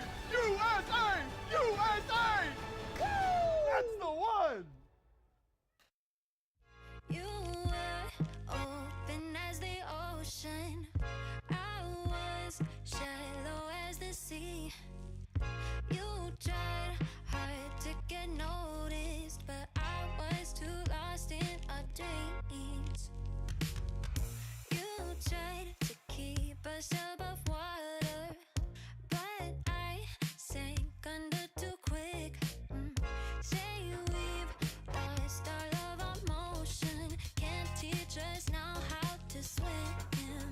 So pull me in to your riptide, down and down we go, down and down we go. So pull me in to your riptide, down and down we go, down and down we go, go, go, go. And let the waves take me, let the waves take me. Down and down we go, down and down we go, nah, nah, nah, nah. Let the waves take me. We came crashing on the shorelines, shipwrecked, it's hard to believe. Your love is overtaken, but darling, that's fine by me. So pull me in to your riptide, down and down we go, down and down we go. So pull me in to your riptide, down and down we go, down and down we go. And let the waves take me, let the waves take me. Down and down we go, down and down we go, nah, nah, nah, nah. Let the waves take me. It's time to sink or swim, don't know if I'll get out again. It's time to sink or swim, I'm drowning. It's time to sink or swim, don't know if I'll get out again. It's time to sink or swim, I'm drowning. Down and down we go, let the waves take me. So pull me in, let the waves take me. So pull me in to your riptide, down and down we go, down and down we go.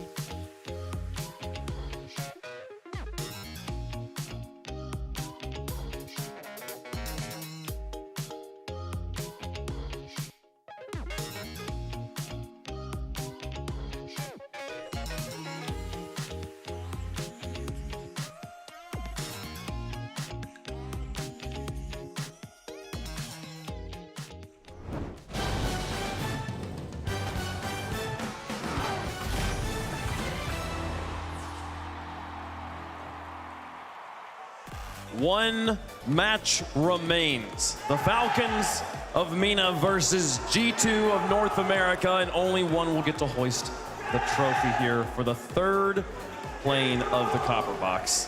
Welcome back to the Rocket League Championship Series. It's been an incredible tournament so far, and somehow yet the best is yet to come, Herc. Oh my goodness, this has been such an exciting day. I think I'm in the same boat as a lot of you guys. To see Europe not in a final and have someone new is such a breath of fresh air. We've been waiting for this for years. Oh, yeah. And to see it finally happen is so exciting. The MENA's been waiting for this moment, guys, to get back to this stage. But this is not the moment they are most interested in. It's the one that comes after this, where they're holding the trophy. They've been this far before. It's that final step. That's the most difficult one that they have yet to enjoy. I'll tell you this, I think the MENA fans in the building right now, they got a big old section over to my right. Y'all can't see it at home, but they're out there making a lot of noise. I think this is the most confident they've ever been in a team winning an RLCS LAN. I mean, you gotta talk about the resume. I gotta keep repeating it. SSG, BDS, swept G2. Then they ended up playing, who they played yesterday? Gen.G. They played Gen.G. Then the day they went up against Gentlemates, the reigning LAN champions, took them out in 7. And now they're going up against G2 again. That's EU number 1 coming in. NA number 3. Yeah, NA number 3. NA number 1. NA number 2. EU number 3. Yep. And now they're playing NA number 1 again. You can't talk about that. They're playing the best of the best every match. This is the best we've seen from MENA ever. And we knew that coming into this event, too. We saw it Copenhagen, we're like, all right, long off season, we'll see how they do. And they went toe-to-toe with K-Corp. And we knew then, we're like, all right, these guys have the chance to win majors. And now, here, they looked better than literally everyone else for 3 days of this competition. And you could even say 4 days, honestly. Like, that first round, Falcons looked like the best team so far. But that does not matter until you do it in the final match. Oh, I absolutely agree. I think there was a point in time where everyone was like, okay, you know what, after Gentlemate's performance, there's no way Gentlemates doesn't end up in the final. And then Falcons came out on right here on this stage behind us, and everybody went, oh, okay, there's a performance that, you know, most people would like to call a peak.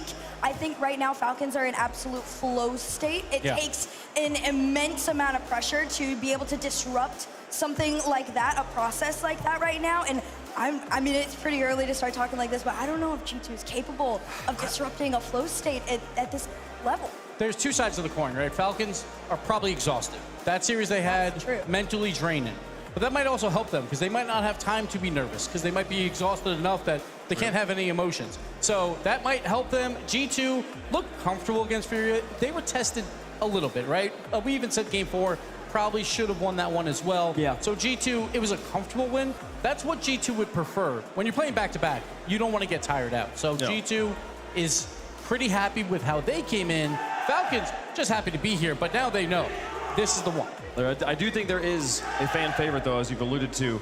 How does G2 deal with having the crowd against them? In Copenhagen, there was a bunch of fans that were just kind of anybody that's not on the Ultra side. Okay, there's the Gentlemates have the green suits there. Yeah, we'll root for G2 here, right? And Daniel and Beast Mode, such likable players. Atomic as well. Everyone loves seeing those guys play. But here, the crowd wants to see the Falcons win. So can G2 deal with being the heel in this situation? We're about to find out, folks. It's time. No more talking.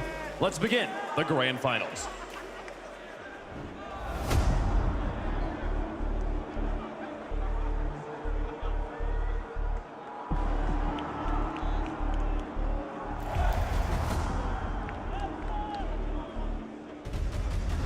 Everything's led up to one match. Last finals, I wasn't used to that pressure. Bimo, reset, can he tap it down? It's on target! TRK to Killers, top corner! Bang! احنا مو بس من اقوى فرق الميدل ايست، لا احنا جايين ننافس على بطولات العالم. That is a great first touch. He's had a boost, but he's left it now. TRK! Playing in front of a crowd is definitely both that I enjoy it and thrive off of. صراحة شعور مرة حلو، خصوصا انهم يدعمونك ويحفزونك عشان تعطي كل ما عندك. Tommy's there, down central. Bimo! أنا فخور بنفسي وفخور بتيمي وإنه وصلنا لهذه المرحلة. I think just be ready, be prepared, and let's give a good show for everyone. بكون فخور صراحة إذا شلت البطولة. You know, we're capable of doing anything at any time. Falcons are here.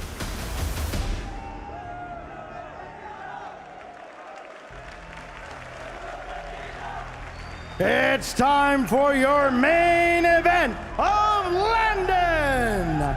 Introducing first on the blue side, representing MENA, it's Ross, Killers, and the 3 most dangerous letters in Rocket League, TRK. They are Team Falcons.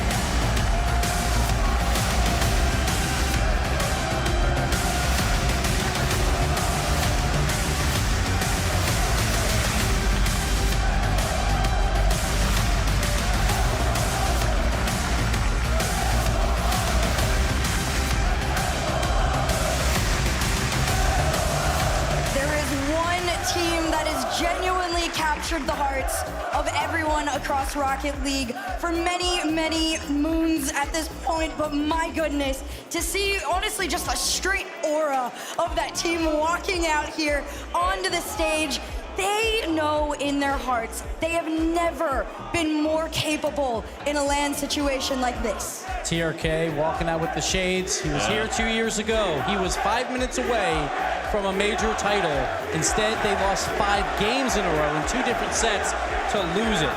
He's not going to lose it now. He's got the shades on. He's ready to go. He's excited. He knows that they belong here, and this is the best Middle East team they have ever fielded. That's gotta bring a smile to your face. If you've been watching Rocket League for at least the last 2 years, you know he walked through what do we call that? I forgot what we called the crowd area when they were on the ground. But he walked through, he high-fived everybody with his shades on, and that was the beginning of TRK's legacy in my eyes. And now he's back. He really loves his arena. He really loves being in London, and he really loves being in the grand finals. And talk about the ice too, TRK, game 7. He hits that dunk on Seiko with, 15 on the clock. That's why they're here right now. He does score the overtime winner. A lot of that was because of his teammates, and he has to rely on his teammates here. The Twins have been phenomenal, both of them in the MVP running throughout this entire tournament. Oh my goodness, I feel like you can't talk enough about the Twins. I feel like as time has gone on, their synergy has gotten even more incredible. But for now, I don't know. This is just intense. It is very intense. There has never been a major champion outside of Europe or North America. The Falcons are trying to become the first. And their opponents on the orange side, representing North America, the team of Atomic, Daniel, and Beast Mode. Back in the finals, it's G2.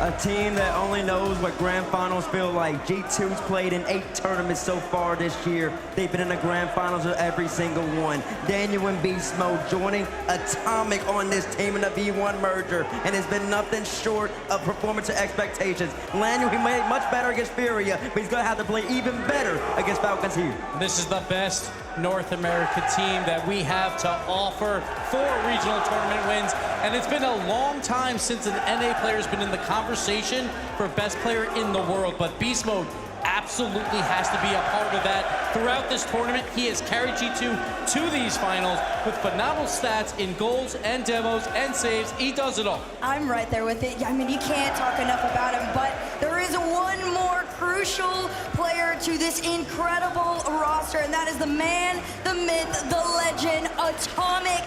He has been such a rounded out player for this team. I can't say enough good things about him. You sure can, Hurricane. Listen, he's the key to G2 right here. They're going to be able to compete against Falcons, let alone beat them. It's going to be, he's going to have to fill in that Tachi role like Gentleman does. He's going to have to sit in the midfield with low boost and can continue to cut, continue to force Falcons to make early touches. If you don't do that, if you give Relax, and you get Killers, and you get TRK on the landing stage time, he's going to take you alive. And talk about experience as well. Atomic, the only major champion up there right now. So Atomic knows what it takes to win a major.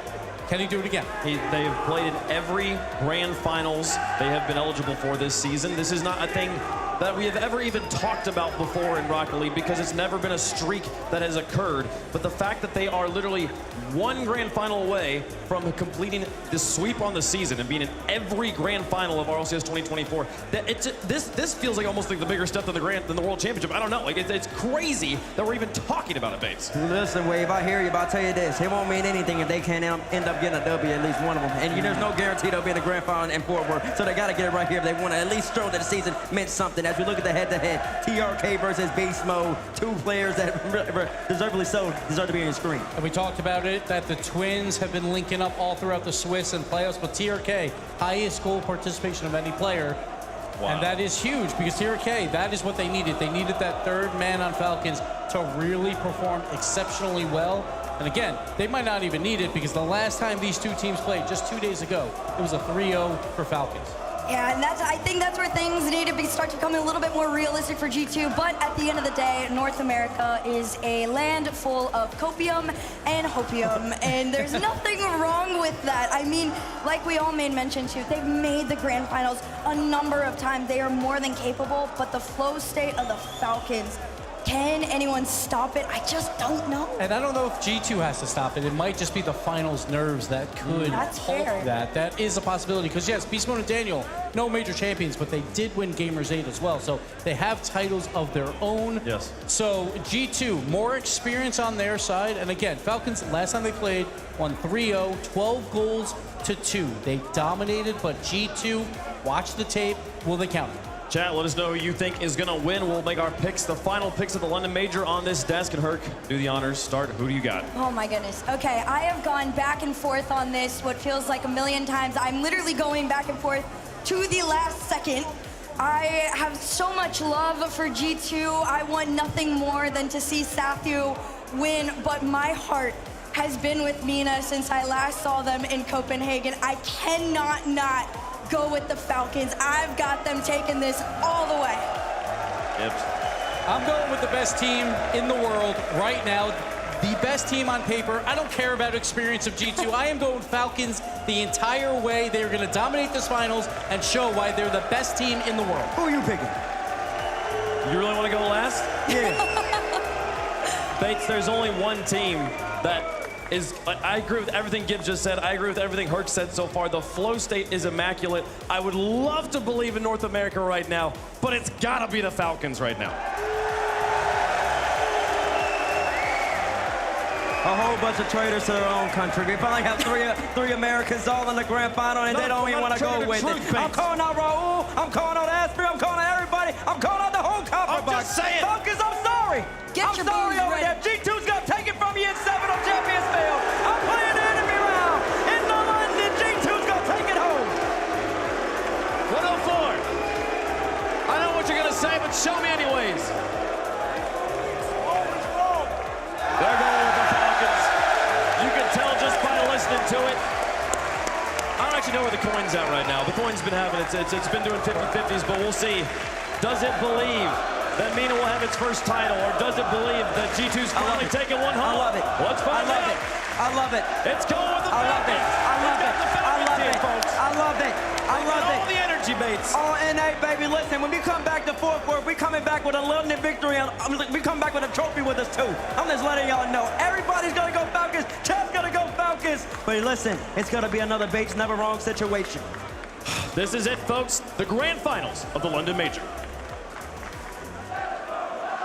The story of Landon 3.0 will be one of history, of our most internationally diverse Final Four, and of heroes recognized on Champions Field.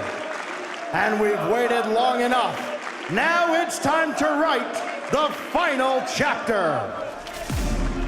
The main characters of this main event have proved themselves to be the undisputed #1 in their respective regions. The resilient Falcons will not be denied their rightful glory, but the kings of North America look to ascend from beast mode to God mode. Legends will be made as we close the book on this epic tale. Will the G2 Army plant their flag in London, or will Mina royalty reign supreme?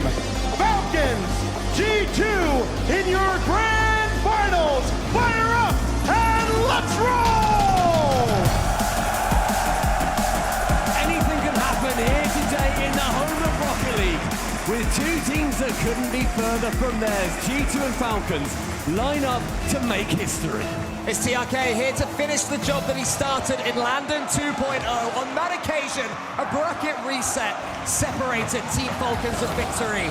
Now it's G2 Stride in their way, here to play spoiler all the way from North America.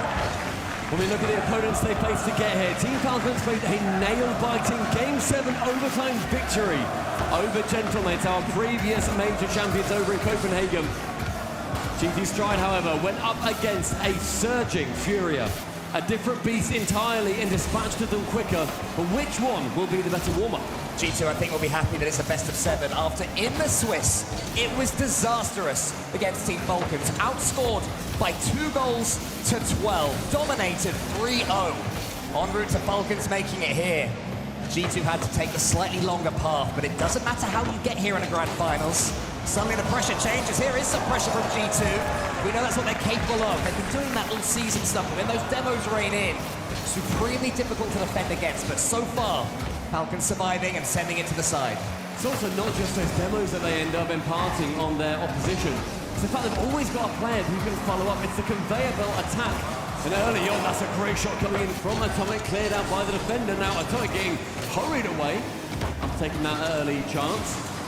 Midfield, pass down and ball control straight back towards G2, who, I'm going to be honest, did not get the warmest reception here in the combo box. No, it was harsh. They were boos. I think that's a little bit mean to poor old G2. What have they ever done to you guys? They've been American, that's the issue. Well, you say that. They are all American. It'll be the first time we've had an all-USA major or world's winning team if they could do it. There's always been a cheeky Canadian in there or a couple of cheeky Brits. This is fully for the Stars and Stripes. First 2 minutes gone without any instant, but Ramas into the sky, tries to ignite that Twinergy. Beast Mode instead ignited by standing in his path. Killers to the backboard, he's got Beast Mode tracking. He was going to fall in the way for TRK, he bounces it off the backboard.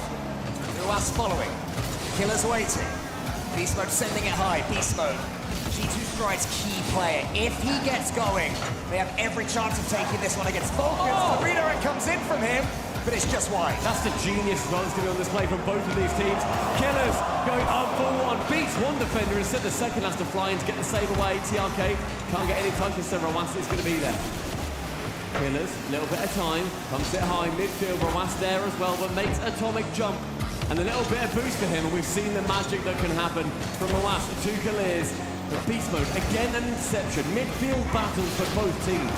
Team Falcons have reigned supreme all the way up to that semi-finals where they did need the Game 7 overtime in thrilling fashion, making it here. Now they're here and they're against G2, who are looking better, and the party boopers strike first. It's a broadcast central as well, a stretched Team Falcons defense, but that's the only man back, and backwards. Atomic sits there waiting, lurking, and their first goal in the grand finals falls to the Americans. And how good a sign for G2 that Beast Mode, the man we're talking about, wasn't involved. He won't be involved in this one either, almost two. Ruas, ever present in the Team Falcons net, has to send that one to the side. Team Falcons living dangerously. G2 are looking likely to do what they could not do in the Swiss and take at least a game. But here come Falcons. TRK to the floor. Atomic gets it away. Killers is coming in. It's more Team Falcons pressure until Daniel can just turn off the valve. Tee up Atomic. Daniel wants it again. He's up against TRK and Killers, and he sends it wide. So with the double commit, and forces the Killers to push down pitch. Beats a midfield man, sent high by TRK. Killers to receive. Backboard, Daniel. The man to shut it down again, and G2 are rotating with sheer perfection against a team that break down the best. G2 are looking like their online selves. You said in your intro stuff here, they're far away from home, but they're playing like they're snugly in their lounges right now in front of a nice fire. Everything seems comfortable for them. They're starting to light a fire on this grand finals as Ruas leaves it for Killers. This is what Falcons need. Killers on the ball. Their star man and attacking on top of Ruas. Falcons get the equalizer. The Twinergy in game one. Ruas on the end of a Killers masterclass, bamboozling every man in defense. There's a minute left, one apiece. Atomic allowed Killers to do the one thing you do not let happen, go underneath you in the direction of that goal, and once that happened, there was all sorts of danger, and now Team Falcons are trying to build up on that momentum. G2 have to get it forward, living slightly dangerously here, but they have the ball. The Team Falcons half. Beast Mode can just wait for this one to roll, allow his teammates to pick up some boosts. Great boost steal as well from Beast Mode. Can continue that attack. Daniel's going to continue that attack, in fact. Beast Mode now backboard. Can't get anything too much further, but we see that continued offensive push, all from that single boost grab. Ruas to the center, TRK is there. TRK almost gets it on target. Daniel attacking defensively, getting the ball as quickly as he can, and here he is again, trying to complete what he started earlier. Ruas into the center, 30 seconds left now. TRK, and TRK sinks it! The last game Falcons played, they beat Gentleways with a runaway goal like this.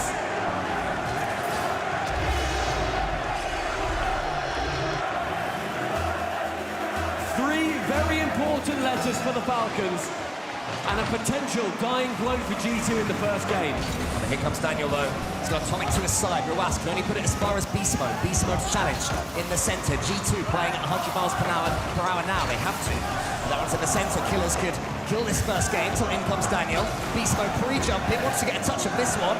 Won't be able to, but Atomic does have control. Beast Mode's already up. Another pre-jump. No G2 is better than anyone. That one's to the back one. It's going to fall. Not quite where G2 wanted it. Falcons take first blood. A stretch on the Falcons side as well defensively. That was not a convincing touch towards the end. Killers, in fact, went for a pre-jump on the pass. But the composure just about holds firm. Falcons taking game number 1. And you know what? Falcons have been utterly sublime for this entire tournament so far. Falcons who steamrolled the last series against G2. The first game was 4-2. After that, 2-0, 6-0 in game 3. A ridiculous just example of building momentum and making the most of it from them, but it didn't start too well. Ruas's touch into the center was seized upon by G2. But this is what Falcons do. As soon as Killers gets that touch in the center, it's good night Vienna. And we had the opening game to Falcons, exactly what G2, the North Americans, did not want. And you know what, when TRK scored that goal as well, our crowd here erupted. I think they were quite happy that their relative-looking home team managed to take away that first game.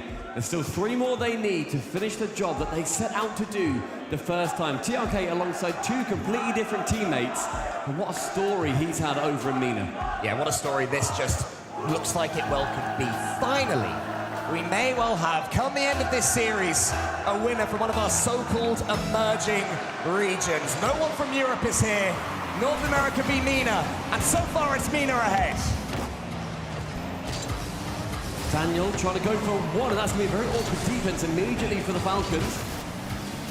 We've seen them a few times, and Johnny pointed it out, but their defense isn't exactly, it's not unbreakable. There are issues with them. They find themselves pushing in the corner. They chase that ball a lot. It works usually, but it really does hang on a knife edge, especially when it might go a little bit wrong. A team like G2, they are intelligent enough to break it. It's so important in this grand finals that G2 get that first game as soon as they can. They do not want to be thinking of their recent match in the Swiss. And they've had some sleepless nights about that, I'm sure, over the last couple of days. It's already closer than that, which is great for G2, and it was an utterly even first one. Beastmode puts that one past TRK. Ruas will be next to get the touch, just trying to swallow up this G2 defense, but Daniel nips in. This is good from G2. Daniel up against Killers in the center. Atomic might force a redirect here. It's into the corner instead.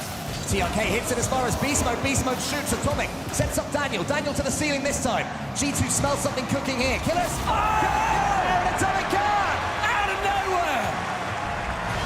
Atomic drops the hammer on the Falcons defense. Killers can't even get a touch with low boost from us. All eyes on Dan. I love the gamble as well. Atomic just had the sense, but Killers was gonna make a rare miss. In he was, and he got his rewards. Just over a minute elapsed, and G2 to the good by a single goal. And there's pressure continuing, and all 3 players on Falcons, as Johnny pointed out previously, sitting dangerously close to each other. G2 needs to continue to take the advantage of that. Tierko and Lobu is going to have to retreat and lets in one of the twins. Falcons have a challenge game as always flawless from them. Ruas, his first touch ain't bad either, but there's a couple little nudges in the center from Team Falcons players, not what they want. Allowing G2 in again until Killers gets the ball. Daniel in front of him, Atomic to his side. It's Atomic that goes for the 50-50. Daniel's coming in for this one. Challenges so far from G2, dealing with that offensive pressure from Team Falcons, and now forward they come. Killers on the back ball. That's an awkward touch yet again from him defensively. These are starting to rack up, and Atomic is watching each. That defense crumbling before us, and an errant touch from Killers. TRK low on boost, all of them end on 0 towards the end of that play, and Atomic full advantage. And what a target man he's proven to be. If G2 can win this series, it would be against the entire crowd, against seemingly fate, which has been saying that this is Falcons to lose after coming so close last time around in London. G2 are coming up against all of that. At least in this game, they're playing the better Rocket League. Daniel up to this one again. Team Falcons looking toothless in game 2. We've seen their aggression pay off, and Falcons need to make sure that when they push into good positions. But so far, G2, utter control here in the Coliseum. Sent long from Killers. TRK's there to chase Daniel. A wonderful touch on the backboard. Drops it low towards Atomic. Who comes in next is Beast Mode. A miss actually draws in TRK, that opens up a lot more space for himself. Complete intelligence. They don't necessarily need to get another goal. They just need to stop Falcons from getting any more pressure, and they're doing that perfectly. I'm just not sure that's how G2 plays, Stumpy. They'll want 3 and 4. They'll want to keep on going. Team Falcons have to break through the G2 press. TRK tries to do it. Atomic's not letting it. In comes Daniel, but he's missed it. Ruas as far as TRK. TRK over whiff, though. That was definitely not on purpose. Beast mode against Ruas. Ruas boostless. It's a little bit staggered right now from Falcons. It's staggered and awkward, and errant touches and also complete mistouches starting to show their faces in the previous series versus Gentlemates. 1, 2 whiffs in the entire series for both teams. Already we've seen that from Falcons alone. TRK, 0 boost. Once again, Beast Mode knows that. He capitalizes. Ruas as far as Daniel, who has TRK in his sights. TRK should finally be able to take a clean touch out. He gets his split reset and an extra hit as well. That was a shot on target. Well tracked by Atomic. The Killers can go again. This is where Falcons need the ball. This is where they've been struggling to get the ball so far in this game. TRK towards Killers. Does he have the boost and attack with the redirect? Not quite. Could have been dangerous if so. Boost grab from TRK. He didn't really need it, but just keeping those resources away from G2 is going to make sure that they are going to continue to stay stuck on defense. TRK an awkward side flip, and that allows G2 an avenue out. Ruas goes forward again, but this is exactly what G2 wanted. The game management starting to come into play now from G2. Making sure they're up in the air, making sure that Team Falcons are having nothing for free. In the middle, Killers. Touch into the center. Beast Mode's going to win this one. He just gets it into the corner. Good enough for now for G2. Maintain control. That's that name of the game right now for G2. With 35 seconds remaining. They've held control of this game for 2-3 minutes already. Atomic goes up, finds Beast Mode, does not find the ball. Atomic backboard again, a rush to defense. TRK leaving his Killers. He doesn't get a far enough touch away to warrant leaving that one. Once to the side, G2 just not allowing Team Falcons out. One more clearance from Ruas. It's all they can muster, Team Falcons. This one's slipping away from them. G2 are on the cusp of winning their first game in Team versus Team Falcons in 5 attempts. A few more seconds, G2 are just seizing control of everything. They have the resources, they have the mechanics in this game, and as soon as this ball touches the ground, they will have the game, and they will make their stamp in the London Grand Finals. The last time we saw Falcons in this Grand Finals, they got reset in the bracket. I'm not going to be shouting bracket reset in front of a LAN crowd. It's not worth it. Not worth it for the clip. Is that? Atomic performing brilliantly in that individual game, but Falcons, they lost 4-3 to Moist to begin with, and then a troubling 4-0. Did not get a single game in that second run round. But you see on the screens right now, Atomic, clearly standout performance. And that's what you want to see as far as G2 Esports are concerned. We know that Beast Mode is capable of these massive performances, these massive step-ups. But for me, it was the experience of Atomic there. He just seems to have this sense of when an opponent is going to make a mistake. And Killers, for all the good he's done so far, one of the MVPs of this entire tournament, but he did make a couple of errors. And that's what a Grand Finals can do. That's what a Grand Finals against Team Falcons can do. There will be echoes of that 0-4. There must be. Still having TRK here, who's been here up on the stage and had his heart broken. It's never easy at this stage. And I'll tell you what, Stumpy, even though they made it look like it in the Swiss, it's never easy against G2. Not at all. They're #1 in North America for a region. Losing every now and then to Gen.G, but they've made it far enough. They're the better team when it comes to international competition. They've only ever lost in Grand Finals to a European team at Worlds or at Majors. With Mina, it may well be different. And with a performance like that from G2, I can see it falling the way of the North Americans. For Falcons, they have got that bounce-back ability from teams that we have not always seen. This is a huge chance for them to prove that Mina is absolutely on that world stage as in a #1 spot, not just a top 4 conversation. Well, TRK and the Twins may have their game-winning streak against G2 broken. They have to bounce straight back. No time to feel sorry for yourselves at this stage of the competition as Daniel clears it long. TRK's already up, hungry for the ball. Beast Mode, though, is the player that it falls to. Ruas gets someone on the backboard and can send it away. Atomic just hopes to be able to pounce against Killers there. Even Team Falcons, once again, having their talents clipped in the opening minute, but they are starting to get more of the ball. Multiple chances already being shut down at the bud. We're not seeing any of these pinches go anywhere from the ceiling. TRK shot one down. Ravas challenging in the sky, but Beast Mode just on target! Bottom corner snipe for B-Mode. When G2 get their momentum, they very rarely let it go. Daniel with the challenge. Beast Mode, of course, with the finish. Killers was getting to that far post. The finish had to be a good one. It wasn't easy. The Beast Mode, I mean, he tends to make shots look easy, Stumpy, even when they're not. It's a decent kick-off again for G2. Atomic up against TRK, who's arriving next. The ball slows down for a split second. Killers punches it, almost in. Killers follows it, and Killers gets it home. A team pin set up. Killers and TRK. You can't ask for more of an assist than that on a relative plate for Killers to follow up with, but he did have to bounce over a defender, and Falcons find a goal. Both teams looking sharp, as you'd expect at this stage of the competition. Daniel to the ceiling, or us in front of him. I can see him getting bumped out of the way. He won't need to be because Atomic has the shot anyway. Both teams now in their stride, all the way around the back. TRK just waits, wants to slow things down for a second. Ruas coming in from the side. Killers there into the corner. Daniel gets it long. Ruas and TRK both waiting for it. Ruas is beaten, all ends up. So in come G2. Beast Mode gets a bit of control, tries to fake out one of them. Not gonna happen like that. The key point in this series, Stumpy, a real swinging point. 2 minutes elapsed and B-Mode going for a double. A shot on target from Atomic. Conversation between the three of them. Who is the best player in North America? But on this super team, it is even across the board. Atomic with one. Round the side, Beast Mode chips. Killers can clear it away, but we've seen that his touches can be iffy. Beast Mode, the right mind to clear it away in that manner, or has set himself up in that manner. Ruas, another errant touch, a bump onto the backboard, and a long clear. Now Falcons with a chance to push it the other side. It's actually clean defending up to that moment from Falcons. They had no boost, they had to time their dives into the side. There was one double commit, which almost allowed G2 in, and I'll tell you what, when you're up against the G2 attack in full pomp, you allow one or two double commits, that's one of them. No danger until TRK can send it long. Ruas here has a chance to redirect onto the backboard. Killer's already up. He's going to have to go to the ceiling on the backboard at the very least. Ruas now is still a little bit angular from Team Falcons. Yeah, coming in with a perfect setup. The second man coming in for a slightly awkward angle, unable to clear anything away from it, at least towards the correct target. Killers trying to set up again. And we're seeing that conveyor belt really start to emerge. Beast Mode has to intercept. Daniel goes forward. It could be a chance for a solo player. Bump helps him out along the way. Killers gets the catch. Now it's Daniel again.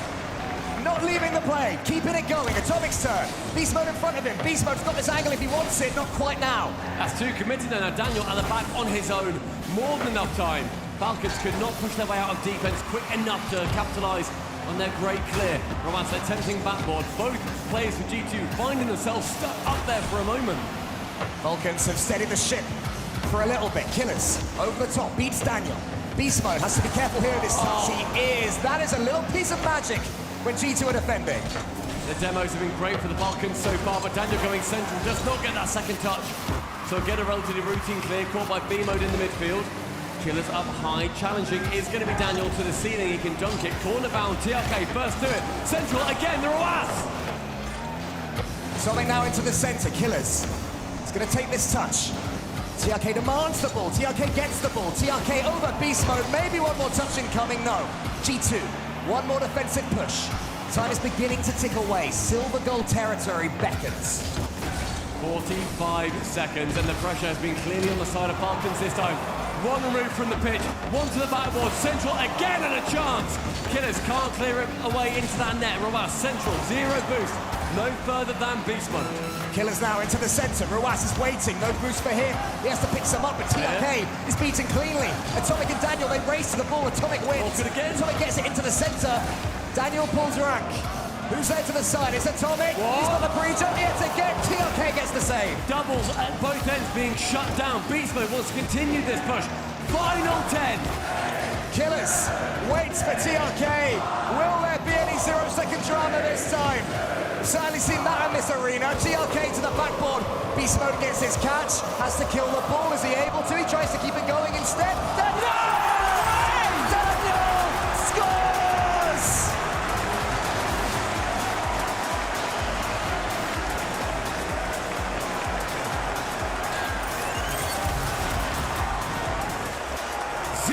Seconds for Dan, and zero reaction in front of his monitor. Cool as you like, they finish the job at the death versus Falcons. They take that 2-1 lead, and North America looking like they are one of the best regions at the moment in the world, G2 at their helm. Yeah, the G2 playstyle suddenly is clicking. A 0-second goal just adds so much to your mental. And Team Falcons are going to do whatever is in their power to take it away from them. And in this instance, it's a good old tactical timeout. 2 games down, you've got to take it. We see in the Mobile 1 high performance replay, those goals were stunning. But the final play from G2 meant everything. It was Beast Mode from his backboard at 0. You can't take your eyes off him.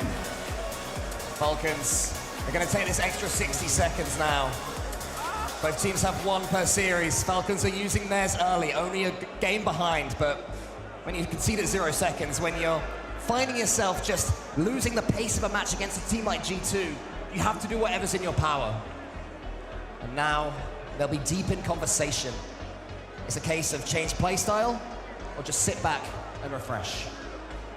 I think when it comes down to these, it's more of that refresher. You can't change much on the stage at this point. They're playing them to within a goal. It is that close. And we look at the records for what can happen in this series in particular.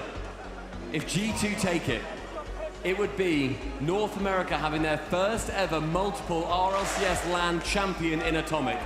Everyone else who has ever won has only won once from NA. He would make it twice. If MENA take it, or rather if Falcons take it, that's the first win for a region outside of EU or NA. The first one for MENA. Regardless, the Copper Box, somehow, 3rd time round, delivers yet more magic. You just know there's plenty more in its hat. This box of tricks never quite seems to be open, the Copper Box. And Team Falcons, they'll be trying to squeeze out every instance of brilliance that they can muster as the crowd do their best to serenade them into yet another region-toppling performance. We head to the Coliseum, Stumpy. G2 2-1 to the good. Safi, one of the greatest coaches in this game for a reason. Gonna keep his boys on the true and narrow. Over on the Falcons side, TRK has been in this exact seat. He knows what it's like. He'll have a lot of experience to bring to this kind of situation. G2, that hammer is going to continue dropping more and more aggression. And I think a bit more composure, in my opinion, needed for the Falcons. As G2, they're making them rush though as well. I mean, the chances do eventually come. It's so rare. You have to snatch it down the other end though. G2 having plenty of opportunities. There's Daniel with a clean one. Sorry, it was Atomic with the shot. TRK now down the other end. He's going to have to try and read this bounce from the corner. Beast Mode gets it as far as Killers. Challenge is lost well towards Ruas. Falcons trying to get something going, but they're struggling to really get continuous attacks. This first 45 has seen that aggression from G2 continuing. Killers leaving that one, let Ruas in instead. TRK is up to try and clear it onto that backboard. No way past Daniel though, who again gets it round towards the midfield. Air dribble, Killers actually going for the bumper. TRK doesn't either trust it or doesn't know that was going to happen. TRK so he had to foregoing on the ball. Had to first, of course, the first touch there, but did it well. Little hop to give himself something clean. It didn't quite work out for him on that occasion, but Team Falcons still trying to force the issue, still trying to make those statements against G2. TRK, Ruas behind him. The pass is good, but there's no boost, so all he can do is pump it forwards and hope there's a big striker up top to nod it home. Not on this occasion, and Daniel can flip reset away. That composure I want from Falcons. It comes down to just, I think, relatively routine touches, but with the pace of this game, they come at you in 0.1 seconds, and you're asking a lot, but if you want to win a major, you've got to do a lot. Daniel forwards, TRK just tackles him so quickly though. Ruas is waiting. hoping to come in, but Beast Mode just charges down against him. Killer's up against Beast Mode yet again. Beast Mode did so much there with so little boost, allowing Atomic in. G2 suddenly put on the afterburners. Beast Mode coming in, sideways, wants to find Daniel, isn't quite able to on that occasion. It doesn't matter because there's Beast Mode. Atomic will have a turn. It's one G2 attack after another right now. Team Falcons, all they can do is defend. Killers does that well. TRK has to get this follow-up touch and does. Roas can try and get something going, but there's always a G2 player there. Stumpy yet again is Beast Mode. Beast Mode dunking on that final man. We saw Roas versus Daniel a little bit earlier on. We've seen that many, many times before. Their 1v1 prowess is stunning. Beast Mode! No way! Dodge into the bottom corner, but a save away from Roas. Daniel can't quite turn quick enough, and we stay level somehow. The Falcons wanted some magic, and how on earth was there a spell put upon that ball to not go in? Now down the other end. TRK keeps the attack going. Roas, does he have time to wait? Yes, he does. Instead, he just tries to bounce it to TRK. TRK wasn't on the same wavelength, so now it's Daniel's turn. Daniel has players in front of him. He tries to take them out, doesn't quite manage to, and Killers says thank you very much. Seeing Falcons play quite far in front of the ball.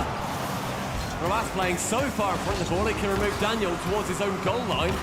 Roas up high, but TRK leaves, can't then touch it down towards Killers. Atomic relatively left alone, and TRK having to dive back again.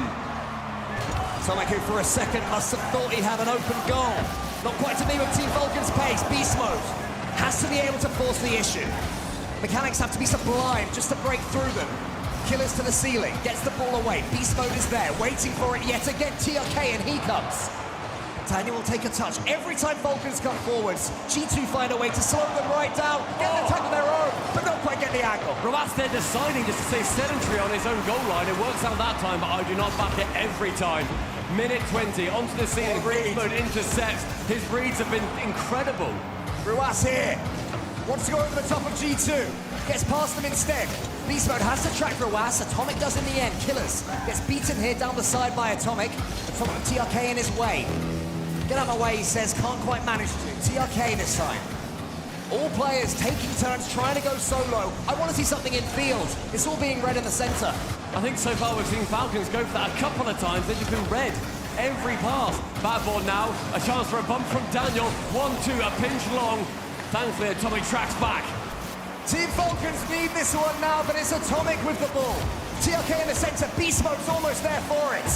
Atomic goes for the snapshot, and Beast Mode tips it home. With 30 left, Beast Mode turns his tournament on its head. Roas going for a walk, completely undone by Atomic. Has the vision, sends it in.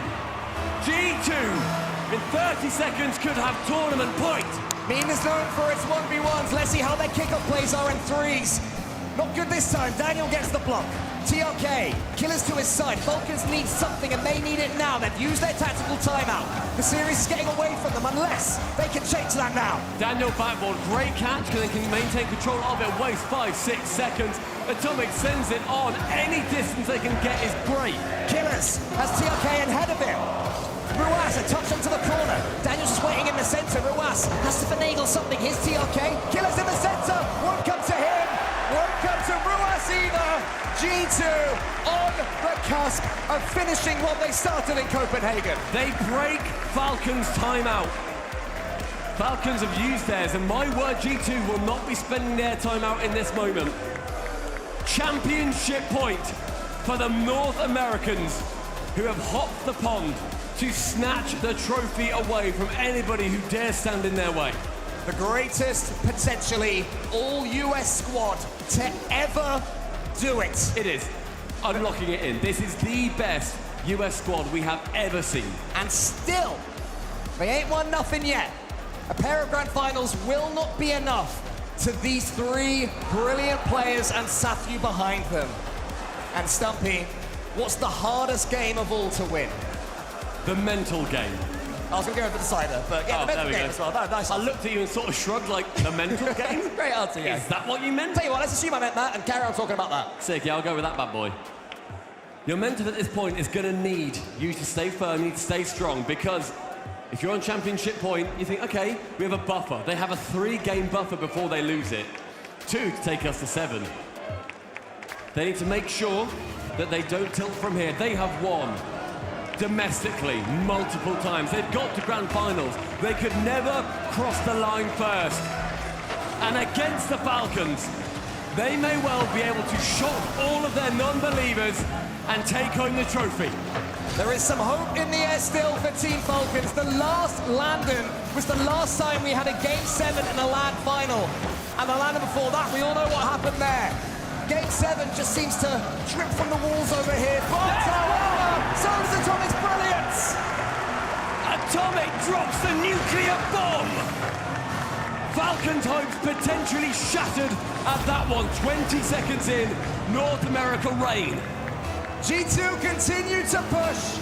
Falcons continue to have no answer. The kickoff is good for Falcons, for G2 Stride yet again. Ruas pulls it towards Beast Mode. TRK is there. Here's Killers. Beast Mode can sense the trophy's almost theirs. It's so close now. Daniel throws it down. Killers there in the center. TRK tries to take out Atomic, can't quite do it. Wouldn't have mattered anyway because Beast Mode was there. Beast Mode 1v3. He's scored these so many times so far this event, but not on this occasion. It takes two to stop him on that chance. Atomic now into the sky. Forward boost, can't clear it around the side of Ruas. Instead, Beast Mode comes back in for a second bite. No touchdown, and everybody on Falcons stretching. Ruas now gets it forwards. Team Falcons doing their best. Beast Mode tees up TRK, and there's Ruas. It's the Ruas yet again, still can't force it home. A thriller on the goal line. Minute 10 elapsed. Killers now. Chance for him to get it around the side of Atomic. Is not able to. Daniel, right wing on the wall. Bumps away from it. Still makes contact somehow. Now Ruas versus the back two. Killers trying to rotate. Doesn't quite know when to come in. It's a little bit awkward, but G2 stay firm. TRK is up there. The Beast Mode beats him to it. Ruas gets a touch to the side. Can he follow it up? Not on this occasion. But Atomic misses. On purpose to tee up Daniel. Killers gets it to the side. Team Falcons, though, they need this ball in orange territory. Just over 3 minutes in G2 with this one goal lead. Bumped off it, Ruas. That's open at the back. And it's Daniel! So close now to the finish line. A huge bump. Get out of my way, Ruas, says Beast Mode. Daniel has the open net. And even the open net is not enough to stop G2. Beast Mode hits them with the left-right good night. And we're still over that 3-minute mark, and Falcons' chances slip by with every second. G2 did not lose their 2-goal lead earlier on. They scored at 0 previously. This feels like their championship now to lose. A team outscored 2 and 12 by their opposition in the best of 5 before G2. Now in the best of 7, now in the grand final, where heroes are made. They are donning their capes and taking it for themselves. Beast Mode, he got locked. TRK up to play with him. Killers, can he get the touch? Yes, he can. 2 minutes 40, approaching that half-time mark. Right-hand side, he has boost stolen from underneath him by Beast Mode. Opportunity for Killers to get it central. TRK waits, turns, side flips away from it. Beast Mode takes him for a spin. G2 know one more can kill it, and they always go for the kill when they can. Beast Mode, he takes a touch, he has no boost, it doesn't matter. Ruas sends it forward. Here comes TRK, Ruas beneath him. Daniel will get a touch. No, he's bombed. TRK towards Killers, but the shot is weak. A little bit too far away from the net as well. TRK midfield catching it. Takes over towards the side. Who's there first? It is Killers on that chance. He's now going to have his sight set on Daniel. Ruas missing that chance in the corner. Flustered look Falcons. Yeah, because every time they get the ball, someone chances them down. Maybe not on this occasion. No, there's Beast Mode sending it sideways. No boost for him. Again, it doesn't matter. We're now under that fabled 2-minute mark, and a demo on Atomic is going to open up the net. Who's there first? B-Mode, of course you are! In comes TRK though to the backboard. Ruas trying to get ahead of Beast Mode. Beast Mode is just too quick. 100-meter sprinter there on the pitch. TRK, Atomic in front of him. The touch is heavy though. Everything is looking heavy for Team Falcons. 2 still needed for Falcons to try and bring this back just to a chance for them in game number 6. But Beast Mode on a solo mission to keep them down. A slow bounce towards the goal line. TRK has composure. No boost for Falcons. How do they get this one away? How do they answer this question? How do they solve this puzzle? Ruas maybe gets a piece. Daniel over the top. No, not quite. Daniel, another block. G2 now the finish line in sight. It's shot down! Ruas! But Beast Mode!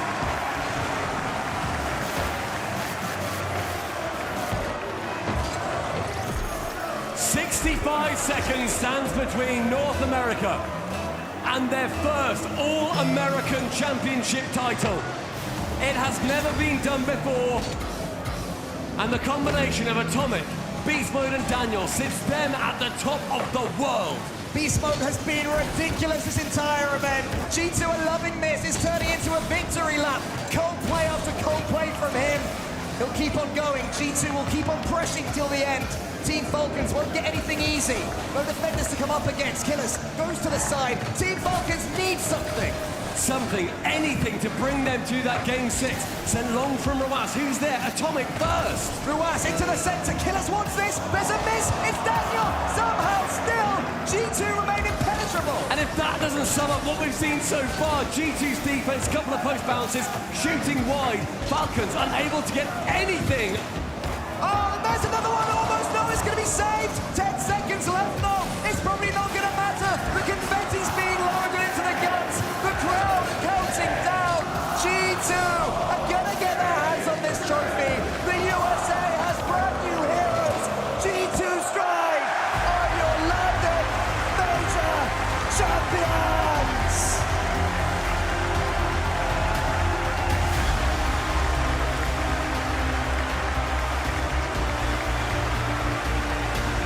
It may be called the Copper Box, but only one team can take home the gold. G2, the All-American Superstars, the hope from their region against all odds, a team that thrashed them in the Swiss, a team that embarrassed them, and a region that has not been able to take home the trophy since G2 last won it on home soil. They crossed the pond, and they've crossed London off their list. G2. Need we say any more?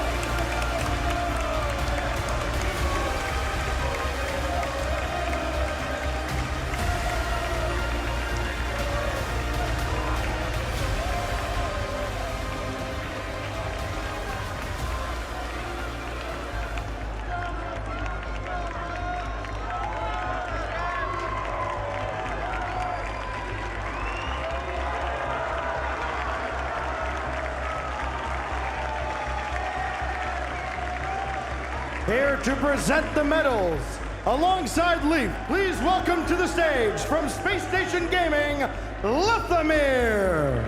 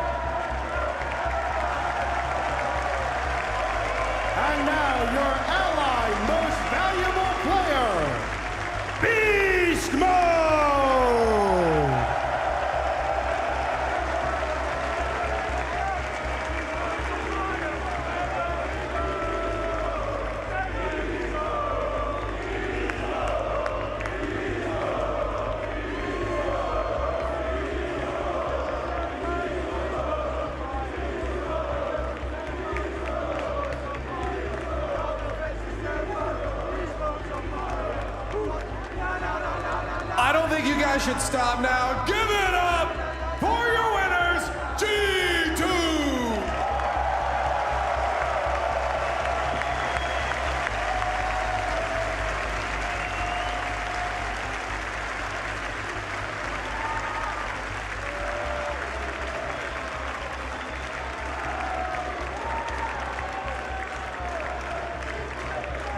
Wow.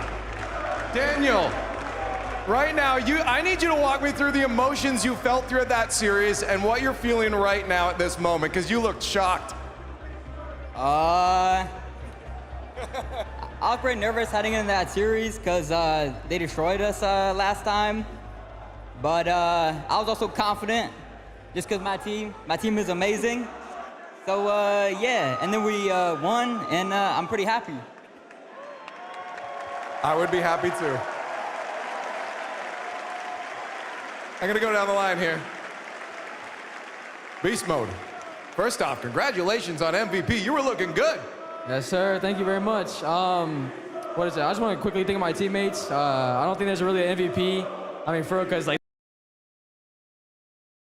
I couldn't do it without him, for real. Look at that. All right, I gotta ask you, you guys were so close in Copenhagen, right? Talk to me about how much that probably motivated you guys coming into this one and how much sweeter it was because of how close it was there. I mean, it's definitely a lot sweeter, man. Finished going to the finals and just like not, losing like that and seeing confetti everywhere like this. Yeah, it's that's yours. It's yeah, it's us now. It definitely sucked, but it motivated me so much more, and it gave us a learning experience for sure. Like I think last time we were not prepared and we were very nervous because it was our first finals as a team. But this second I just felt very composed and I didn't feel nervous at all, which is a shocker to me because I thought I was gonna be nervous, but I wasn't at all. So yeah. You're looking confident. You could do this all day, couldn't you? Yeah.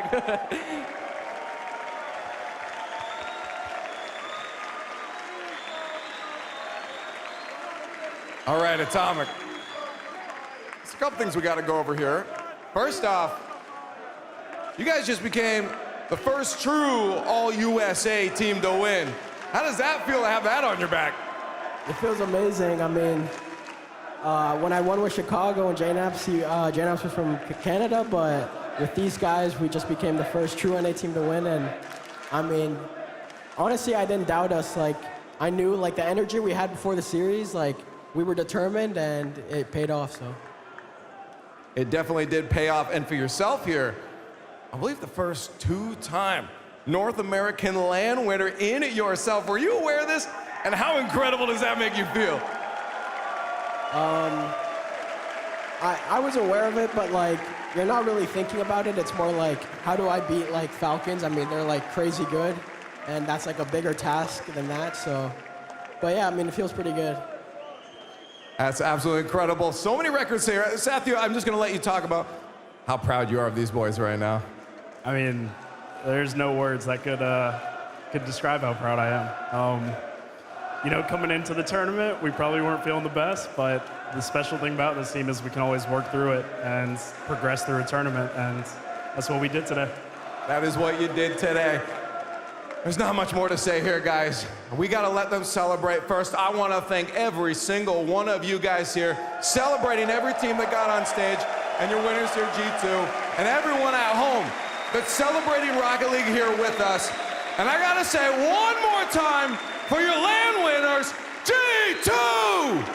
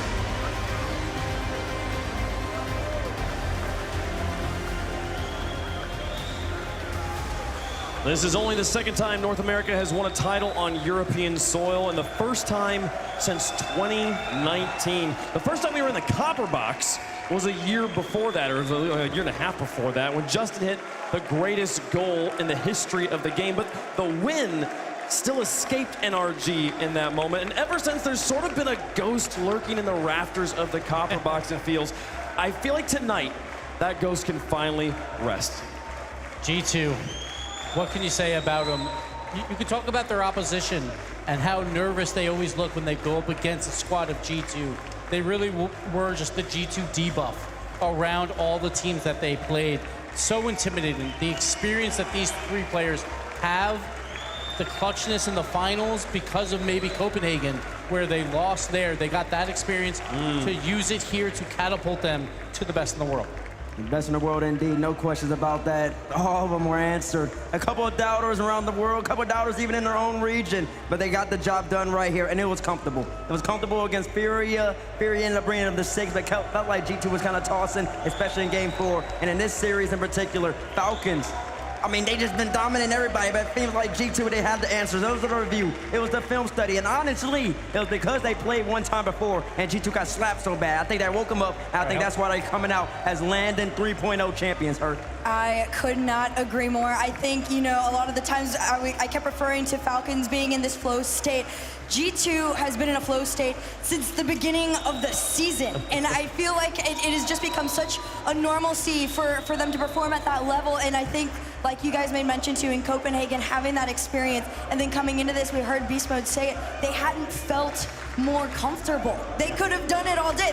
They could have gone again and repeated it time and time over and over. I feel like it's almost like there's a way that when I think about a flow state, there's a little bit of like, you find yourself in it, right? You're doing a thing and you suddenly realize like, oh, I've achieved this ability where I'm able to suddenly play the game better than I thought I would. And there's a little bit of like, you lose some agency there.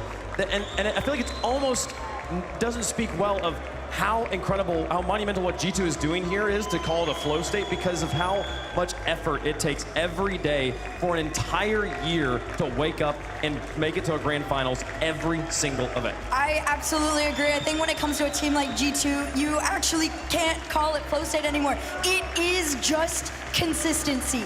They are that good of a team. They have a plan that works against whoever shows up against them. And my goodness, I'm sorry for rooting against you. You were rooting against them? Well, okay, I do have to say, I talked to Gibbs during the match, and there was this one funny story, and I don't know if the guy is still in the building. There was a little mini meet and greet I was having earlier, and this guy comes up to me and he goes, Herc, who do you have winning the finals? And the most confident, just out-of-pocket thing I had said, I was like, oh, G2 are winning 4-1. And then it happened, and I looked at Gibbs, and I was like, my goodness, what have I done? You doubted yourself. You can't doubt G2. But the hunger of G2, I really think that's what it is. That Copenhagen Major final, like Beast Mode said, there's no worse feeling than you see confetti falling down and the other team hoisting the trophy right in front of you, like 3 feet in front of you. Beast Mode took that to heart. Now, obviously, we know their practice regimen. They practice harder probably than anyone, and it really showed here throughout this tournament. Every single time they went up against an opponent, the opponent looked at their worst, except for that one Swiss match versus Falcons. But that's what G2 does. They game plan for their opponents, make them look terrible. Yeah, it was. Speaking of that, we can talk about the Falcons a little bit here, because the match we saw from them earlier still, Gibbs, I mean, where does that rank in terms of best matches of Rocket League you've ever seen? I feel like we've watched a lot of Rocket League in this building. That might be the best one. Yeah, that's got to be somewhere in the top 5 for sure. But then the Falcons, it seemed like they ran out of gas. It seemed like Roas was a little bit off. We'll see. I think it was game 3 at 0 on the clock. Just kind of a misplay on defense. That's a play he normally makes. I forgot about that.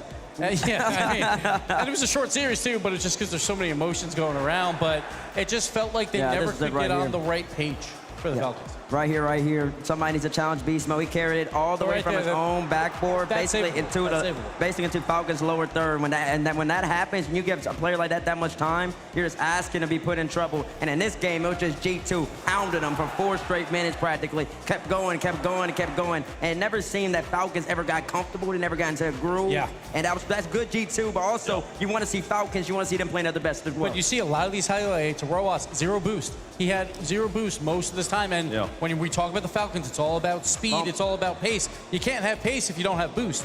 So G2 was doing a great job trying to control those corners. I really do feel like that buzzer beater at the end of Game 3 was when the series ended. That was the moment it was over for two reasons. One, it's just such an emotional deflation for the Falcons. You're already probably tired. You're struggling to find that groove you had earlier, and then a game that should be going to overtime is all of a sudden over and you've lost. But also, the crowd popped for that buzzer beater. A crowd that had been very Falcons heavy up until that point, and that really was a turning point of the crowd realizing this G2 team is not messing around, and honestly, they're playing some of the best rock we've ever seen, and we're enjoying it very much. Let's root for them. And you got to talk about experience again. Like, if that's G2 on the other side, maybe they can flip that. But the Falcons, obviously, TRK's been here before, but that was 2 years ago. The Twins, this is their first time in a final, so it's very hard to bounce back from that. I also, Herc, you mentioned you predicted G2 winning 4-1 there, and I think they've lost 4-1 in finals so many times. It's got to feel good to them to finally be on the winning side of a 4-1 scoreline.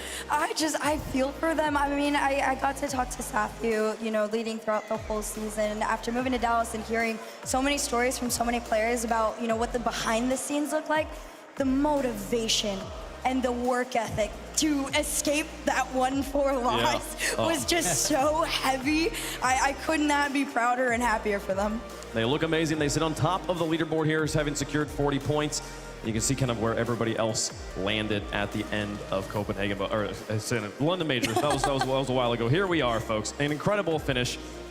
Wow. I mean, how do you feel, Bates? I mean, I feel good. I mean, it was good to have the whole entire audience against me, all the world against me, even you three against me. Nobody can say we're ever biased to North America. I have 3 North American people, or even biased to USA, because I have 3 USA citizens right here, and they all went against me. So that's fine. That's I think great. they can say you're biased. But listen, it was a good series. It was a great series, and now with them points, Gibbs, G2 is now the overall #1 seed at the World Championship. I believe so, yes. Look at that, folks. Well, and we crowned the Ally MVP. We gave it to Beast Mode on the stage here, but let's talk about in a second just how incredible he was, not just today, but in this series, across this entire tournament. What a performance. Yeah, we talk about that Game 3 goal. Obviously, 0 on the clock.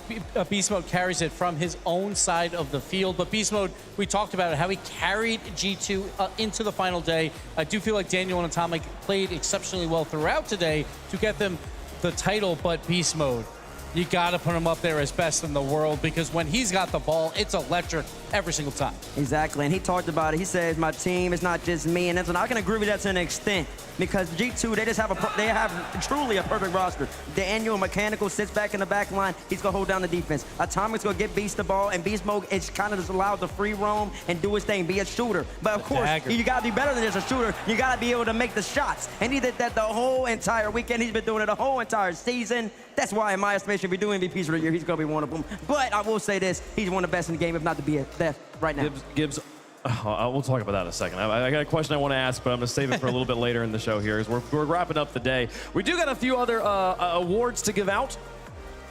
Bates, you're going to love this, I think it's about time. You're going to love this. I had Show it to nightmares it. about this. Look at him, up at the top, all by himself, Mr. Tyler Bates, 32 predictions out of 40. You only missed 8 the entire 80%? tournament. Quick maths? Yes, and you do beat Chat, you beat Gibbs, you beat Jorby.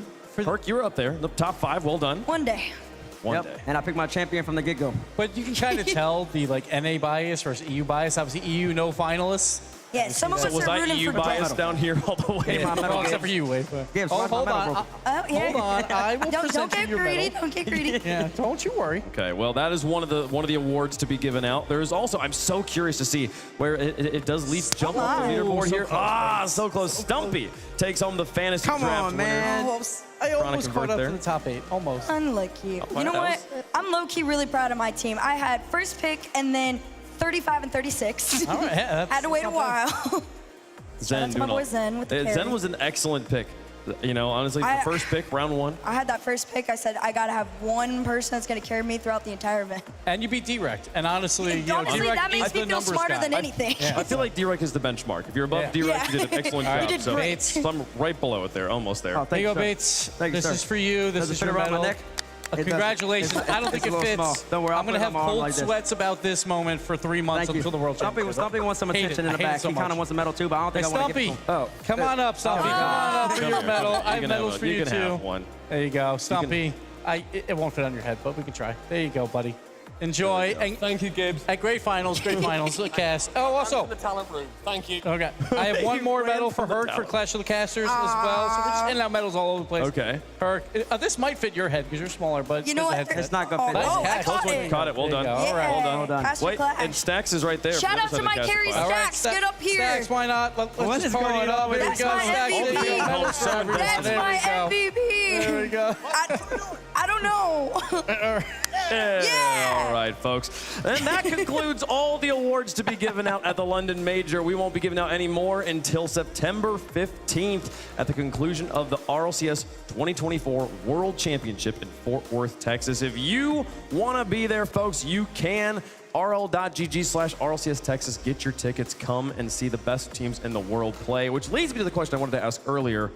Are G2 the favorites for Worlds right now? As they should be. I mean, there's no questions about it. It doesn't matter what happens in between these span. As long as they keep playing Rocket League, 8 for 8 in Grand Finals appearances, 1 LAN Major championship to the name, 4 qualifier wins. There hasn't been a team as consistent as G2 ever. They should be the favorites going into it. But I have to wait for the Johnny Boy tweet because I, for some reason, feel like Falcons will be number 1, G2 will be number 2 on his tweet. No, you have to give it to G2. They are favorites. I don't care what type of road they had to get here. Same with Copenhagen. When they play teams, they beat them. Flat out. I mean, that's what it's about. This Falcons team was the best team we've ever seen. The match before, they beat them 4-1 for the trophy. Yep. Oh, yeah. And Falcons will bounce back. They will be hungry for that World Championship. We talked about G2. They were hungry after losing the finals. I expect Falcons to be right back in that conversation. Does G2 go 9 for 9 and have a perfect grand final season, Herc? I'm going to be honest. I think so. I think Bates convinced me. G2 convinced me. I can't think of a single team that would come into it with as much firepower. I know Falcons are going to be hungry. I'm just going to say 2 words. What? Yep. And that is Carmine Corp. I'm just saying that. It's a little bit of a bigger They've EU got so team. much time to prepare. The Empire might be about to strike back here, they're gonna folks. be scary. But that does it. That's the London Major. That's our show. Thank you so much for watching, folks. We'll see you in September for the World Championship. Stay tuned. We love you. Stay safe out there.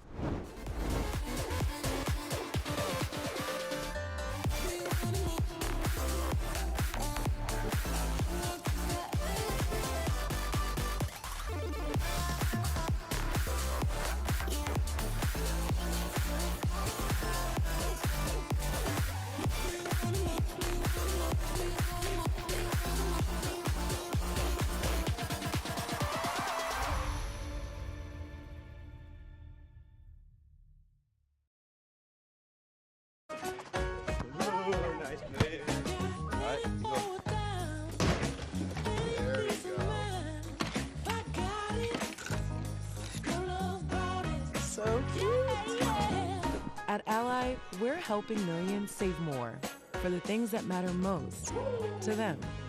Whatever you're saving for, we're all better off with an Ally. Get back to work.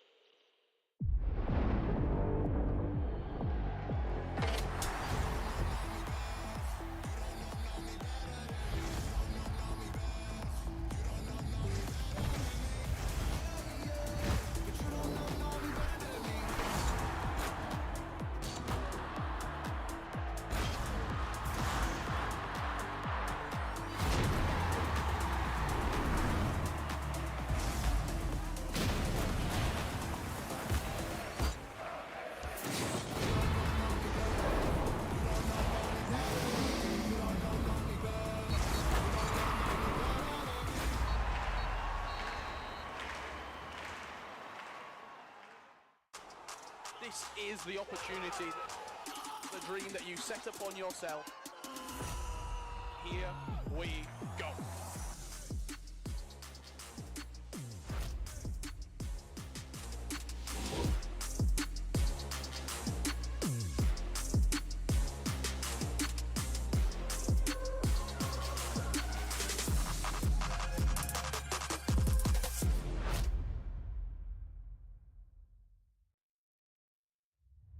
Dickies Arena, Fort Worth, Texas, welcome to Championship Sunday.